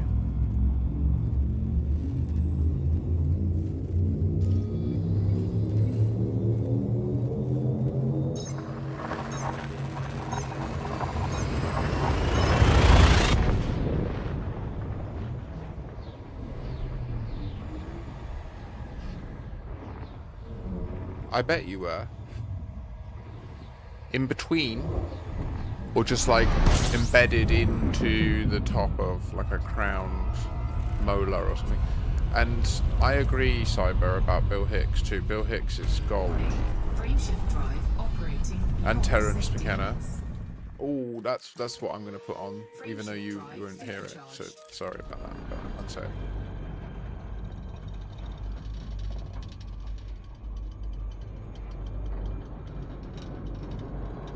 Warning, frameshift drive operating beyond safety limits.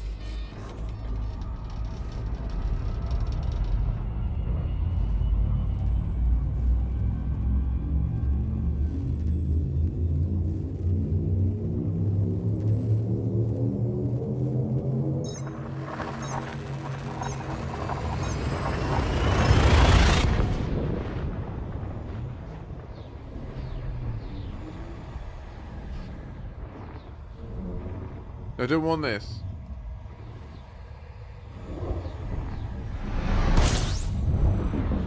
Make it stop. Warning, frameshift drive operating beyond safety limits. System scan complete. Warning, frameshift drive operating beyond safety limits. Frameshift drive supercharged.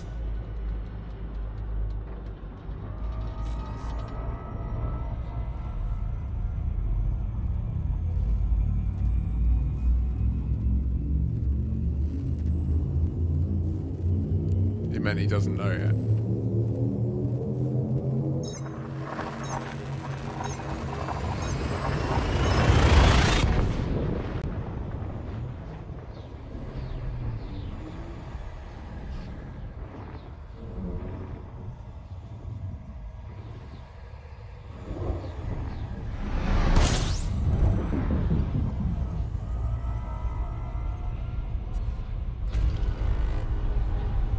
Warning, frameshift drive operating beyond safety limits.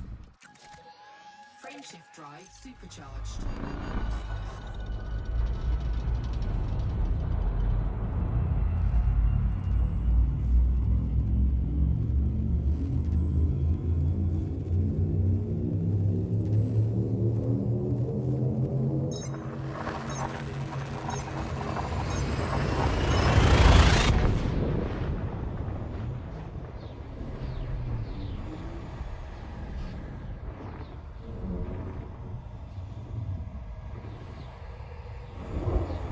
That's good.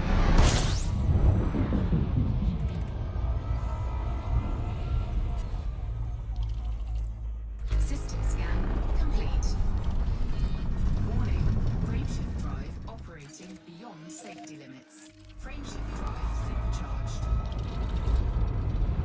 Oh, that's good. Back into Riker's Hope. We're just like dipping in between different galactic regions.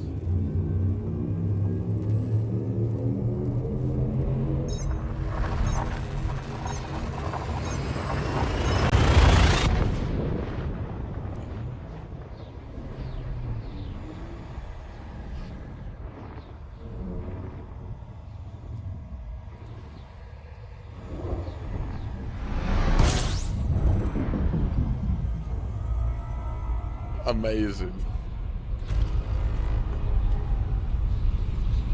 Warning, frameshift drive operating beyond safety limits. Frameshift drive supercharged.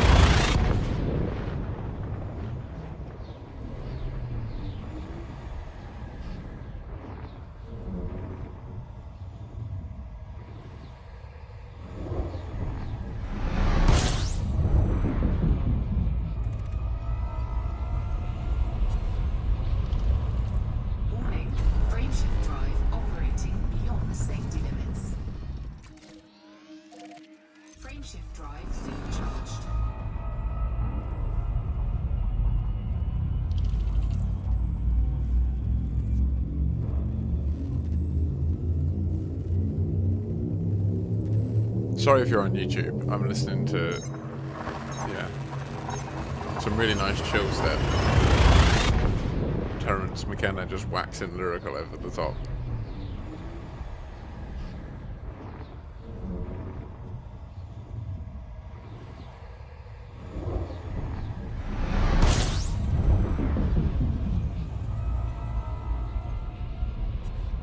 Warning, frameshift drive operating beyond safety limits. Warning, frameshift drive operating beyond safety limits. Frameshift drive supercharged.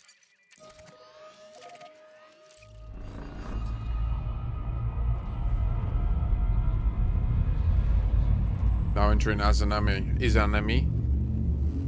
We are manifest.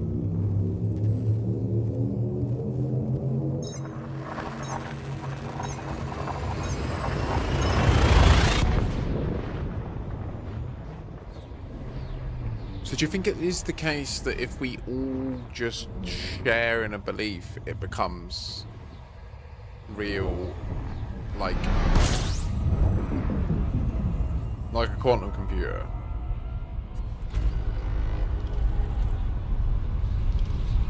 Warning, frameshift drive operating beyond safety limits.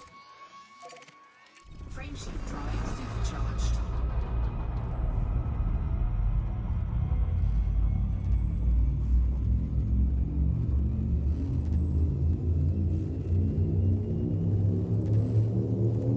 Yeah, that's a... Oh, no, no, no, no, no, no, no, no. Sorry. Hey, I can't broadcast the ads.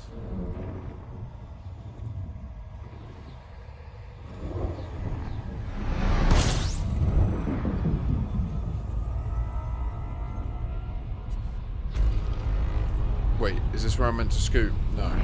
Frameshift drive operating beyond safety limits. Frameshift drive supercharged.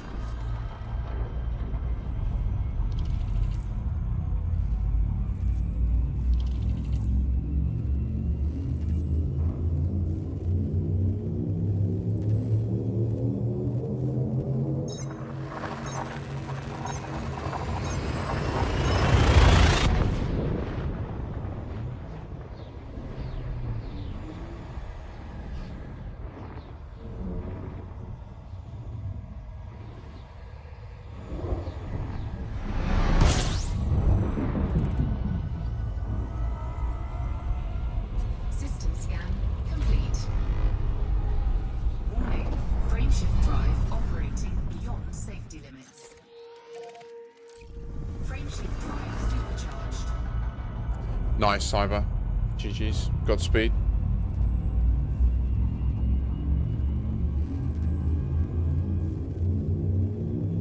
Yeah. I mean, yeah, if they're talking about it and they're looking into it, then it would make sense for them to not redo everything I've done. But then equally, there is value in a third party validating stuff themselves, you know?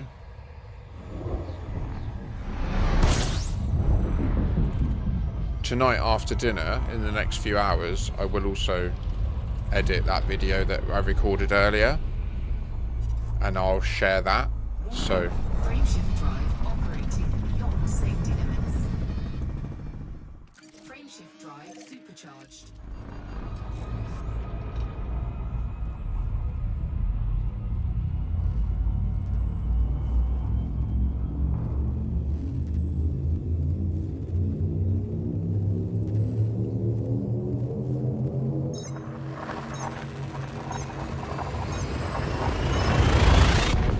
I mean, if you can approach it in a way where they will...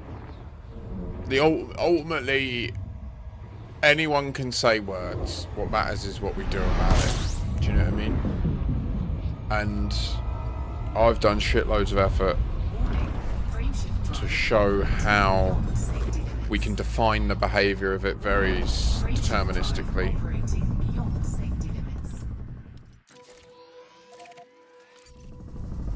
Dadalorian. You sound like you'd be very at home here. I am a dad who also is the discoverer of time travel in Elite Dangerous. Welcome.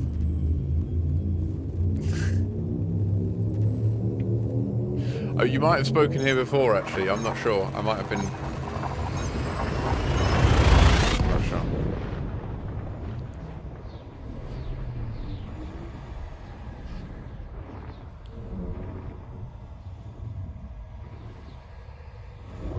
Although, now I'm thinking about it, Dadalorian could also be an allusion to Mandalorian.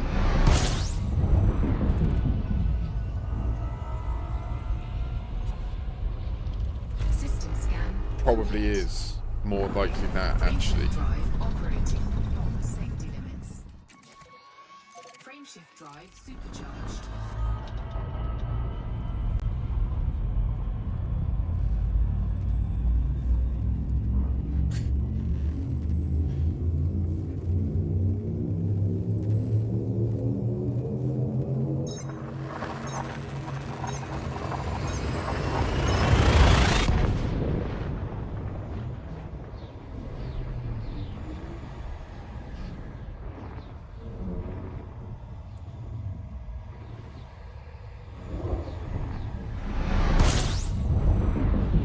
I initially thought that you might have referred to the DeLorean. That's what I was... Warning. Frameshift drive operating beyond safety limits. Frameshift drive supercharged.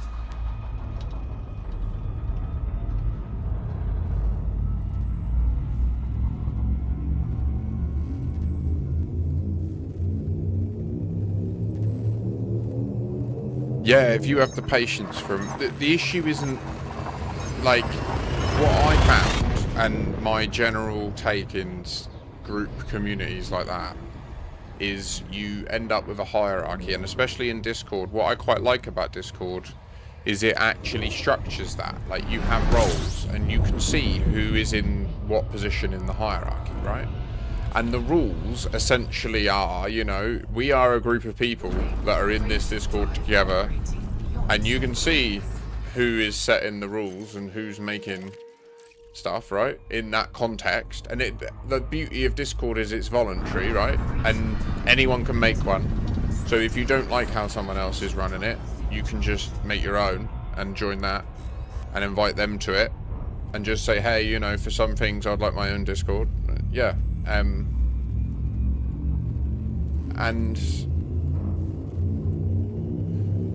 that's the beauty of it. So if in a Discord server you say something and then the people in control are like, nah, this is just a bug, it's pointless looking at it, it's very unlikely that all of the other people that are just at your level are going to be like, oh yeah, I'll listen to that dude over them, you know? Warning. Frameshift drive operating beyond safety limits. But if people are willing to do science, Frameshift drive supercharged. they'll learn what we've learned, because I didn't set out to learn this.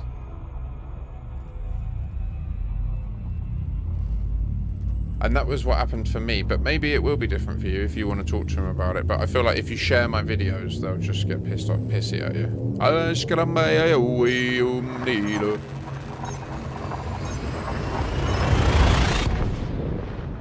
Sorry, I can't broad the ads. I can't broadcast the ads of YouTube on other platforms. So I know that you can't hear them on YouTube, which is even the most hilarious bit about it.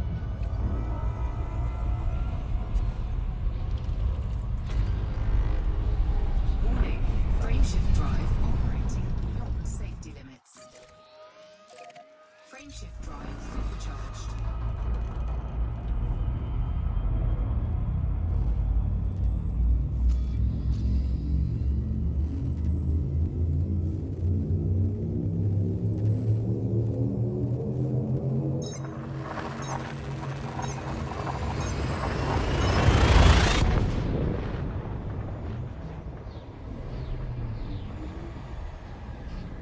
I mean, it depends what. Yeah. Just do your best, I guess. Like, at the end of the day, the more people that talk about it in their community, then the more likely it is. Like, there's no need for it to exist as this, like, taboo thing. It's just a thing that I identified, and I know that I go on about it. I've started to try to shift to calling it time misplacement, because that's what it's called by Drew Wager in that video. And it can often be useful to detach me from it by attaching Drew Wager. Bait and switch.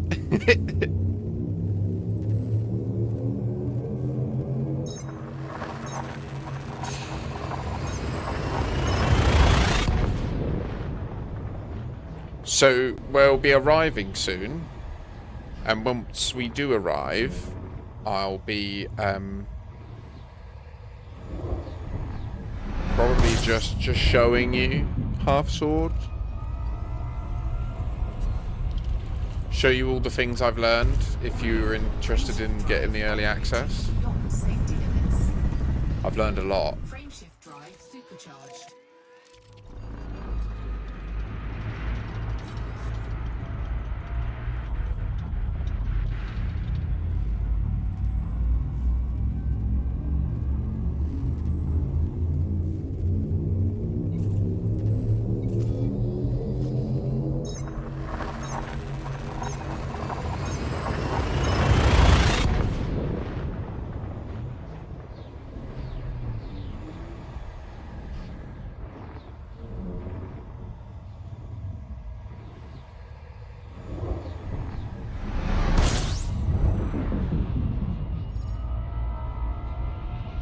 Yeah, yeah.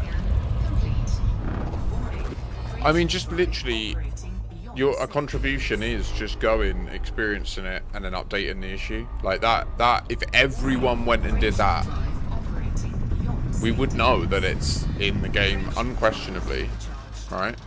At least then no one would be questioning about whether it happens. And there would be so many upvotes.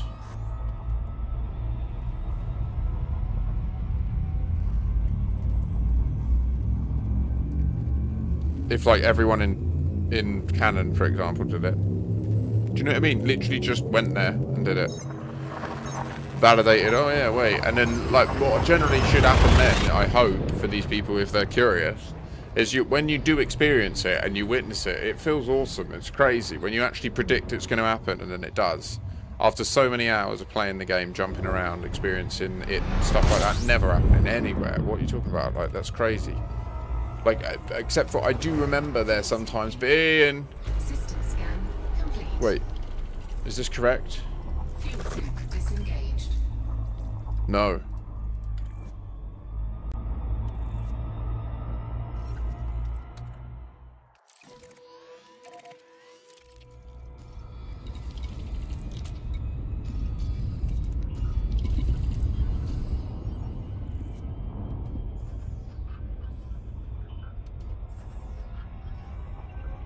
I did scoop a few tons, didn't I? Fuck.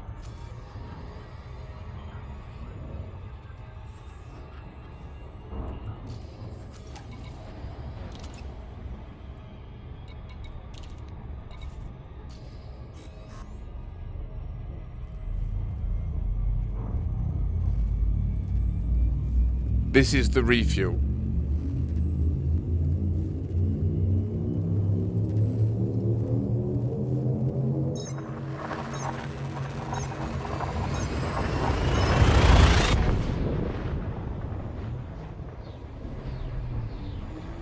I mean, like I say, Sanity, the reason I've left and I'm going back to TW3 is because I feel like I've exhausted all of the testing one person needs to do about it. Do you know what I mean? Feasibly, I can't find any other thing that is, like, activated or changed by it.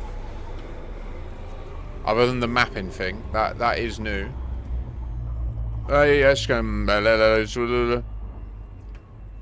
Sorry, that was the ads again.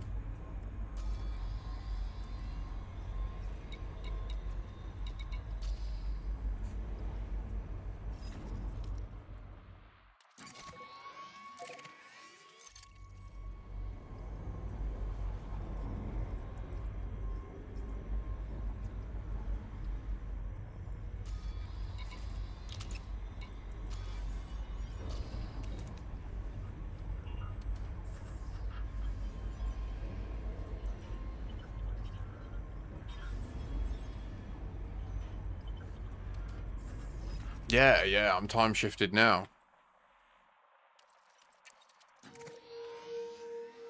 42,400 light years.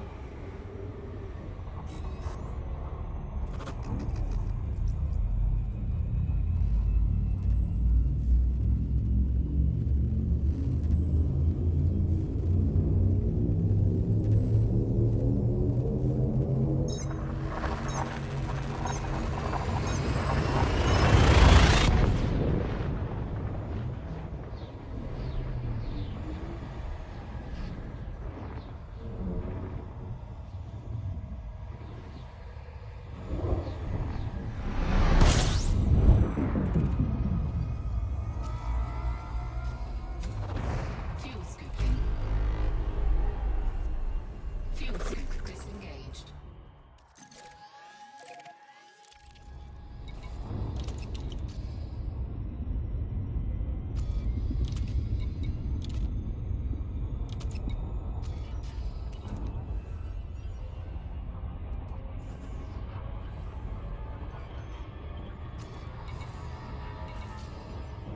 So, doing a little jump, little jumperoo. 94% we're down to. We've done like 100 neutron jumps.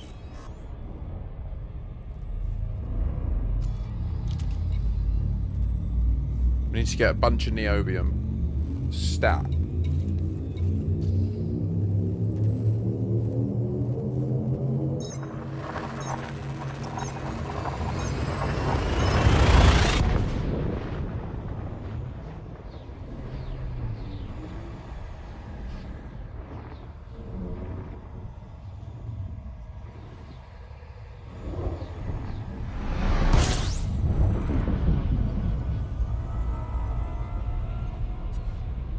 System scan complete. Warning, frameshift drive operating beyond safety limits. Frameshift drive supercharged.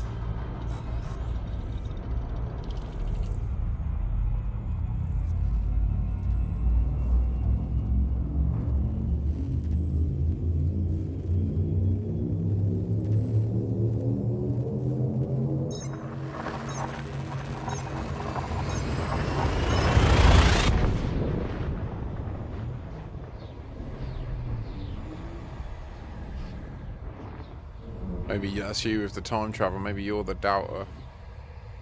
If you can't hear, he was just regaling the story of from the Bible about Jeebus coming back somehow, being a teleporter. Warning, frameshift drive operating beyond safety limits. Frameshift drive supercharged.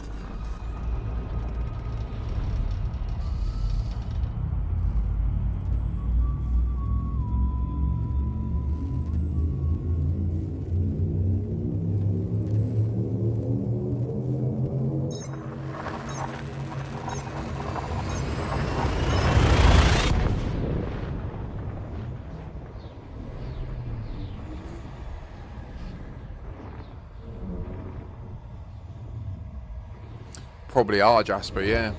Probably is the case. It's just a question of where the... Well, we can always pocket neutron them as well with fleet carriers, take them to the frontier and then do a big jump.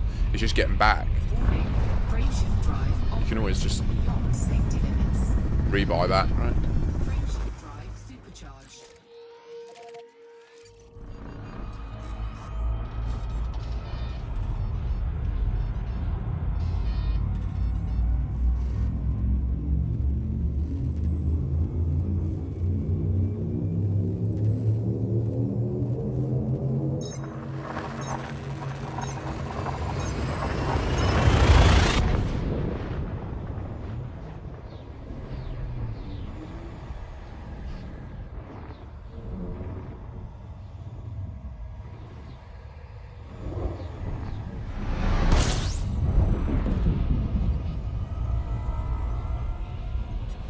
Yeah.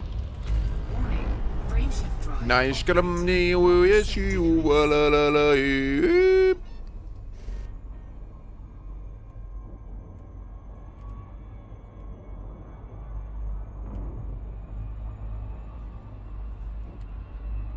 Sorry, every time I randomly do that, it's because this is the YouTube ad playing on the other thing, and I can't broadcast it on Fit. So I need to just speak so that it doesn't play.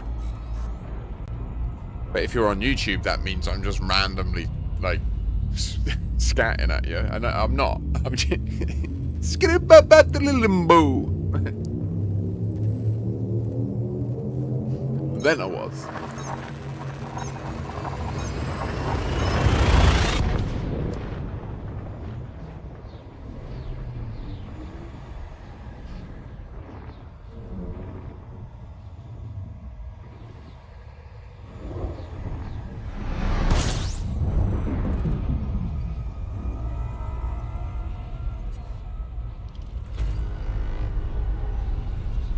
Warning. Frameshift drive operating beyond safety limits. Frameshift drive supercharged.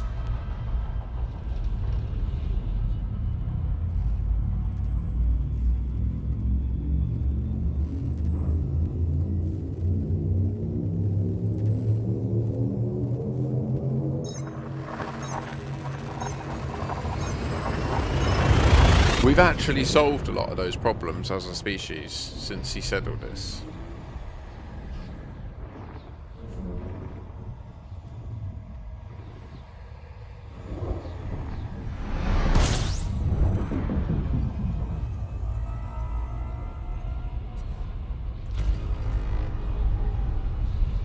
Warning. Frameshift drive operating beyond safety limits. Frameshift drive supercharged.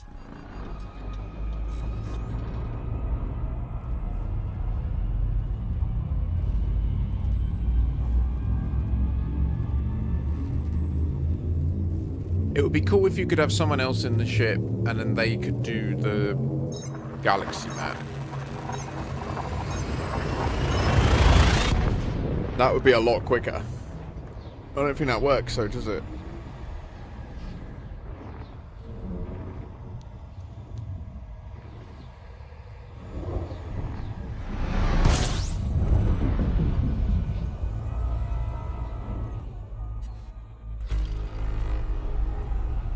Warning.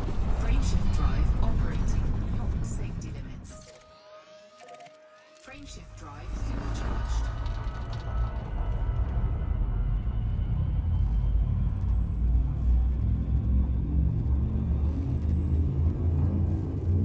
We're nearly there.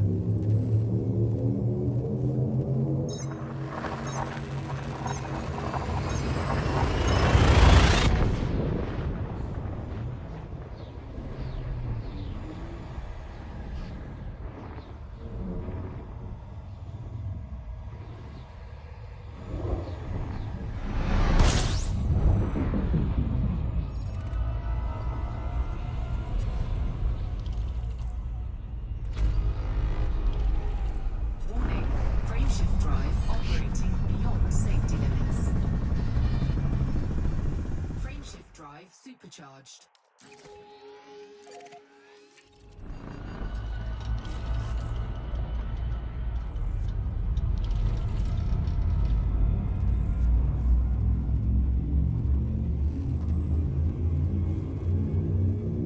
They're nearly there. About to arrive, thanks, Cyber. Please do let me know.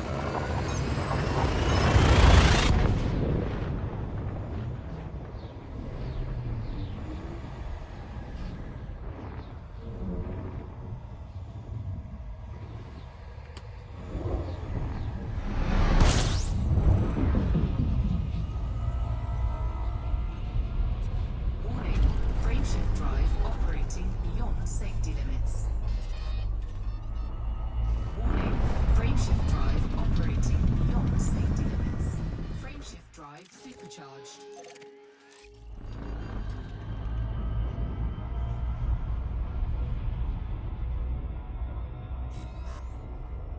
So there is a dream system that we would find that has like probably 6 orbital bodies in this dimension, like on one plane, where it's like a handful of days around the middle.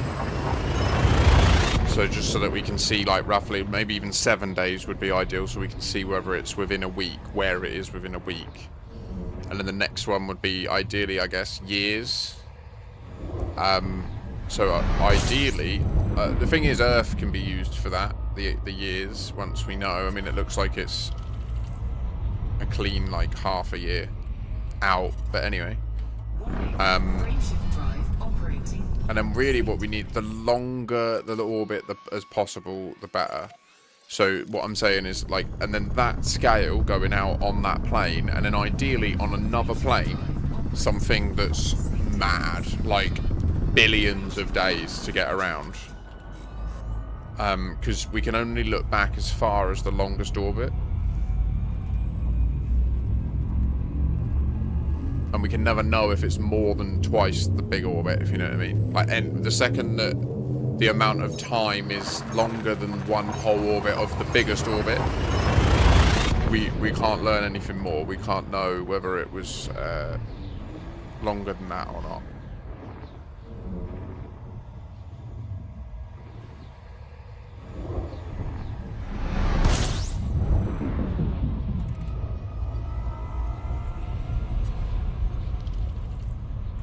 Warning, frameshift drive operating beyond safety limits. Frameshift drive supercharged.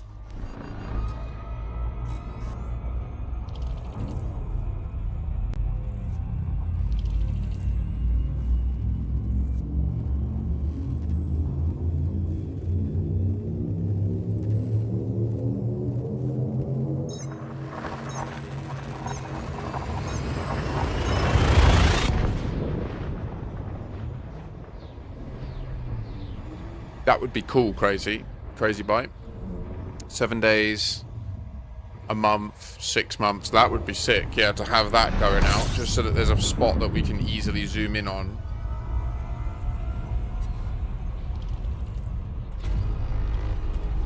Warning, frameshift drive operating beyond safety limits. Frameshift drive supercharged.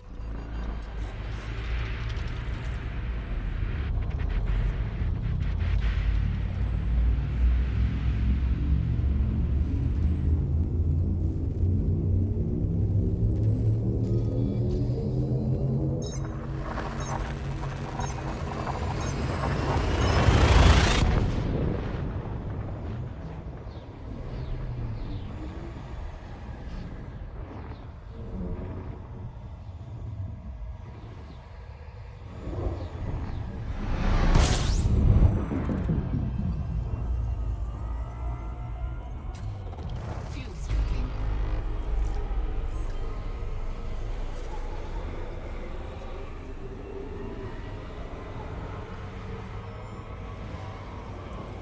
Really?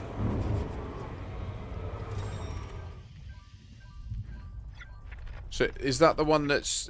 Is Loz the one that's on the opposite side?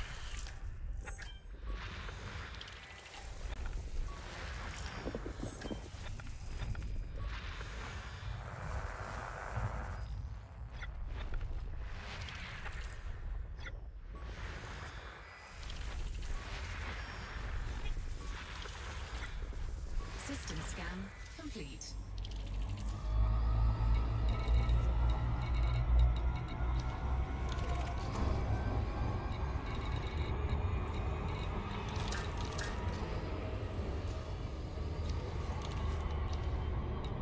Fuel scoop disengaged.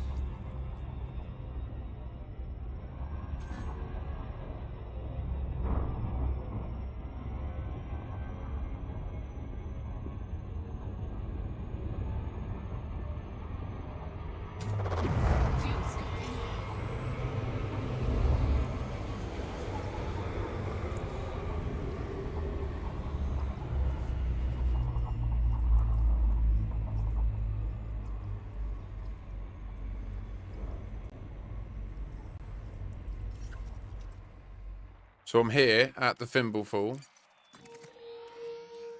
in Seoul.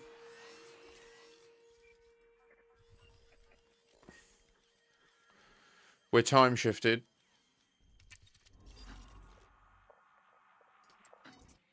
Which means when I look at the orrery right now and line it up, it looks like this. This is 3,000 days. So this will be in almost the same spot. Everything else will be wildly different. Like that will be on the other side.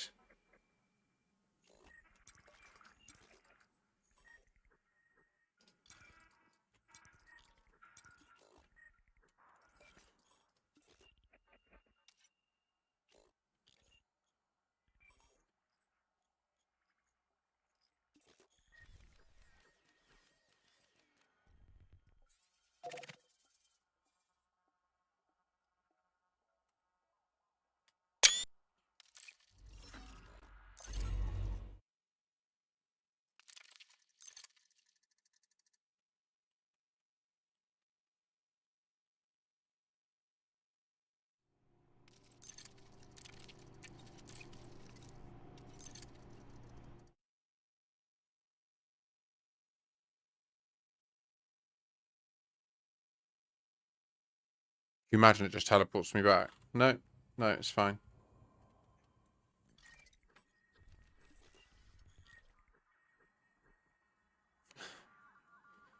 What the fuck?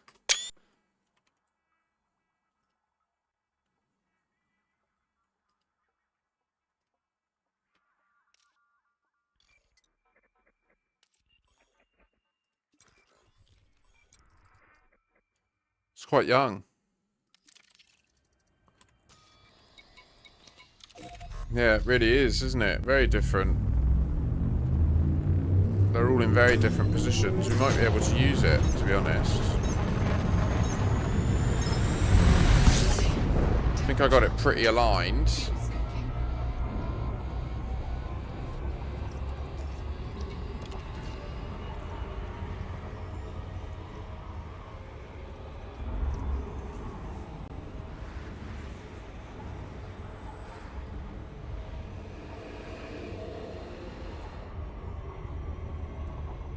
Interesting, Rosen. Really useful data point. Thank you.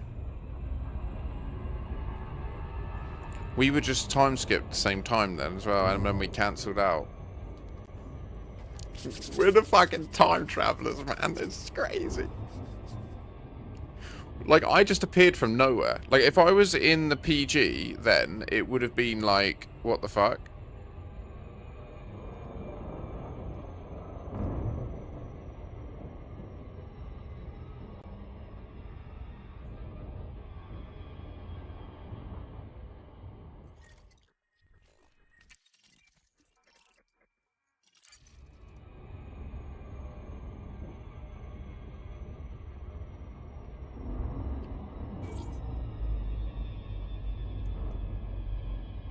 Radicoida. El Dorado. The font of everlasting life.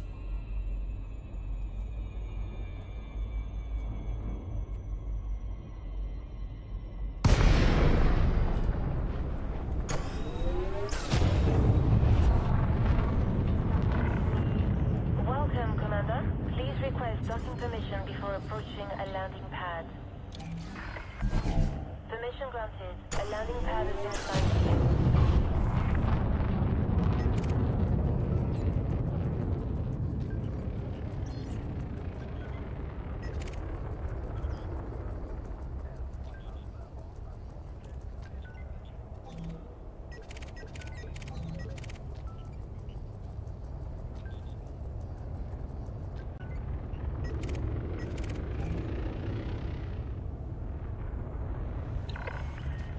Docking request confirmed. Assisted approach is go.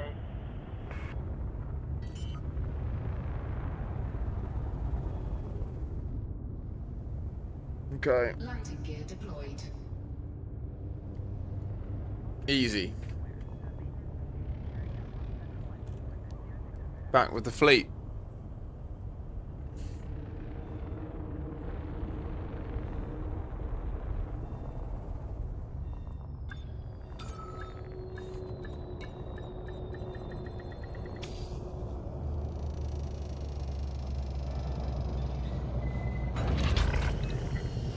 flight is safe and sound.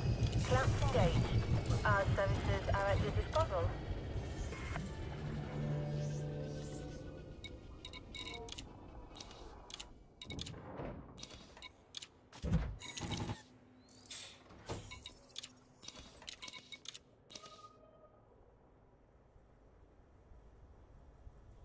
What are you thinking?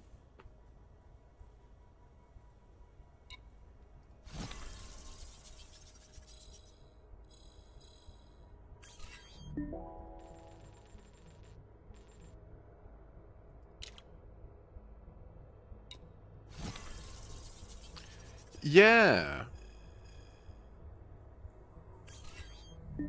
Yeah, totally. So, correct.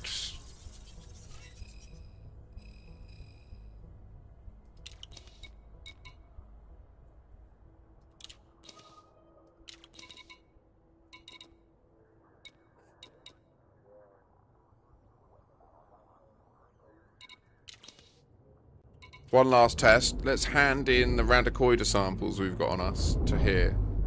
And then relog and see if we end up in real time or not.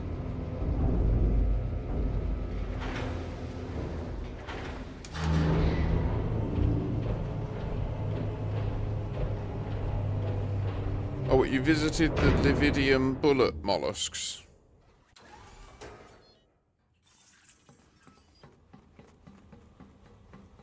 No gravity. Magnetic contact active.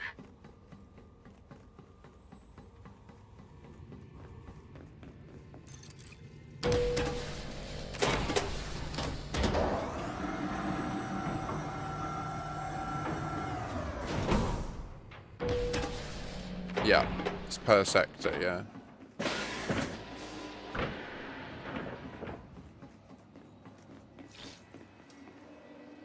Welcome.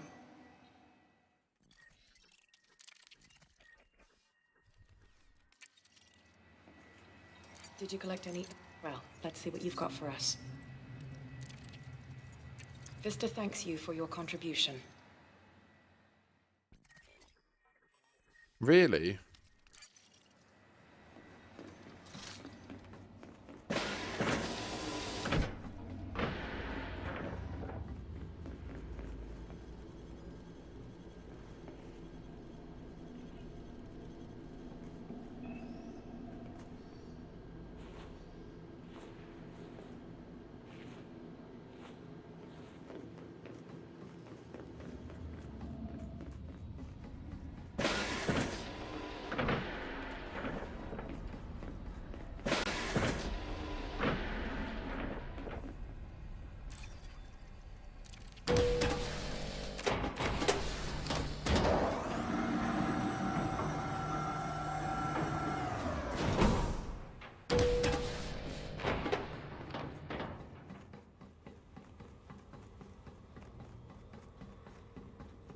That's Unchita.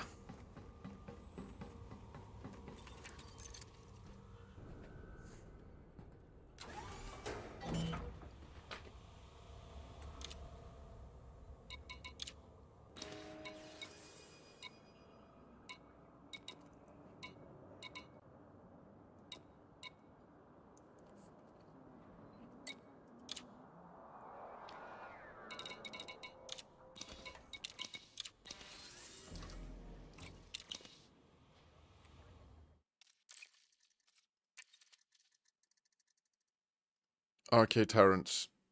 Well, I'm about to do some things that Terrence McKenna most certainly would not agree with. Um,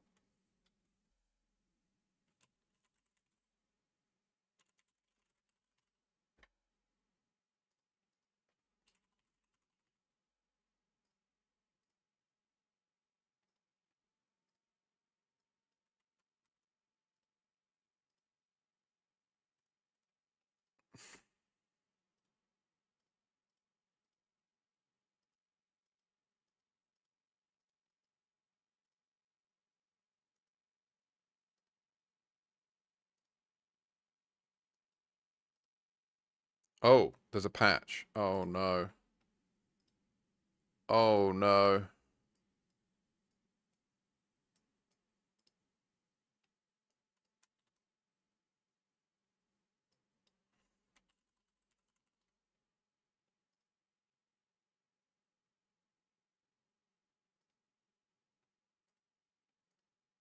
It's a big patch.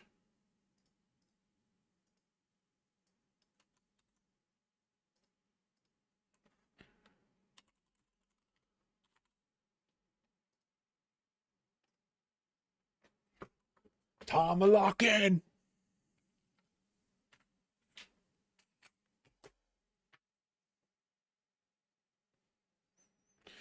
Okay, she's just leaving. This is perfect. She'll be 45 minutes. She wants stir fry, which I don't need to cook until she returns. Therein,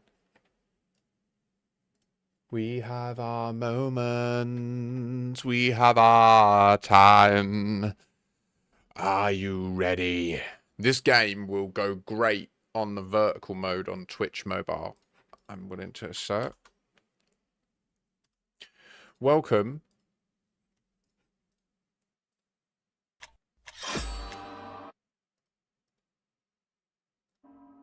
Looks like we got prawns. Prawns. We got the prawn stir fry. So, this game is pretty realistic. It's a very intense physics game. Hang on.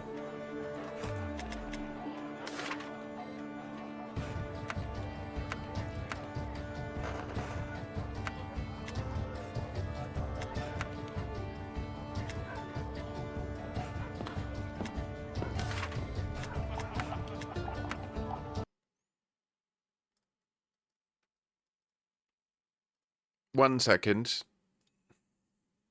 Might not be able to stream it on the high settings. It's probably fair. It's very ray tracy and highly detailed and yeah, that makes sense. Yep, that's a thing. So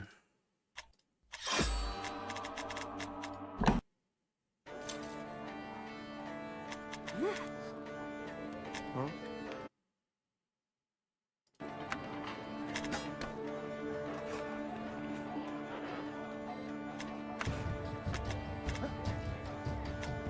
Is it bedding in or is it screwed?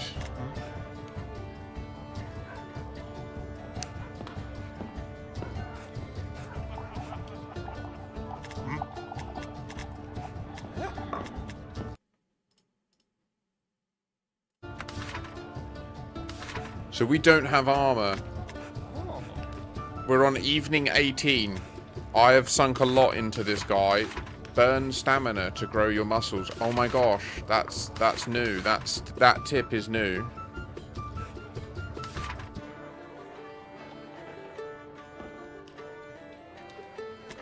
Let's see how it performs in a sparring match.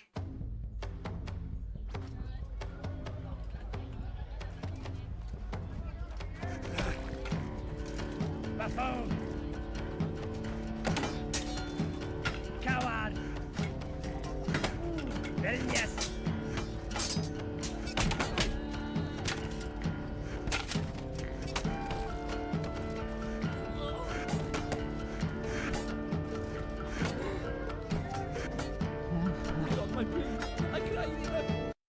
Is it just not streamable? The audio drops out when right now I'm shifted onto other windows, and all the time I don't have it focused, there's no audio. That's not it dropping out. It's me shifting focus because I can't look at both at once, so I can't see.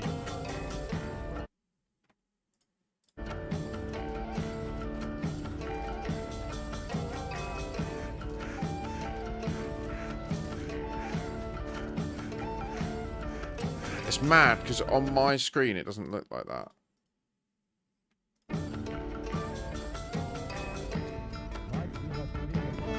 Man, is it just not streamable? My computer just can't handle it. That sucks so much.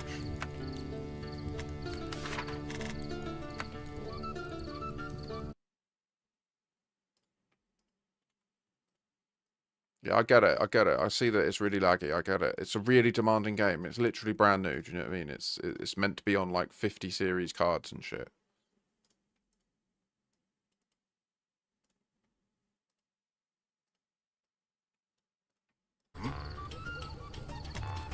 I don't think there's any way I can nerf it more.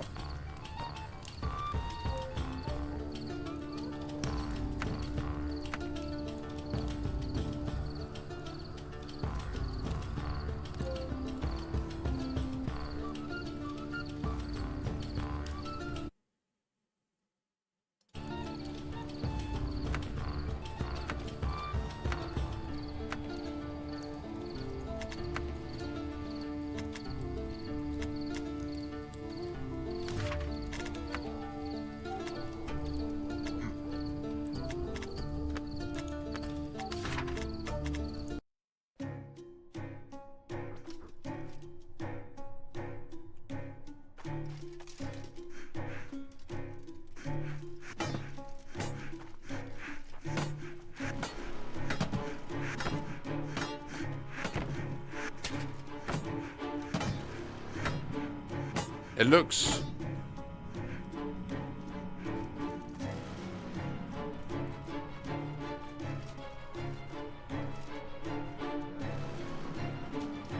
Yeah, I have to run it on DirectX 12, yeah.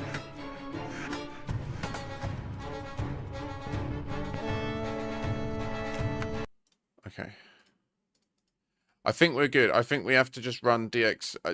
the thing is, right... no.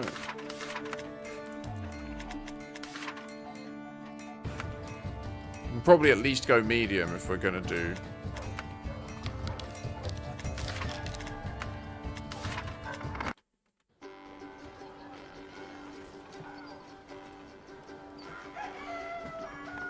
I can't avoid that there's gonna be that, like, the ghosting. The ghosting is a product of the LSS. Get back, get back! Has he broken my arm? No, he's just being an idiot.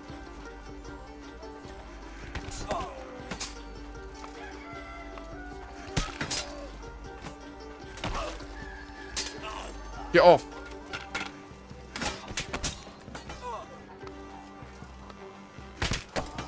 Shit! I think I knocked him out.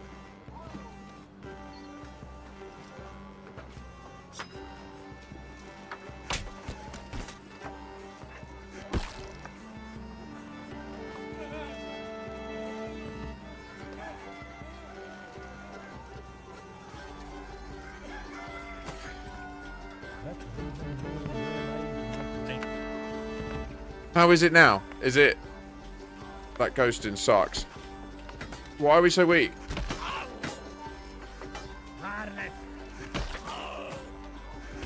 Now, sir.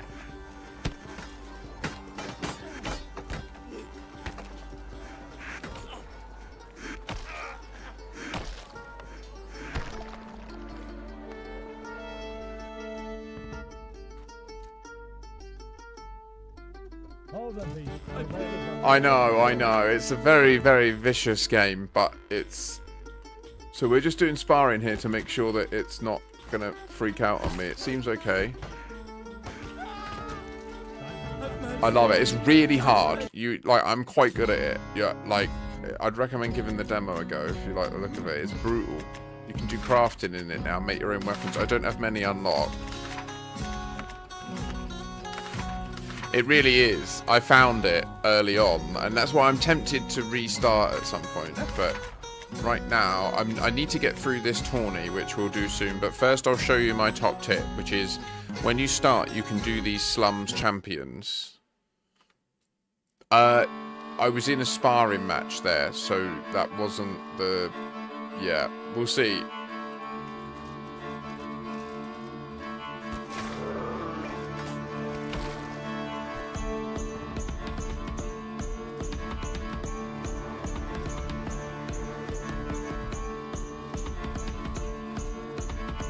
So over here, we do exploring.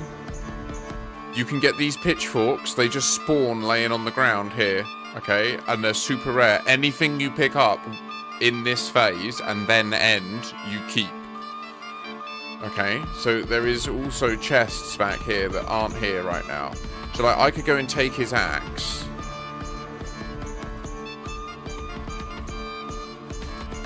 Oh, okay. Never mind.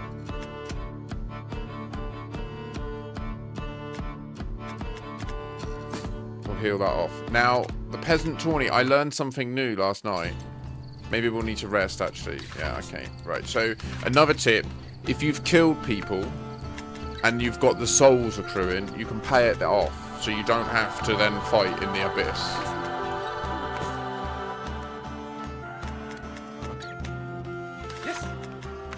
We can have an easier time if we go here and hire muscle.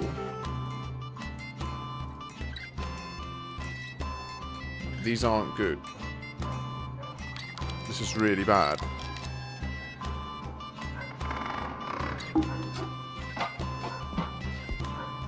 We got him right in the heart. So this sucks, but maybe this guy's decent. We'll hire him. Sifrid.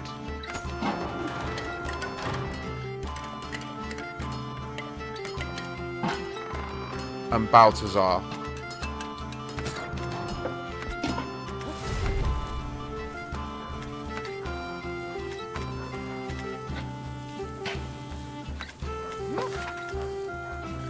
And now we'll enter the tourney.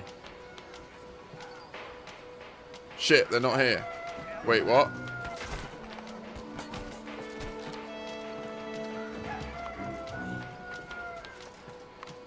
Why aren't they here? Did I unassign them? Okay, that sucks. Maybe they were assigned and I unassigned them.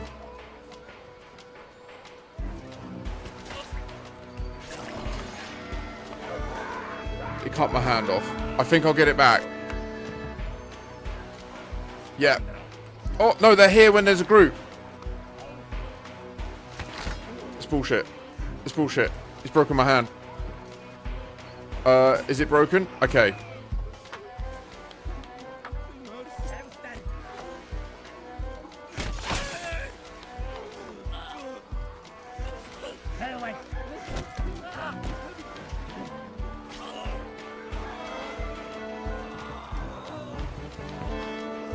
I don't know if I lost my pike then. I didn't pick it up. Shit, but it's on the ground.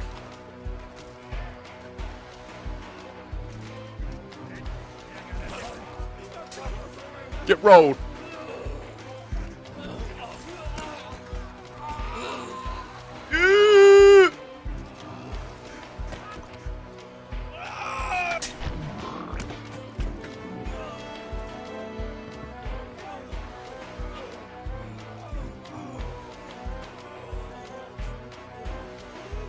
My guy's a good distraction, at least. I wanted two, though. I don't understand. Yes, they're both here.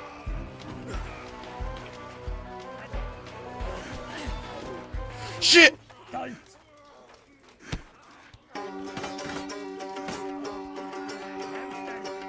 No! No! No! Get away! Get away! Die!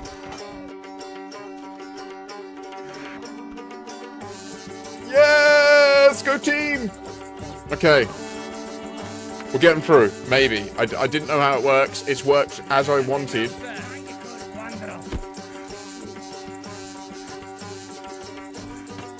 Not good.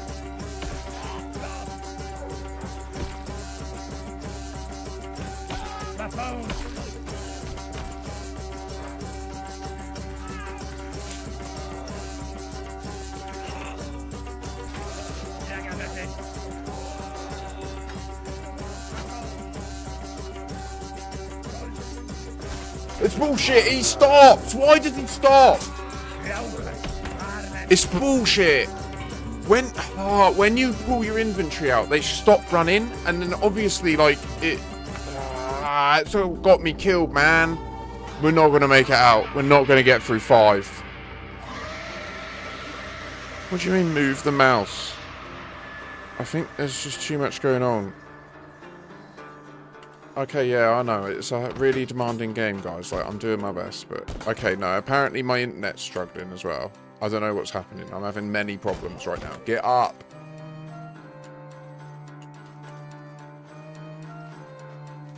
I'm well stressed out. That well pissed me off. Like, the ways you die in this game are fucking horrendous.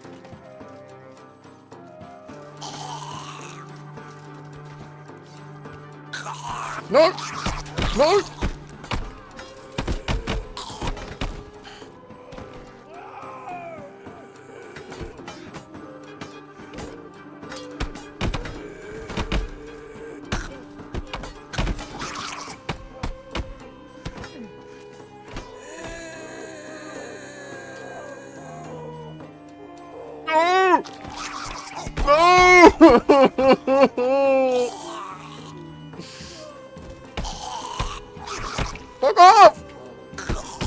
Get up, get up, get up, get up, get up, get up, get up.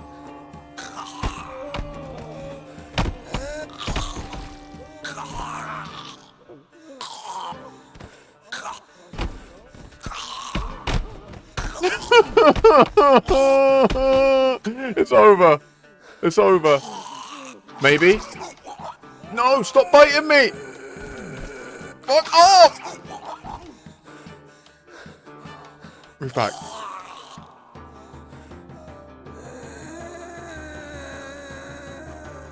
Okay, we can recover. We can recover. They're really stupid. They like struggle to get up, and I did hit his mouth, so he can't bite me as effectively. He's just digging his top teeth in, but he can't bite.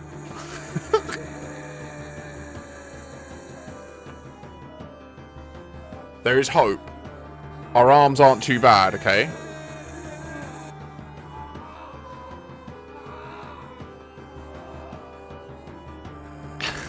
Yeah, there's a lot of our blood on the floor, yeah. We need to just hope our legs still work. I'm not sure they do. That left leg looks pretty gnarly broke.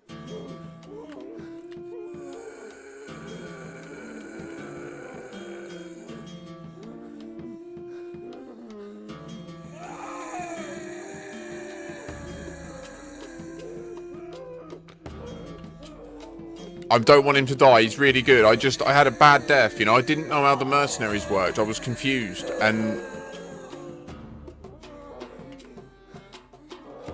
we're gonna get through this, unless we're paralyzed. There is a possibility. I don't think we are though. I think he's just waiting for the bleeding to ease off.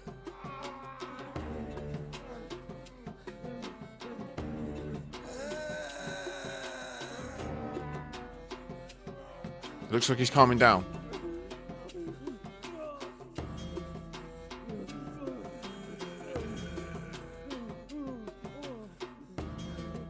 Is it fading?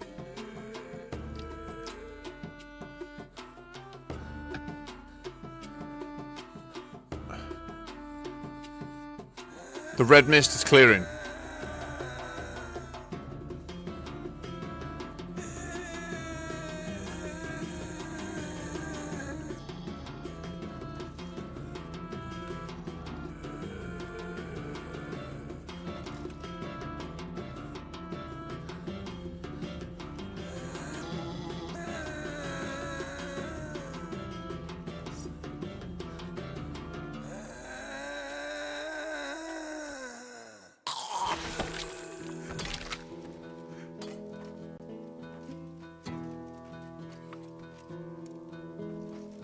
Not what I wanted to do.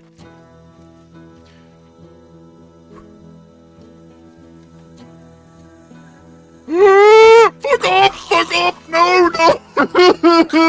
Why no?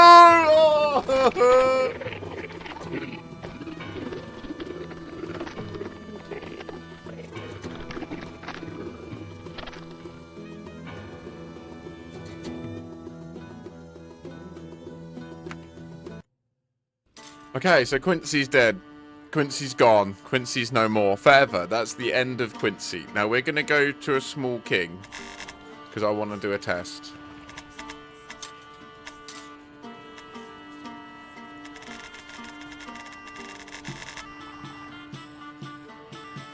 No hair for FPS. Yeah, he's gone. It's done. It's over. And we're going to make this guy poor, okay, so that he's the minimum weight, because that we can level him up once to 58. But we're going to go poor so that we can develop him as much. Look at this warrior. He is going to be a hulking mess. You wait. You wait. Oh my god. Hair white. Is this his face? This isn't the face of the killer. Where is the face of the killer? Do you know what? No, he's got kind of a kind face, I think. No, he looks Russianish. That's cool. We'll go with that. No hair for FPS. Minimum stature.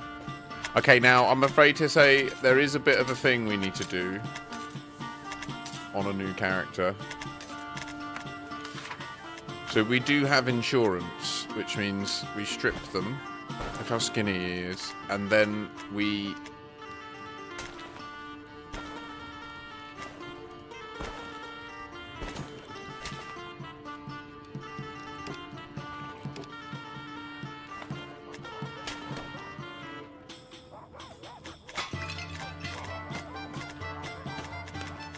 Now, what we also need to do... Where's the hoe? Where's the fucking hoe gone?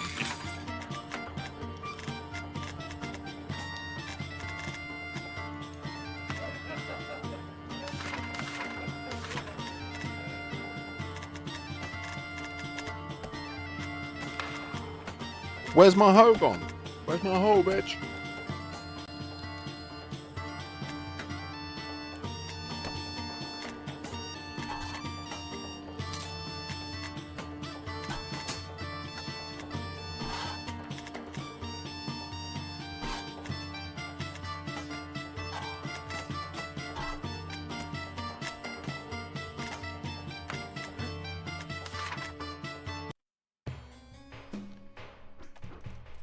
We need to just...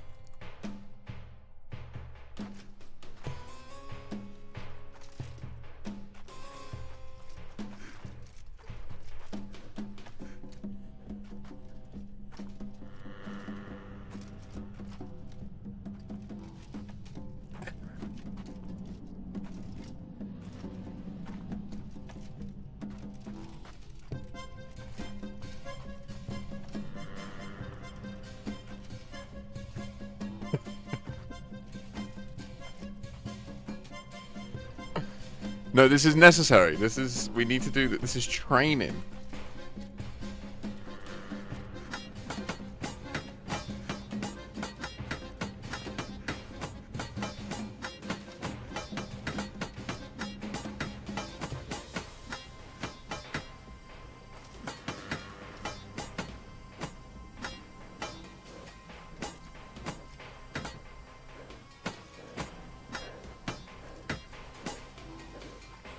Come on.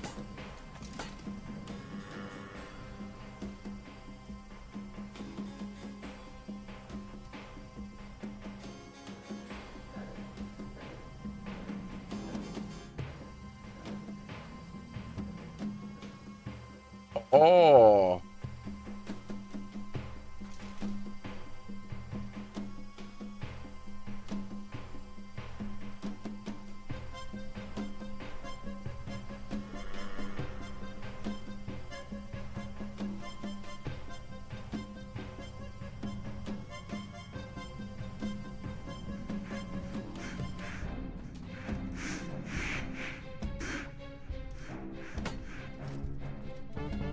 How much do you think we got? We were 55 kgs, right?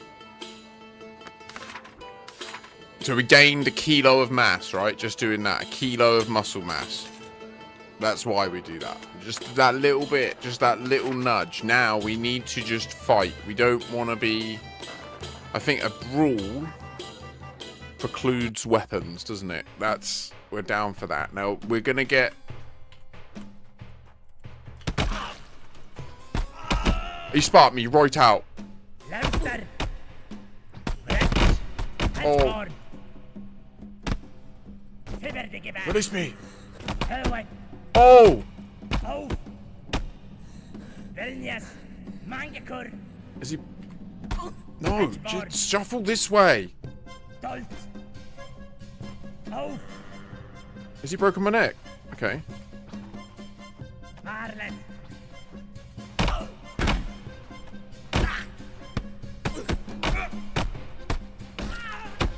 He's just so much stronger than me.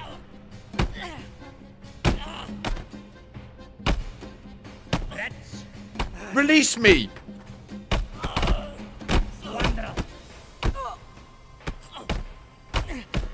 Coward!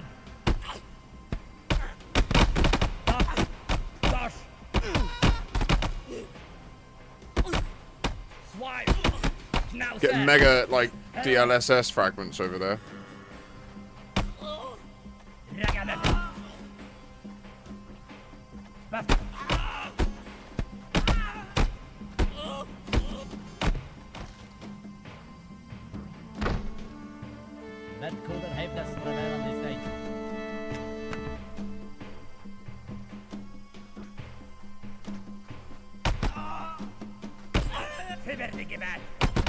Oh. Look at that overhand left though. Oh yeah, that's him, you see. Once he hits you with the overhand left. Always kick the head once they're down, yeah. Always.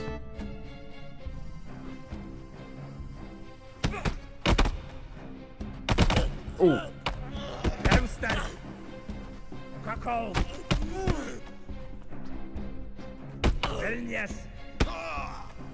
Overhand right. Oh. He's so much bigger than me. Oh my god. Yield. No, don't yield. Don't never yield. Oh wait. Okay. You've knocked me out. We're so little and pathetic, but we would have got a little bit of that. A little bit of mass for that. Like, we just need to essentially keep grinding.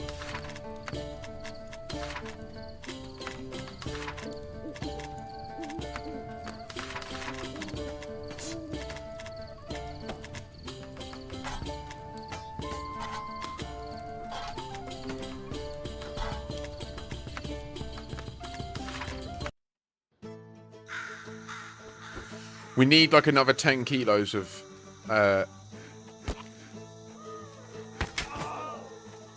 look how weak we are. We can't even knock out of this.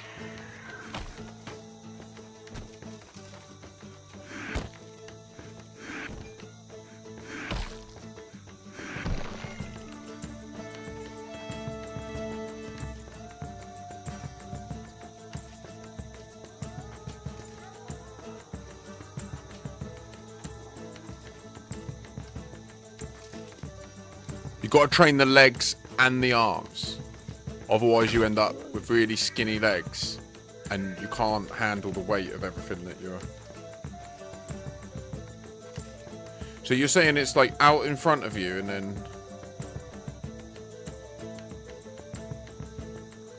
Or do you mean like forwards?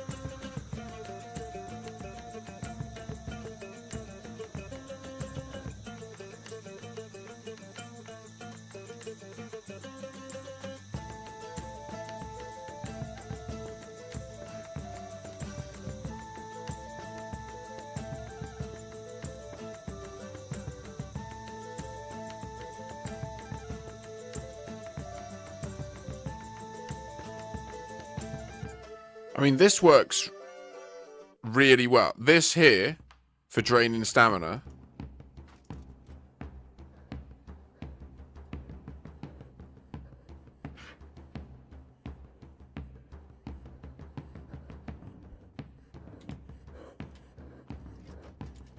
Yeah, look at this.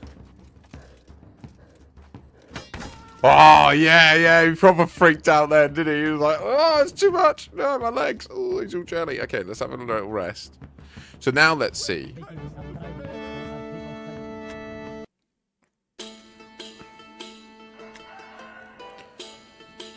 Jarden, why are we getting bots? You seem like a bot. That's a bot thing. Look, you put in dis_cord so that you don't get caught by an auto thing.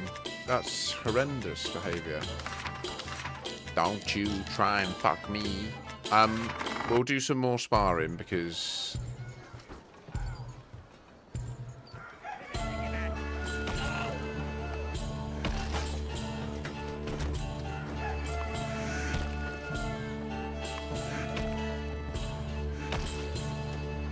Who can't see what, sorry? For the love of God, do me no harm, but let me live.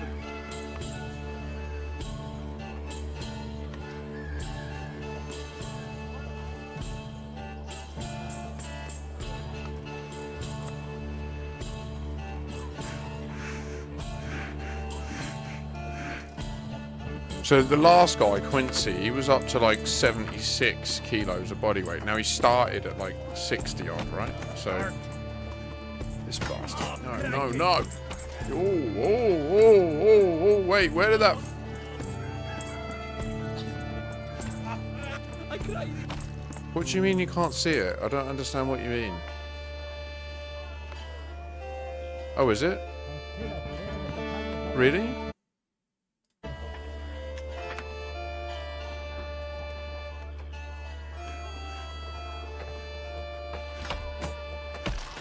Well, yeah, look, the second they get near me, it's just fucked, isn't it? I'm just going to stop streaming it then. Sorry, I didn't know that it was this fucked. I'll have to just, like, accept I can't stream it. It's an off-stream game. Sorry, that sucks. Yeah. Oh well. I enjoy it, so I'll probably stream a little bit less because I want to play it at the moment. But, yeah. I can't stream it, can I? Because it just doesn't... my GPU can't cope with it all at once. Which is annoying. I'm gutted because I really enjoy it and I want to enjoy it with you lot. I'll try and find a way. Maybe I just need to put it on low because it wasn't all on low. But yeah, if it looks shit, then there's no point.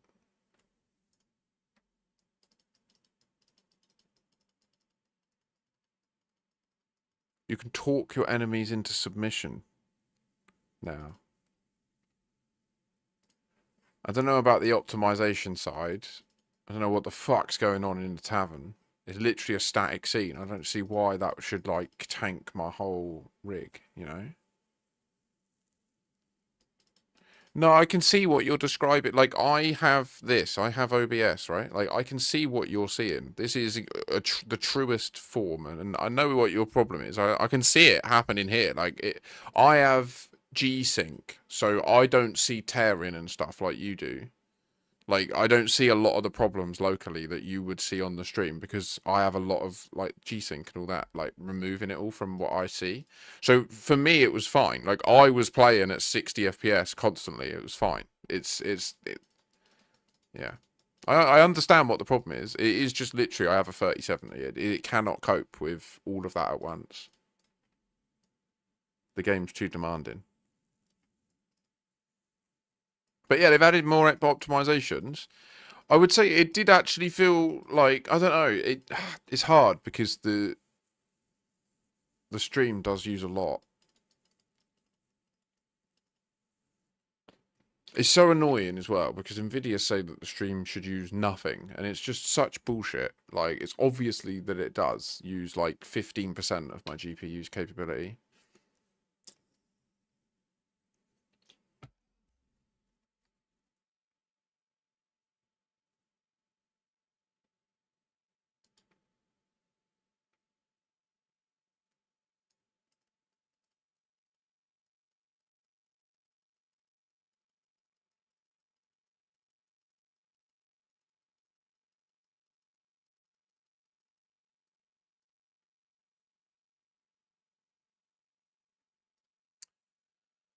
Well, anyway, right, I need to go anyway because it's dinner time. So we got back caught up with the flotilla today. We're back in the Distant Worlds free flotilla. So tomorrow will be an exploration, a chill exploration day.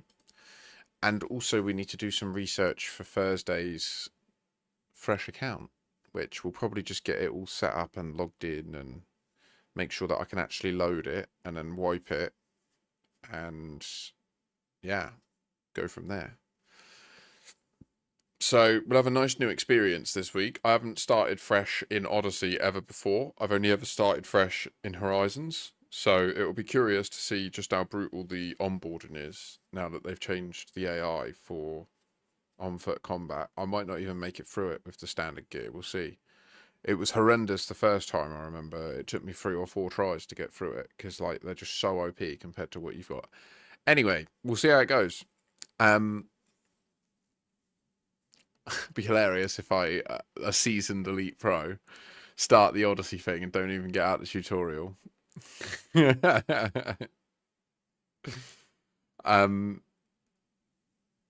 Take care, commanders. 07. I'll catch you very soon. Do take care, yeah? Peace and love. Au revoir!